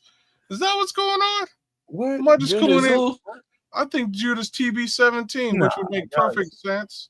Now you're doing too Yeah. much. Wait, what? Judah got a few aliases, man. We knew that I Oh, know already. we he- talking I about the know- chat people and aliases. I Hey, know he does, and TB17, he be on that rainbow talk too, man. He do. I'm just not seeing it. Oh, watch out. Watch oh, out. he says nah, he's not Judah. Okay, well I'll believe you. You can be either way. We're cool with it, but Hey, all right, everybody's Don Burr. That's who everybody is. fair Right. enough. Bird.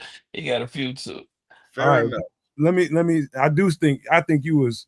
You know what it is, Sam? Oops, I got the wrong window up. My There bad. we go. You Sam's know like, what what? it is? I think we didn't know how to hydrate back then, and I had good training. And I think any of our before you go fuck out. up when we was in school, as far as liquor goes, it all It goes is back Judah. to hydration, bro. Yep. Damn, TB17. It is Judah. Well, but then, It it, is. then it also you got to have some food on your stomach. You can't Yep. be drinking on an empty stomach. I Sometimes didn't that's get just that. ain't trip. Sometimes that's just decoration, man. All the food in the world ain't gonna help you when you ain't hydrated, right? All that Well, shit. yeah, that Red too. walls, Yeah.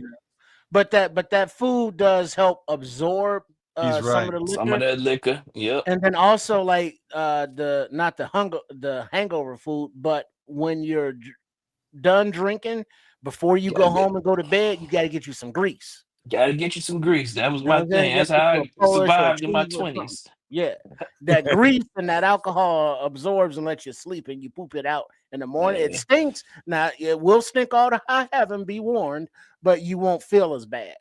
tell them. I'm Hey, at Jewtown, Greek Town after a everywhere. night of party. Hmm.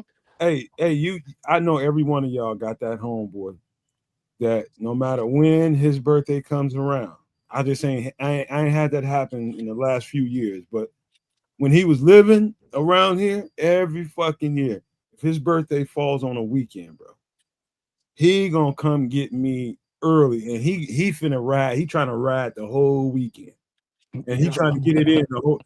Everybody got a. I Yep. believe everybody got a homeboy like that want to get it in for the whole weekend. Bro, I've Yep. been you that think a homeboy. whole weekend is a thing?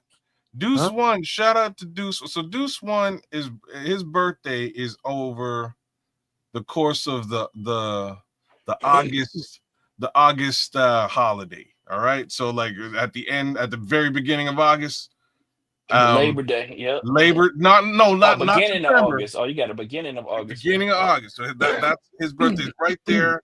There's a holiday there. So he basically goes from the week before to the week after. And he'll just tell anybody who's listening, it's my birthday. And people be like, it's your birthday. And they pour it up.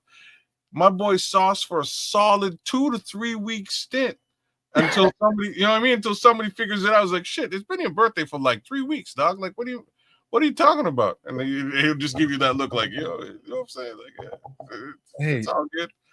Hey, kids, man. Let me tell you something, man. To this day, I got some riders. And when I talk about riders, they want to get it in, man. They be, I mean, like, all right, the first time it really happened to me hardcore.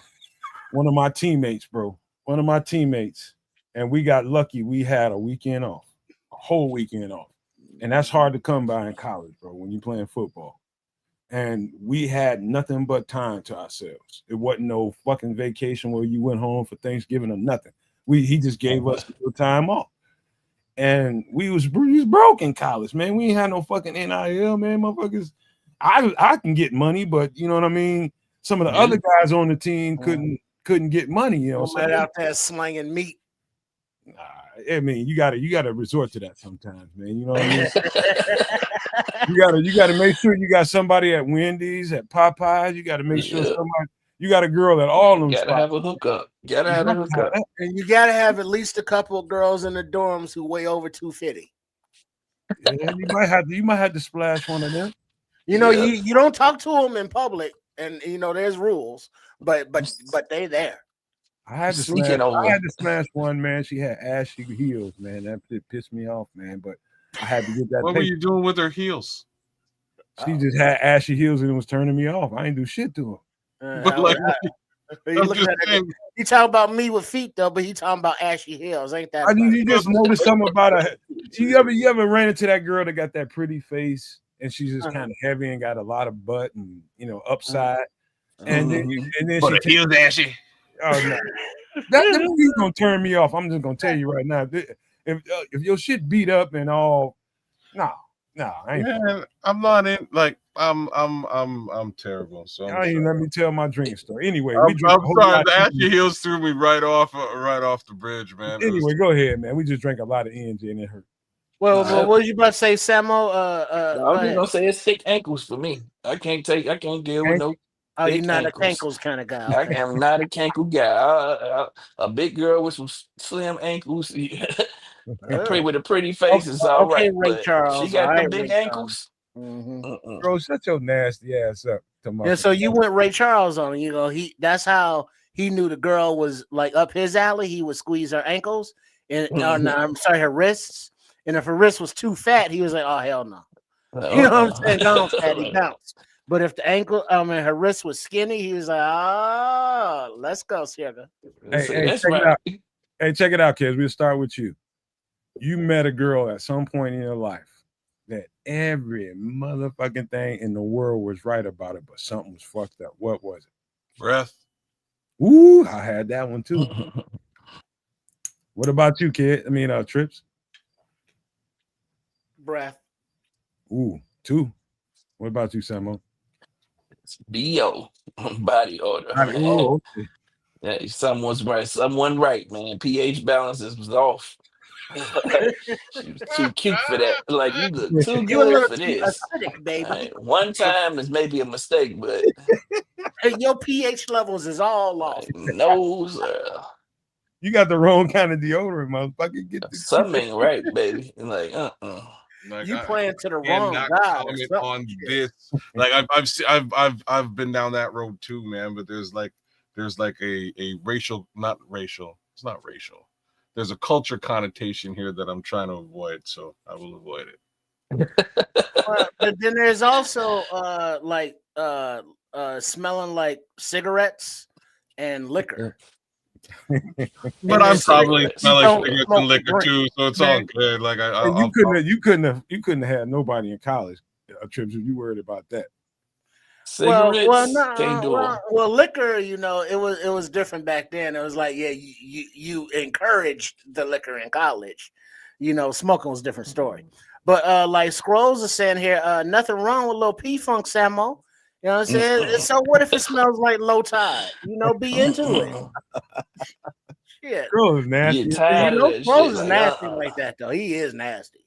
I tell Scrolls you, is low down dirty. Shame. remember when I was telling y'all last week about the girl that was a little dry? She had that going on. Sandpaper girl. And she had that and breath going on. Oh Lord! And she was breath. fine. And she was fine. No, she wasn't. No, And she you, was. and you trying to Right. make provisions for this fine motherfucker. Well, that's two red flags you ignored. Man, just trying, man. I'm like, I got to make this work. She bad as fuck. Man, yeah, bad, but bad. I mean, that's two orifici. One is dry and one is stinky.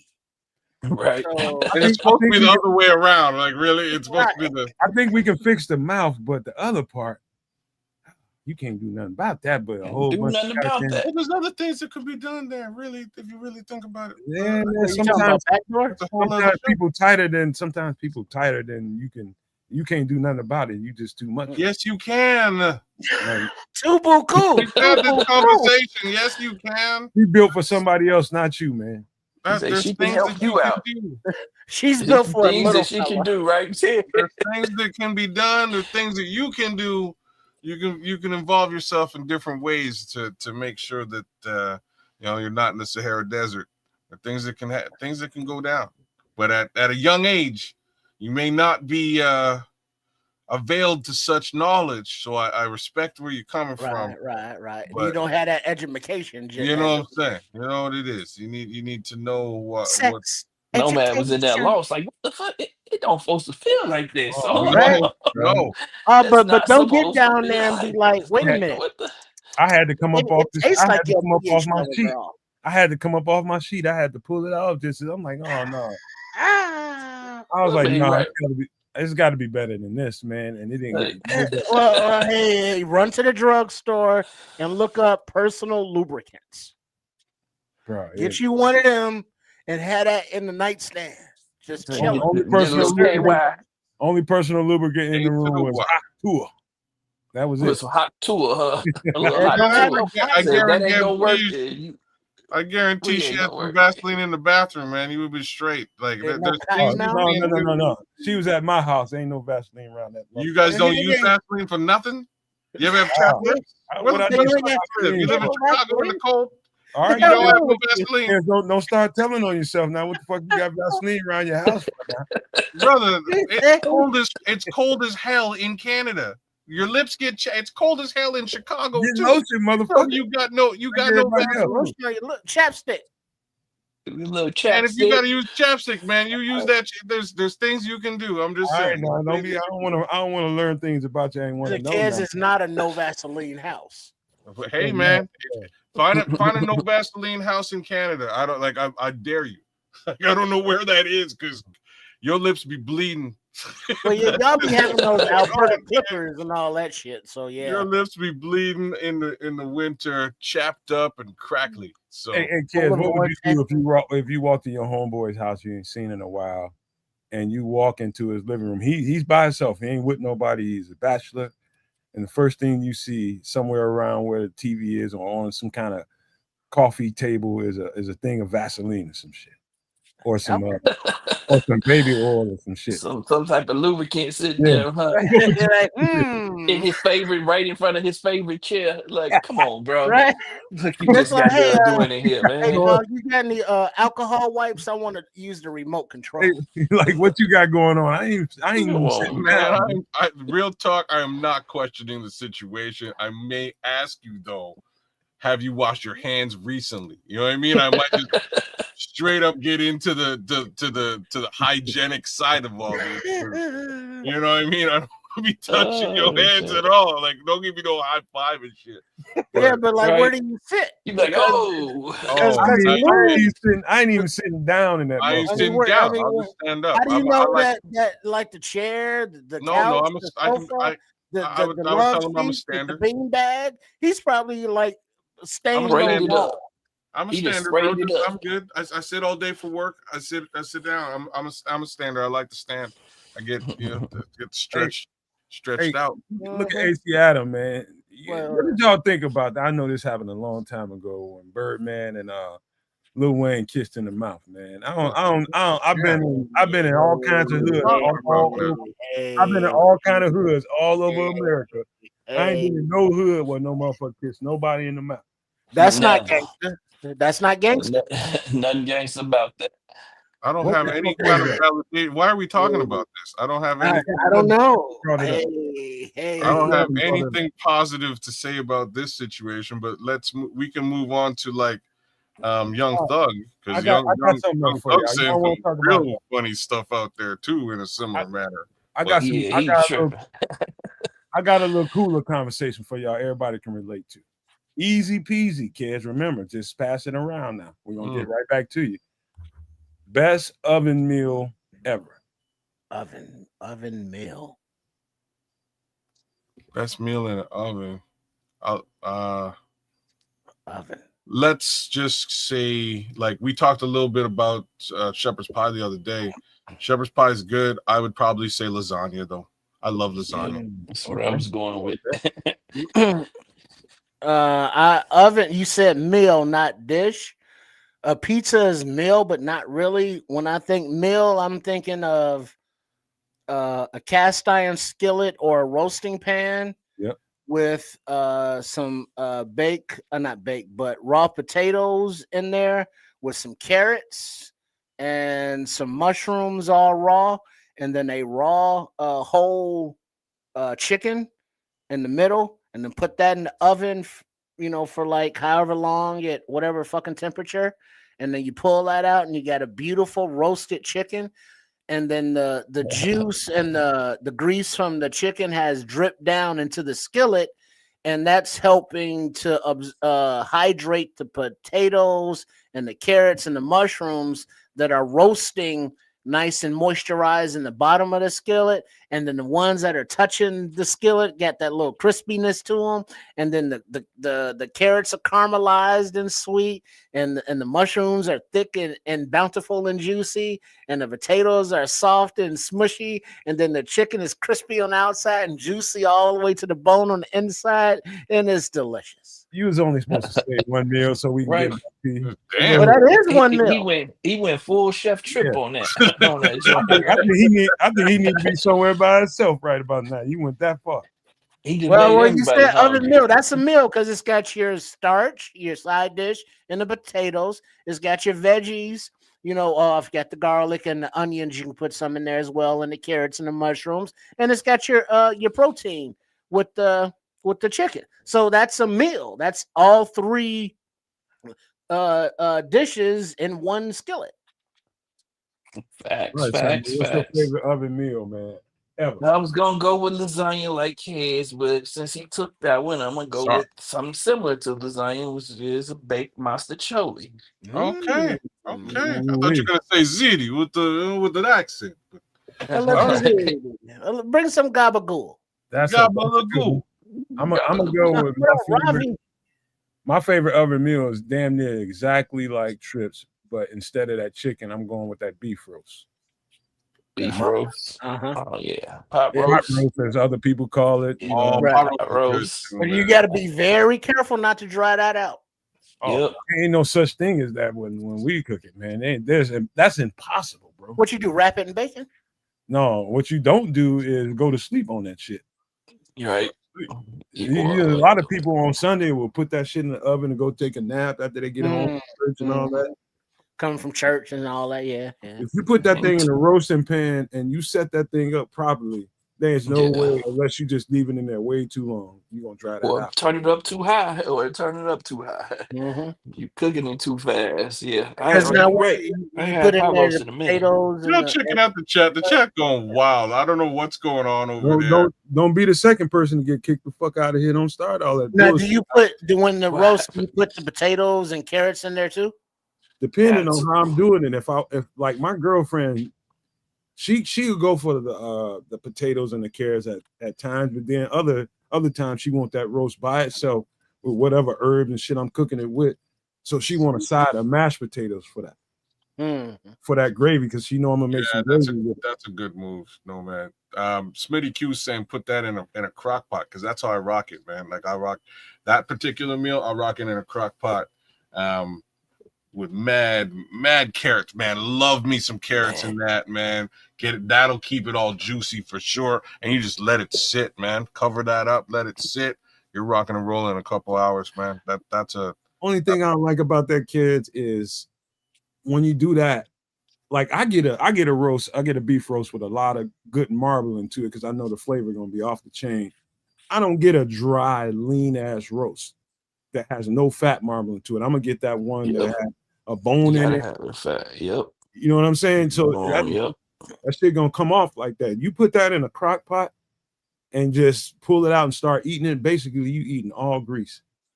Yep. No, you got it. No, you got to drain that. It's just a timer. You got to drain it. You got to drain that joint. That's the trick. You got to drain that thing, and then you put it back on again for another maybe. Like, honestly, it takes a while, but it's gonna come out. You grab that bone, and it's just gonna drop out. You know what I'm saying? The meat just gonna slide right off. You grab that bone. I don't want a boneless roast, man. I want a bone-in roast with some marbling in it. But now also on that note, the mashed potatoes that she likes with the gravy is good. But also in the roasting pan with the roast, if you let the potatoes roast under there, and they will absorb that grease. And then you take those out and mash those up. But and it's just like the same as gravy. That's exactly what I do. When I drain it is when I put in the mashed. Sorry, this is when I put in. I don't mash potatoes. I slice them. You know what I mean? I a little bit of sliced potato. Same thing with the carrots. And it's just maybe even some onions in there too. But you just dice it in there. Maybe some French onion sauce in there too to give it a little bit of kick. Now you're really talking, man. Now you're really I got talking. the little baby potatoes on, or what do you call those? I grow them, Samo. Shit. Yeah. Now those are fire. Woo. Now this is what I did during COVID, man. That's the last time I had the roast too, man. Me and my homie had apartments where we had back doors that faced each other on the back porch. So we put a barbecue grill right there in between, so we would come out, we take turns grilling, man. I went and got a pot roast one day, put it in the pan, wrapped it up, and just sat it on there, just let it smoke and cook the entire time.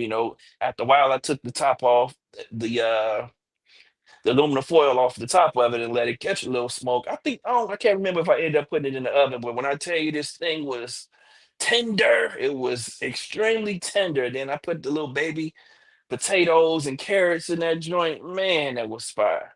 That was probably Go ahead. No, I'm just saying that's probably the last time I had. That was during COVID. We were doing it so often. After that, I think I got burned out from it, bro.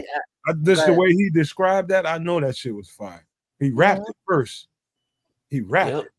That's all you gotta do is throw that motherfucker in there and just leave it alone. Just let it sit. It came out, basted every now and then.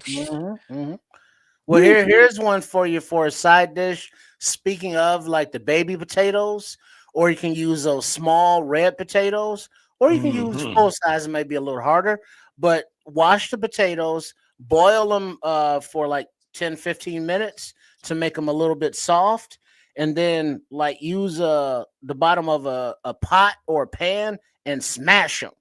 Or if you got like a smasher, smash them, and then put them in the oven at a high heat for a small time, and I believe you excuse me, you rub the outside with oil and salt, and the outside of those potatoes will crisp up like oven French fries, but the inside will still be very flaky and light.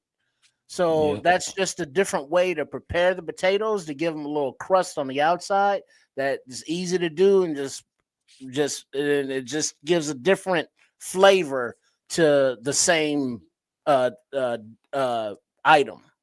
Yep, call them smashed potatoes, man. I even sprinkled a little cheese on top, a little Parmesan cheese on top of each one of Get them. it. Yeah, y'all get me in my goddamn cycle, man. Because like those are the kind of meals like everybody likes fried shit. Who don't like fried shit? But I ain't gonna lie to you, man. More times than not in this household, most of the meals come out of either the oven or the air fryer now. Same here. Yeah. And I'm telling you, if you cook it right, that oven and that air fryer will do everything you need, and greatly, as a matter of fact, man. It's like I figured out how to do air fried fried chicken. I figured out don't do fish in that motherfucker. Don't do it. Don't work. I do fish in the air fryer almost every day. I'm telling you don't batter that shit, then, do you? I don't. Hey, you can't batter it. No. I'm trying to be semi keto here, man. So I don't batter anything. I don't batter my chicken anymore. I don't batter. I don't batter my fish anymore at all. So straight up in the air fryer for fish, I make like a garlic butter, wrap it, put that in a small container, throw that in the air fryer. Away she goes. 15 minutes later, I'm eating some bomb ass fish. That's it. That's all I need. That's all. That's my fish. Because you just said something that's probably foreign to a lot of people that's listening right now. You just said you wrapped it and you put it in a container and you threw it in an air fryer. What container? What kind of container? Yeah. What kind of container? Usually just aluminum container. Like it's got to be aluminum to be conducive. But that's just to hold that garlic butter in. That's all. Or else I'm gonna have garlic butter all over the friggin' air fryer. Right. You know what I'm saying? So that's it. That's what I do. So like a foil pan. Yeah, foil pan. Check that. Okay. Check that out, man. Yeah, I gotta try it that way. You want to give shout out to equipment real quick. The Instapot is another kitchen device that is very, very versatile. I mean, you can make all your soups and all kind of things, like a nice lobster bisque, from the freezer, fish parts. I love it for making rice, and half the time that it takes in a pot, and it comes out flavorful and fluffy every time. And you can boil eggs 5 minutes. I mean, oh really? Yeah, the versatility of this damn pot. It's like a pressure cooker, but a little different. But it's another kitchen gadget on top of the air fryer, that is making stoves and ovens a little obsolete. So you don't have to fire up that big ass beast to make these little dishes that you can just plug in, use a little wattage, and you're good. So first of all, nice. Leo, don't put chicken cutlets in there that don't have enough fat on them. If you put anything in there that doesn't have in the air fryer that doesn't have a certain amount of fat to them, that shit gonna be dry as fuck. I'm just telling you. TB17, it's okay if you are Judah. It's fine. You can admit to being Judah, like you're clearly Judah. Wait, y'all still talking about that?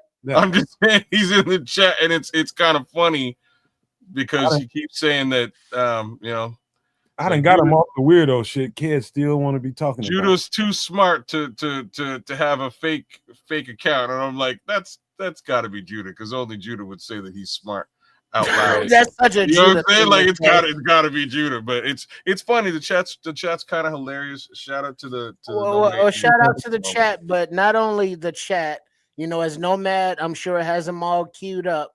But as we get ready to roll out of here, 4 hours and 7 minutes later. Let me do this because I had something else planned for you all. Something else? I thought we was done. I had something else planned, but Samo showed up and we started having too good of a fucking time. And that's the ball game, baby. That's it. So I just wanted to play my little weak ass intro before we get out of here and give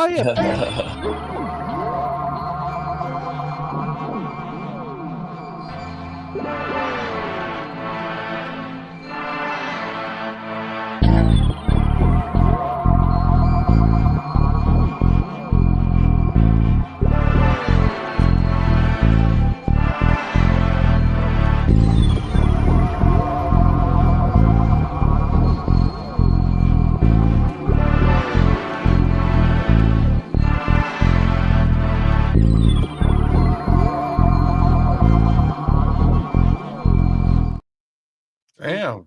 What's going on here? That's right. I had some UFO news because they did talk some shit about some UFO. They releasing shit.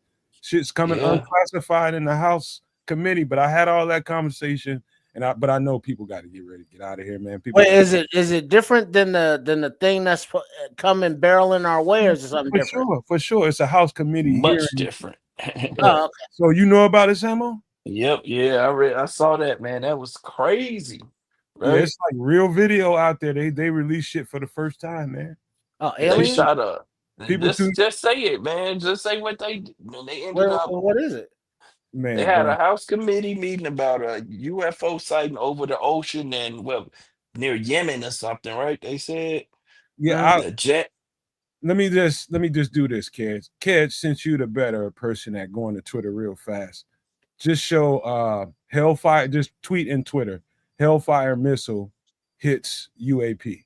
That's all you got. Man, they shoot it with a missile. Oh, that's friendly. Right? But watch what happens. Hey, welcome. Boom. You're gonna be let me see your papers. You just now see it? You gotta share your screen, bro. Take it easy, man. I'm just looking here. That's real deal Holyfield shit. It is. Oh, let me get us off. Let me get us out the way so you can see it. So is this what you're talking about?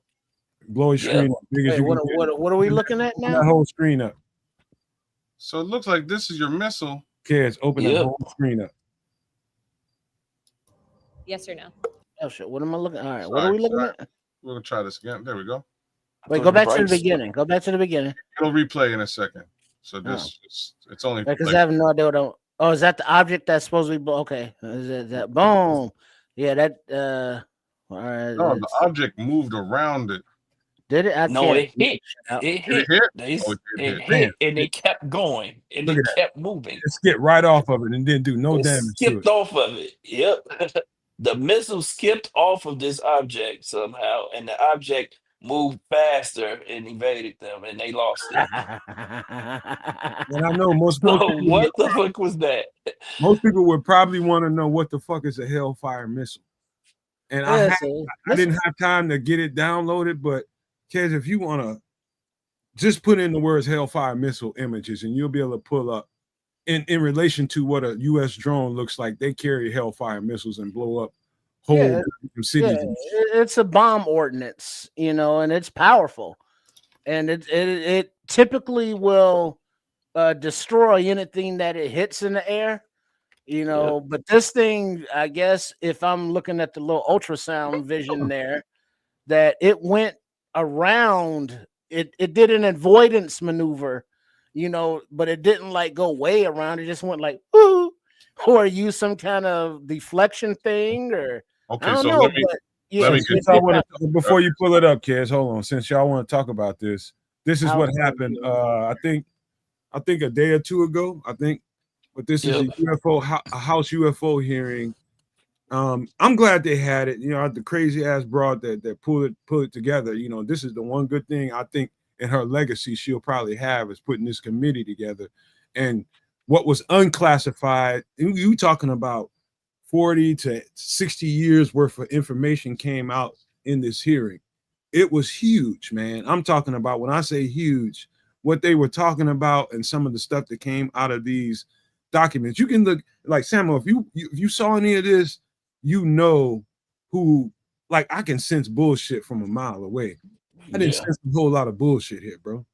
Nah, this was real, man. These people that testified showed real concern, and they asked them directly, did this scare you? And people was like, should we be in fear? And then people was like, yeah. I said, yes. Well, when did this happen? It's like a couple of days ago, either yesterday or the day before. Well, but here's the thing, though. In fear of what? In fear of the fact that if the missile bounced off of that object with that UFO and they are hostile, then what defense would we have against Well, it's kind of late to something ask like that? if they are hostile now after we done shot a missile at them. Exactly, right? I mean, so it's just basically fear of the unknown. So Fear of the I'm unknown. just gonna ask y'all a question. So so look at what we're looking at. Like, first, let's just look at this homie right in the center left in the back with the, like, white man's afro. That motherfucker looked like one of them. You mean Beethoven? He looked like fucking Beethoven. So I'm just gonna ask you. Do you guys believe any of these motherfuckers? He ain't the one talking, man. The motherfucker. But hold on, but look. I'm saying any of them. I'm not really. I just needed you to zero in on Beethoven. But hold on, check out my man in front of him with the white gray on the side, and then the dye on the top. Yeah, that's a dye job. Like, look at all his hair and his beard and his hair. That's not black on the top like that. Fuck out of here. He might be an alien. And what's up with the brother man? No, what the fuck he got going on with his dude? He's the only fly in the milk, bro. When I tell you he's the only fly in the milk, but the broad that was sitting behind him, woo, I don't know if you noticed that. We can't see her. Woo. Yeah, she was bad. Look at my man over here. I'm just saying, I don't believe, like, and I'm Canadian, so I just got to preface it with that first. I don't believe the government at all. I think the government's full of shit. Yeah, well, because, like, what you're telling me is, hey, we've been lying to you guys for 40 years, but now we are not lying to you guys. See what you don't get, and to keep politics out of it, I'm just gonna say this. The people that are in government right now are anti-government. So what you think about what the government is keeping away from people, blow that shit right on out the water. The anti-government people are in power. And so because of that, this kind of shit is happening. And we just leave that there. No. You don't live here. You don't know. Brother, it's not about where I live. It's about the fact that the world is controlled by people who have more money than either one of us, and they want to continue that control. And the modicum of control that exists in making the world fear something is much larger than it is in not controlling them through fear. You want to go down the wrong rabbit hole. What I'm here to tell you is what I think is going on, and I trust my spidey senses, bro. My rabbit ears are telling me that there's something to be said, and something that the people of the world, not the United States, not Canada, not fucking France, not Germany, not everybody, la-di-da-di, everybody, I think there's a precursor to a reveal. And whatever that reveal is, I think some of this stuff is kind of setting everybody up so that when it happens, it doesn't go over so hard. How do you like in this hearing, one of these guys said that he went to Russia. That guy in the middle, Mr. Borland, he went to Russia and he was given access to some of this information. He had documents to back it up. And he said that they said that they tried to shoot down one of those things that was flying around and they didn't know what it was and they were authorized to fire on it, right? That didn't work. The people that were in that aircraft was basically brought down to nothing, and it fell out of the sky. It fell out of the sky. But what they did was chip something on that vehicle. And what they did was take that information or that piece of whatever it was. And what they're trying to do, kids, from what I'm hearing, I'm not sure that it's not only going on in Russia and the United States. I'm pretty sure everybody's probably trying it. They're trying to reverse engineer the information that they have. Of course. And so I don't think people should just blow this off like it's nothing. Brother, that's all I'm gonna say. This is bullshit. And what I mean by bullshit, this is a straight up control measure, right? This is how you control population, and we're falling for it. So that's kind of how that's how it looks for.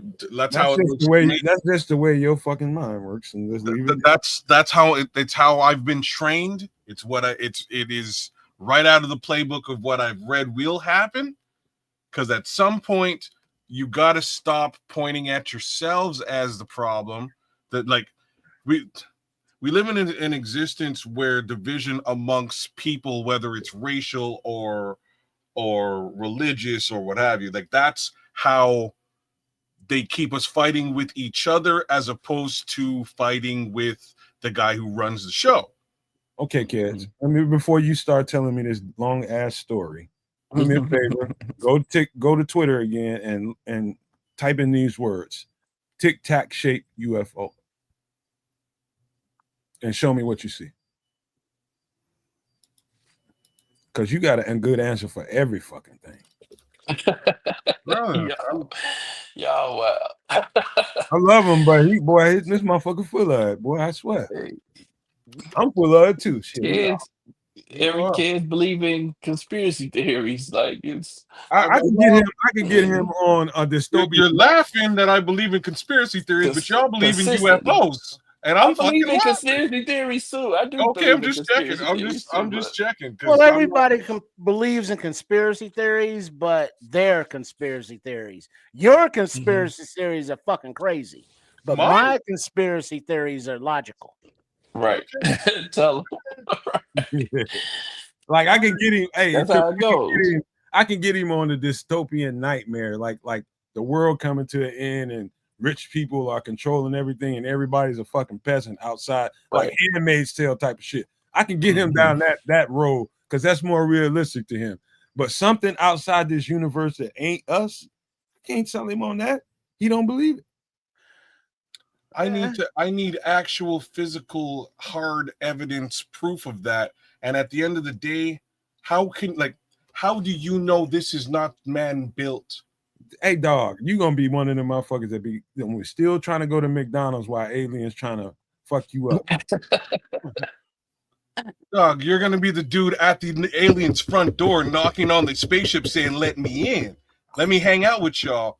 I'm not trying to get phased out. You know what I'm saying? Maybe I'll be at the Mickey Say not in the first wave, at least. What's that? Say you're not in the first wave, at least. I won't be in the first wave. I'll at least be a couple of waves behind with a Mickey's burger. If that's he's gonna be like, man, just let me get my double QP, man. I'm straight, man. You can do whatever you got to do after that. Right. I'm just saying I don't. Well, but the thing is, whether Nomad is a believer, whether Kids is not a believer, let's just say, just for instance, okay, it's true. There's life out there, and they are sending a probe or a visitor here, and the first thing this fucking planet did was shoot at them. Okay, well they're like, hey, they dived it, so survived it because their technology is obviously much more advanced, and so they was like, did they just shoot at us? These motherfuckers here. Let's tell home base what they just did to us. And so they burn out, and so now home base comes back and be like, hey, y'all shot at our homies. We didn't like that. Now we're gonna eat you. Take y'all. Everybody just thinks it's violence, but but even if it's a peaceful entity of beings, we shot at them before they could be like, take us to your leader. That's caveman thinking. So I mean, do you go like, do you say, oh, they'll ignore that and still come in peace, or did we just blow the opportunity to make a successful, peaceful You probably did. hello? You probably did, Trip. You probably did. You fucked it up the minute you decided to go caveman, Cro-Magnon. We're gonna shoot at it. We don't know what the fuck it is. But hey, yeah, did you see that? Did you find the Tic Tac shape? I don't really see anything Tic Tac. I'll pull it up. I'll pull it up myself before we get out of here. I got to show y'all this. Well, go ahead, pull it up. And it's not like we're gonna be able to communicate with them. We don't know what language they speak or if they can communicate or how they communicate. Now that's the scary part about it. That's the fear. If there is something, how do you communicate with it? I think it's rhythm, bro. Well, here's the thing, though. I don't think it would be hard for them to communicate with us because, a few decades ago, we sent our languages and everything about our fucking planet out into deep space. Mm-hmm. And I'm sure these beings, not sure, but they may have found that. And so they know everything about us. They know what we speak. I'm sure any advanced life forms with technology can get close to our planet and be like, hey, those satellites. Oh yeah, that old ass shit. Let's hack that shit. Or they can. If they are advanced at what we have, there is nothing to fear. I mean, there is nothing to worry about because whatever's going to happen is going to happen. I mean, there is no defense. There is no apology. Like, well, they shot at you, not us. Tic Tac shaped UAP. Say what now? I pulled it right up. Tic Tac shaped UAP. You're gonna probably see some Chinese looking shit. Tic Tac shaped UAP. Oh, what this stuff has been out a couple of years, but the first one we showed just came out 72 hours ago, 48 hours ago. But we'll watch that before we get out of here. Oh, but this isn't new. If you don't see it, I got it. So I think I see something. So hold on, let me see what this is. If it looks like it's being viewed by a fighter jet, that's it. I can't tell.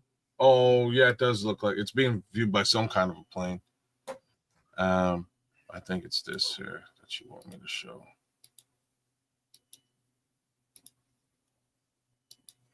If you ain't got it, I got it. Is it this? No. Right, what are we looking at here? No, get that down. I don't know what that is. That's not it? Nope, I got it. Don't worry about it. Let me share. Okay. Before we get out of here, let me share this. I got it. We're gonna watch it. You see it? Another one of those. Y'all see it? Yeah, kinda. Talking about another one of those. It's the only way we can see it, Trip. Well, all this HD high def out here, and this is all we got. That's quiet, man. That's shit what they're saying, man. So first, you kind of see this wide pan, and there's. I probably shouldn't play that part. What is showing is what the fighter jets they were scrambled out to go and see what the fuck this is. That's what usually happens when you get something in the airspace that doesn't look like it's regular and can't no radar really pick up on it. They're gonna scramble the fighter jets out to see what it is, and that's what they're describing right here. Okay. And so we got to go back to the beginning. I don't want to hear them. Look at how it's moving.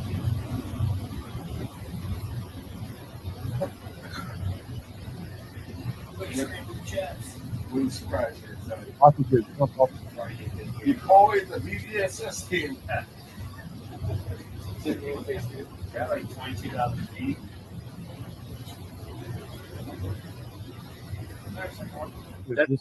That shit took off earlier. So first, you kind of see what I mean? No. What do you mean? That motherfucker was right there on the radar, and all of a sudden it disappeared off the radar. Just took off. That little black thing that was going back and forth. That's what we were looking at. The tic tac shape object. Oh, wow! You say that little black thing? Yeah, man. The UFO. Damn it! I'm gonna send it right at Trip ass. But on the screen is a little black thing. I mean, I don't know what that was. Like, oh, you didn't believe we was coming, huh? Man, wish I could argue. Look, and that's where I'm at. I don't believe any of this, even if there is footage of it. I don't believe your footage. AI is awesome. AI didn't pop up yesterday like they're telling it popped up yesterday. I True, don't true. believe any of this shit. I'm not for a second at all. Why? Because there's more. Because I'm not a conspiracy theorist. I'm a fucking skeptic. That's just the facts. I don't believe bullshit. I don't believe what people present me with. I'm always the first guy to ask the question, why are you telling me this? That's the real question 95% of the time. Why are you giving me this information? People will blow smoke up your ass for their own personal gain. There's always an agenda. And you need to figure out what the agenda is. Yeah, that's where I'm at. That's what I was gonna ask you. What would the agenda be here? Because they haven't asked they haven't asked anyone to do anything, or they haven't put it out there in the mainstream media. I'm just saying. So what could be the agenda? I understand you're saying, just like I the told you. fear, but there's not enough fear and control, man. Fear and control. That's all that is the agenda all the time. And the question is, who's in control and why do they want us afraid? And it's so that they can continue to be in control. Hey kids, I'll say this, man, and this is what I truly believe. I'm not gonna cap for y'all at all. I believe now, depending on what you believe religiously, just slide that to the side for a second. Philosophically, like spirituality is where I lay my head at, and I believe that I'm not an idiot to believe that our creation, just who we are as how our bodies are made to and designed to, like, your body is structured to withstand almost anything, man. It's an incredible piece of ingenuity. That's what I think the body is. It didn't happen from nothing. We didn't come from fucking mud, bro. There's no way we got freaking fruit and vegetables out there that grows naturally to feed us. Naturally. The sun that takes care of us. Where did that shit come from? How did that get here? Anybody, you can have a pragmatic mind all you want to. Anybody that can come up with ways that, hey, this is going to be controlled by rich people and you're just stupid for listening to it. I don't dismiss people like that. And that's not cool because there's other ways to think about it all. Your pragmatic mind ain't the way everybody thinks. That's why I'm presenting it here on this show so that people can. I don't believe we're here. I don't think we're in this universe by ourselves. I just don't believe it. That's just my truth. Yeah, I don't either.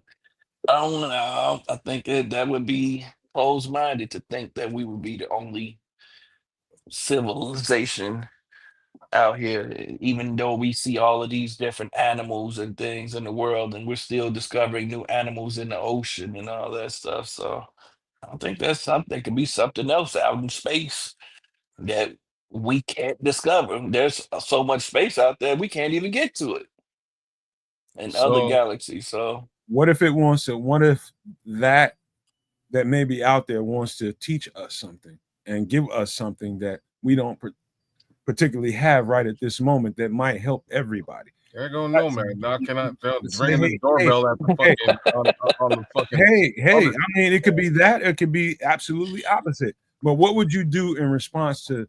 Let's just say they made an interest into our solar system and came and presented themselves. What would your response be?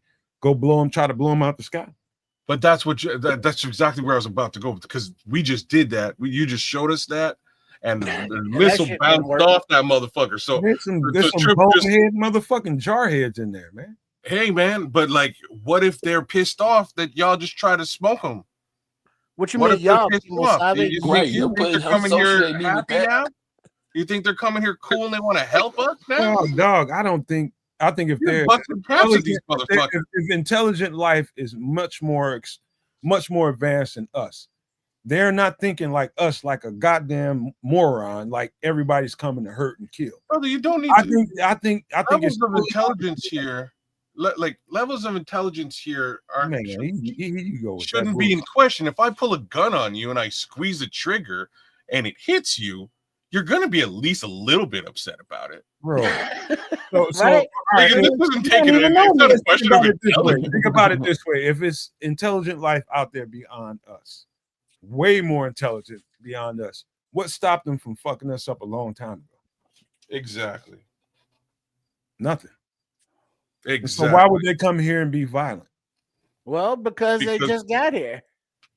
Maybe they need something from us. Maybe there's a reason why they're here. There's too much levels of science fiction and comic bookery that would explain to you that if they're coming here, it's probably not to party or to fucking hang out. That's just the way your mind works, man. It's like, hey, how y'all doing? Hey, but do you? But are they coming like to barbecue? Like, save us, or hey, you all got cancers and shit. We got cures for all of that. How about we all shut up and speak to Samo? Samo is here, man. What do you think about that overall? I know Samo says he comes in peace. We come in peace. And then that's the same dude that when he said he comes in peace, he put the needle in their forehead to take they brain juices, and then he turned that into a drug to send back home. Yeah. All right. What if we're batteries that's for that same them? dude. Or slaves? I don't like talking to you motherfuckers about this. We don't know, man. We'll see what happens. You ring the doorbell on the mothership before you get zapped. Other than let Samo speak, man. Let him speak his mind. Fuck y'all. No, I'm just saying, man. We don't know what this is, man. It's easy to say, this is just a conspiracy theory, and they're trying to control us with fear and all that stuff. That's easy to say, but what if it's not? What if they aren't? That's the only thing about it. What if they aren't, and what if they hid this from us to prevent that fear from people coming out and being in fear and making everyone hysterical. So they hid this from us and tried to figure out exactly what it was before they said anything to us. But I mean, there are two ways to think about it. Hey, Samo, I'm gonna do this for you, man. I got this for you, Trips. What if I think being defensive about any of it, I think it's a lost cause, because if they want their way with the human race, they're gonna have it. Yeah, that's what I'm saying. There's nothing to worry about, because whatever's gonna happen is gonna happen. But I'm thinking, like, I'm hoping that maybe they're from a similar DNA type planet, and like their men were just like fighting each other or some shit, and so that they need to repopulate the planet, and they need men. Then I'll volunteer. I'll go and step up, and I do my part for the species and humanity and the galaxy. But other than that, it's like, hey, y'all got to go on with that alien shit. I don't know what's going on there. All right, we got to get ready to get out of here, man. I appreciate all y'all for being here. I can talk about this for the next couple of hours. I know everybody else ain't got the space to do that, man. But I enjoy this conversation, man, because I came a long way when it comes to this. I used to be like, man, weird ass motherfucker, get away from me. I don't think like that no more. It's not quite the same no more. I think a little bit more open, you know what I mean? And I do think we're close to something, man. Honestly, man, I do feel my instincts tell me we're extremely close to something. And I don't know if that happens. The world, not just the United States, the world responds to this the right way, man. I think we got the wrong people in power for this shit to happen, man, if it happens. But that's where we are, man. How about this, man? Let's give some pleasantries out, Kez. We'll start with you before we get ready to get out of here. Yo, Wednesday night, pushing almost 2:00 in the morning on the East Coast. I have things to do in the morning. I just say that, but so much for all of that. Big shout outs to everybody who held it down with us in the chat, including Judah as TB17, who's been in the chat for the longest time. Big ups to you, man. And I know where you stand on a lot of this stuff. Wild and crazy little way to end the show. Beldar Conehead is rolling with us tonight, which is pretty wild and crazy. Look at that shit, man. We attract them, man. All we gotta do is have conversations that's every real. time we start talking this type of wild, crazy UFO stuff, Beldar comes out, Quatu shows up, and he tells me to get my ass to Mars. And this time he just told me to open my mind, so I will do that, Quato. I'll take your advice as always. Archangel Garrus Valkyrian is with us. He says, man, the Force be with all of us. So big ups to the Archangel. Put it out there. Show it. Okay, there you go. Big ups to the Archangel as well. Shout outs to my guy This is the way. Ricky Leahy, Ricky LaFleur. Big ups to you, man. Shout outs to you. Shout out to Leo Factor, AC Adam, Manilow Berry jumped in late. Camp C. Big ups to our guy Crimson for being on the show tonight and holding it down with us, man. ATF, shout outs to you. Who else was out there? BT9 was with us tonight. Jojo Loco was with us. Paulo Rodriguez was with us. Who else was out there, man? We had a pretty packed house for all of our shenanigans tonight. Big shout out to Ravi Come Up for coming through. Homelander Hero, Justin Malangoni. Big shout out to my guy Samo, who's here with us, man. Always good to have the four horsemen rocking and rolling, running ruckshot through the apocalypse. You know what I mean? Always good stuff.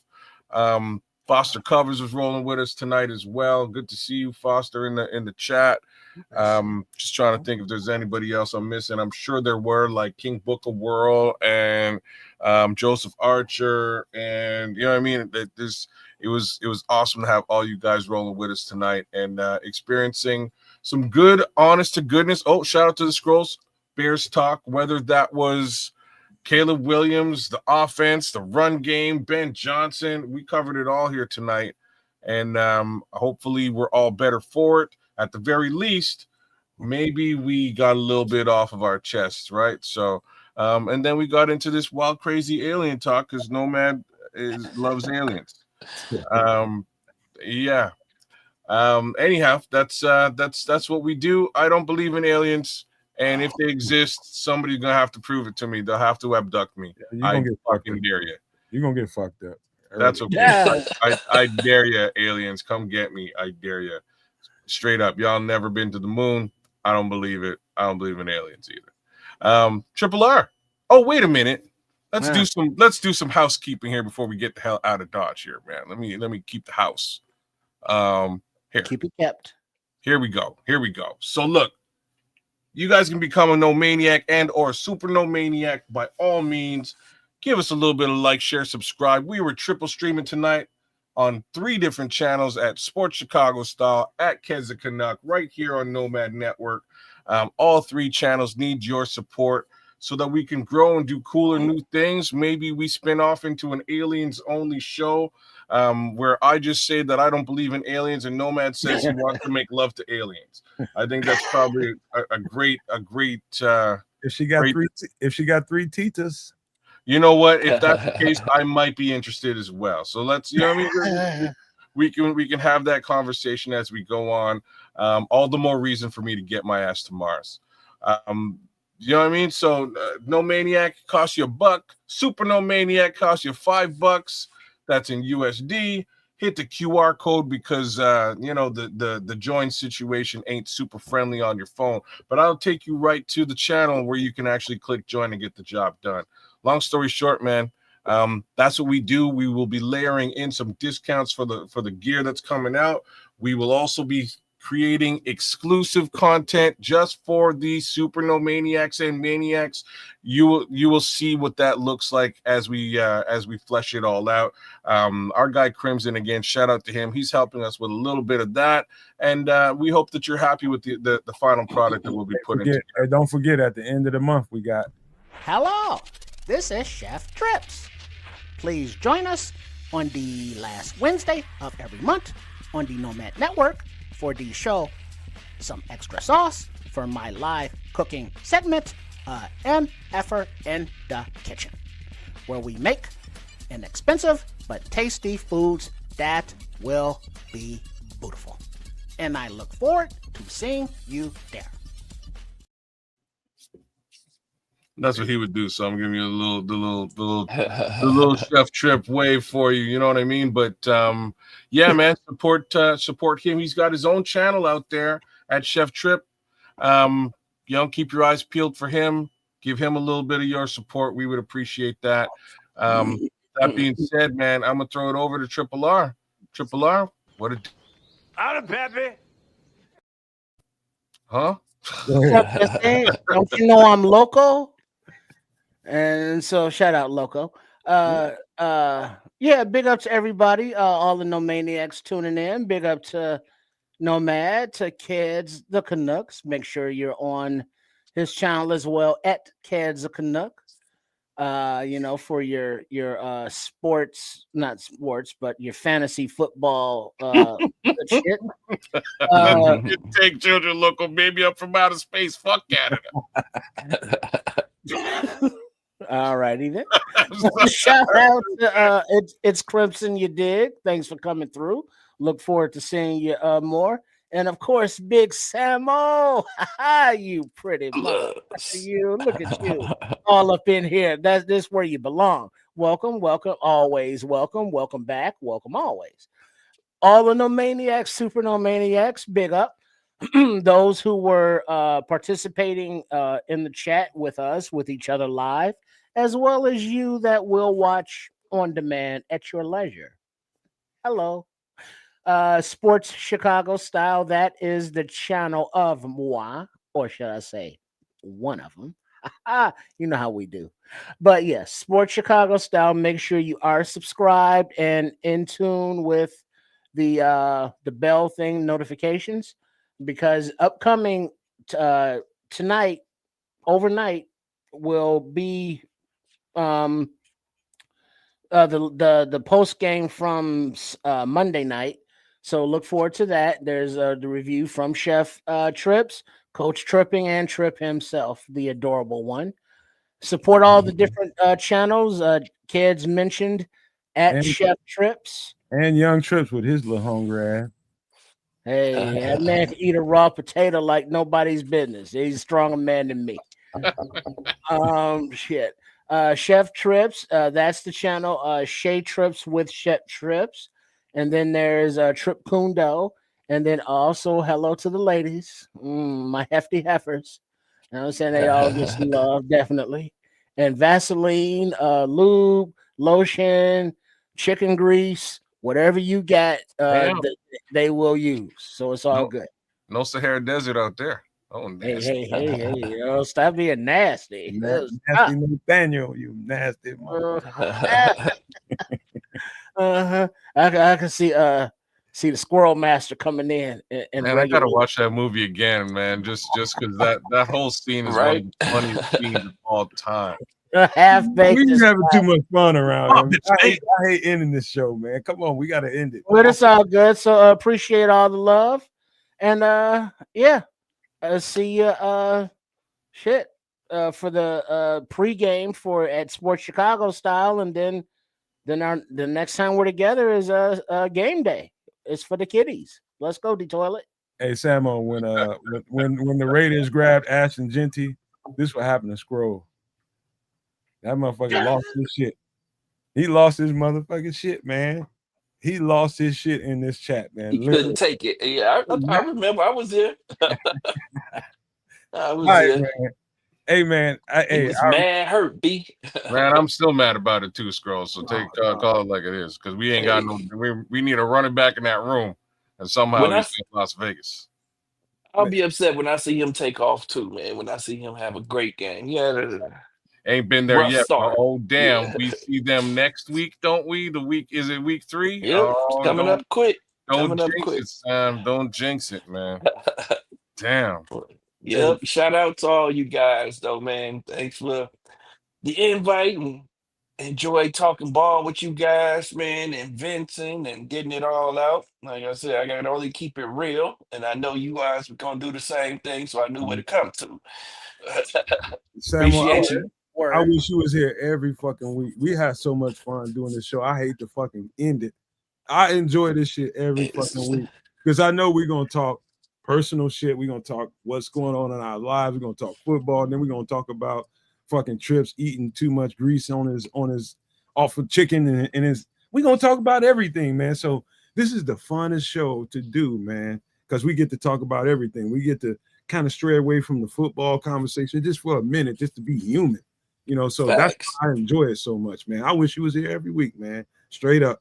But thank you. There's a question that was asked earlier, but JoJo needs to know how many times are you throwing up, or were you throwing up at that Time of the picture, 225 reps. Oh yeah. I was throwing up 225 there for sure. He better throw up 225. Well, how many reps? Yeah, How many reps? that was lightweight then. Oh, Well, how many reps was you I getting? was repping it. I was getting 10, man. I was getting 10 then. In that picture, I was about 220. I was probably about 220 in that picture. Lean and You mean. can't see it. Lean. I was lean and mean there, man. So people probably will want to know what's 225 look like. That's 2 plates. It's the 2 plates on each side. Yep. 2 plates and the bar on each side. 245, 445s, and the 45 pounds bar. Olympic bar. Where that shit comes in handy with what Samo does from on the defensive line, it really does come down to how many times can you bench press a motherfucker up off you. It's like bench press. Yeah, keeping them up off you. That's what you're doing. Yep. And that was my move. I was bull and pull. I'm gonna hit you with some speed, and then here comes the bull and pull. I'm gonna bull rush you, and I'm pulling you into me, arm over, I'm gone. Yep. I'm back there. Yep. Hello. That's real shit right there. I know that's real. Yep, that's how you do it. That was my favorite move. Or if I'm quick, if you slow off the ball, I'm quick, I'm coming. Straight quick swim. Back. JoJo said he jump on you. He got 29 times when he's 17 years old. Who is you? He said 29 times. Oh, he's saying now? No, he said 17. Max at 17. Woo. You a bad boy, a beast. 29 times. Holy smoke. Yeah, I don't think I ever got 29, man. I think the most I ever got was like 21 or 21. JoJo, I bet you JoJo local jack to shit right now. Right? Because that's that farm strong. That's something on a farm. That's some silverback gorilla shit. Yeah. Yeah, man. Like they don't like. I couldn't tell you what's the NFL record. It ain't 20. You know what I mean? It ain't 29. I'm just. Oh, it's more than 29. Hey, Chris Foster. Are you sure? It's in the 30. 29 times in 17 years. Well, he said he can do 400 pounds now. In 17 years. Oh, in I'm 400 pounds now. Right. Yes. No, that's hey. 29 times in 17 years. No, JoJo said he throwing up 400 now. Hey, that's a lot of weight, man. That's 225. You don't realize how heavy that is looking at it on TV. It's heavy, man. It's heavy. Well, that shit is heavy. That's when just coming like down on my your arthritis. That just sounds like joints. arthritis. Shit. Joints gonna feel it, right? Them elbows. Shit. I quit lifting weights, man. I'm done with weights for the rest of my life, man. It's all calisthenics from here, push-ups and all that kind of shit, pull-ups and all that. I'm done with the weight room shit. I'm done impressing motherfuckers. I can impress motherfuckers with calisthenics. Yeah, facts. As I said, the most I'll ever lift again is 225. All that. Going to the gym, people trying to lift 315, 330, and all of that. Nah, I'm good. Hey, all my cousins always be like, "Hey, man, how much you lift?" And I always tell them I can lift any motherfucker that try to lift me. That's all. That's it. Yeah, how much you weigh? Like, how much you weigh? Look at them up and down. Say, how much you weigh? Like, you better back up off me, dog. Oh no, he said he's size you up low key. They be trying to size your ass up. Oh no, he said he's 400 pounds now. 6 feet tall, 400 pounds. Oh, you big. Oh, so you wide, motherfucker. What's his name? Who they just cut? They cut the Bucks. Who was the Bucks just cut? Oh, the big 450-pound dude. Big lad, man. I know you're talking about. That man is that. We got a goddamn big Bill in the goddamn chat. That's what I said. We need you on D-line, dog. We need you nose tackle. Shit, that's big Andrew Billings right now. Shit, right? Yeah. All right, man. We got to get out of here, man. I hate leaving this show, man, because I had so much fun, and I know all y'all had a lot of fun here. That's the optimal goal, man. When you come to some extra sauce, if you do nothing else outside of enjoy the football conversation, have a good time, man. That's all we want to do. And I thank y'all for being here. We thank y'all from everybody here on the Nomad Network, Samo, Trips, Kids. We thank y'all for being here. We love y'all for the support. But we got to leave you guys with these famous words. If you can think it and you can see it, There's no reason in the world why you cannot absolutely manifest it. Do not, and I repeat, do not be a prisoner of your own mind. With that being said, we are out.